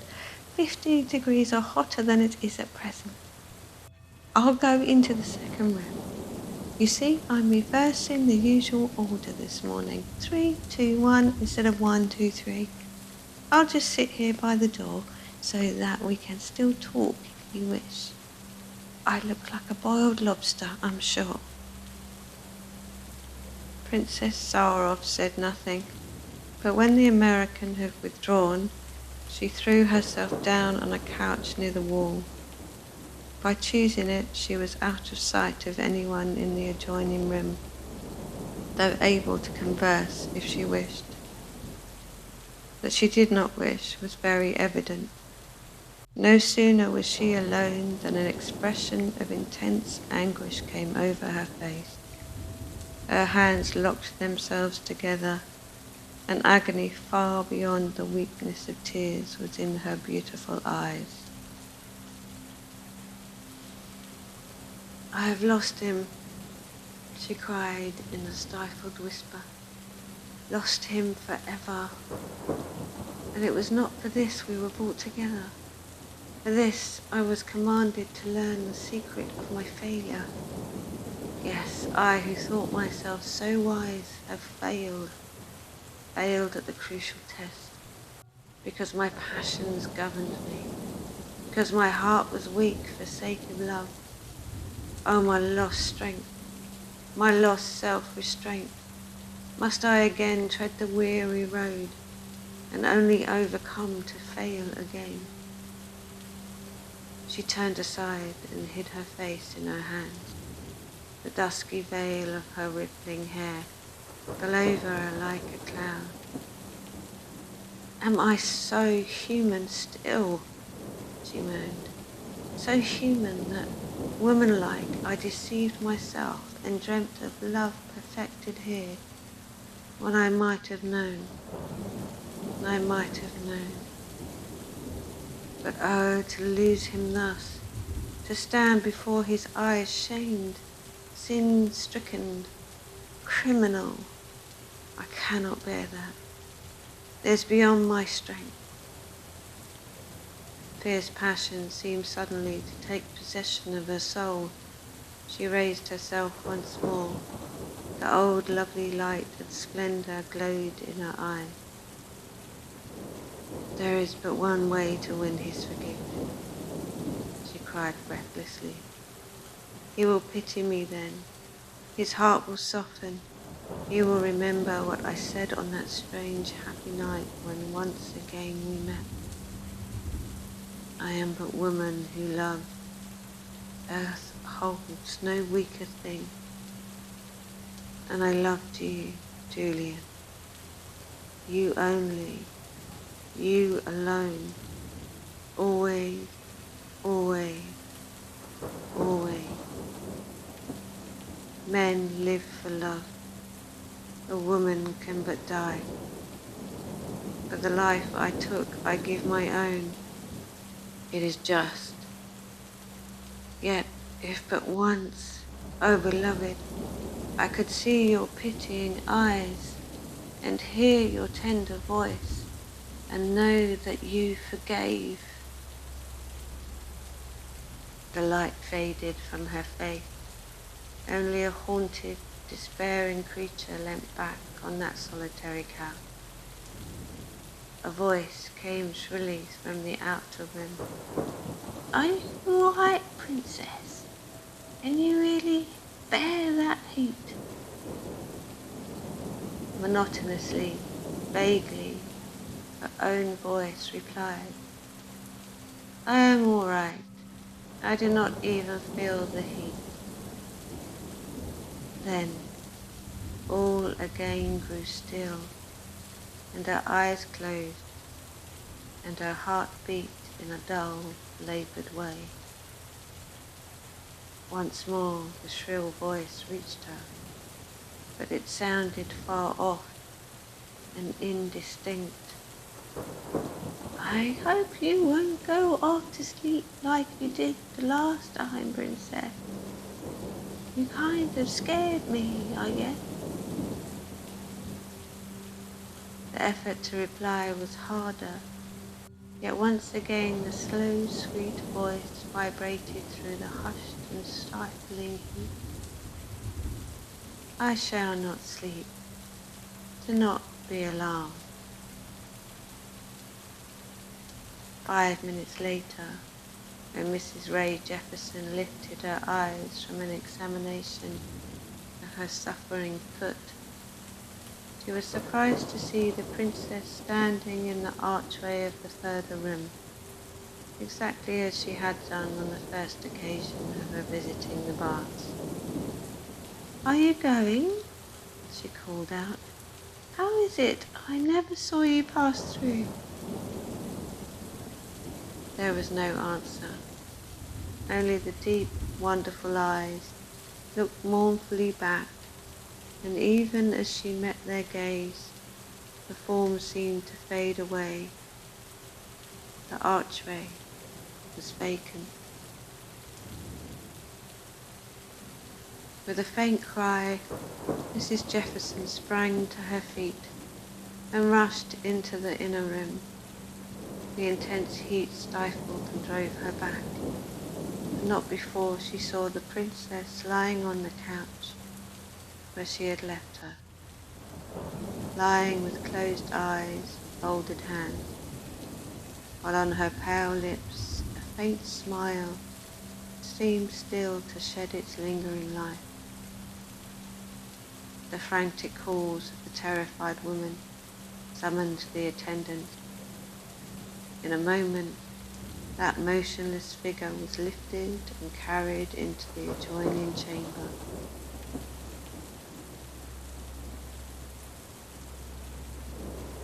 But human science and human aid were powerless before a greater mystery than Princess Saroth had embodied, the mystery of death.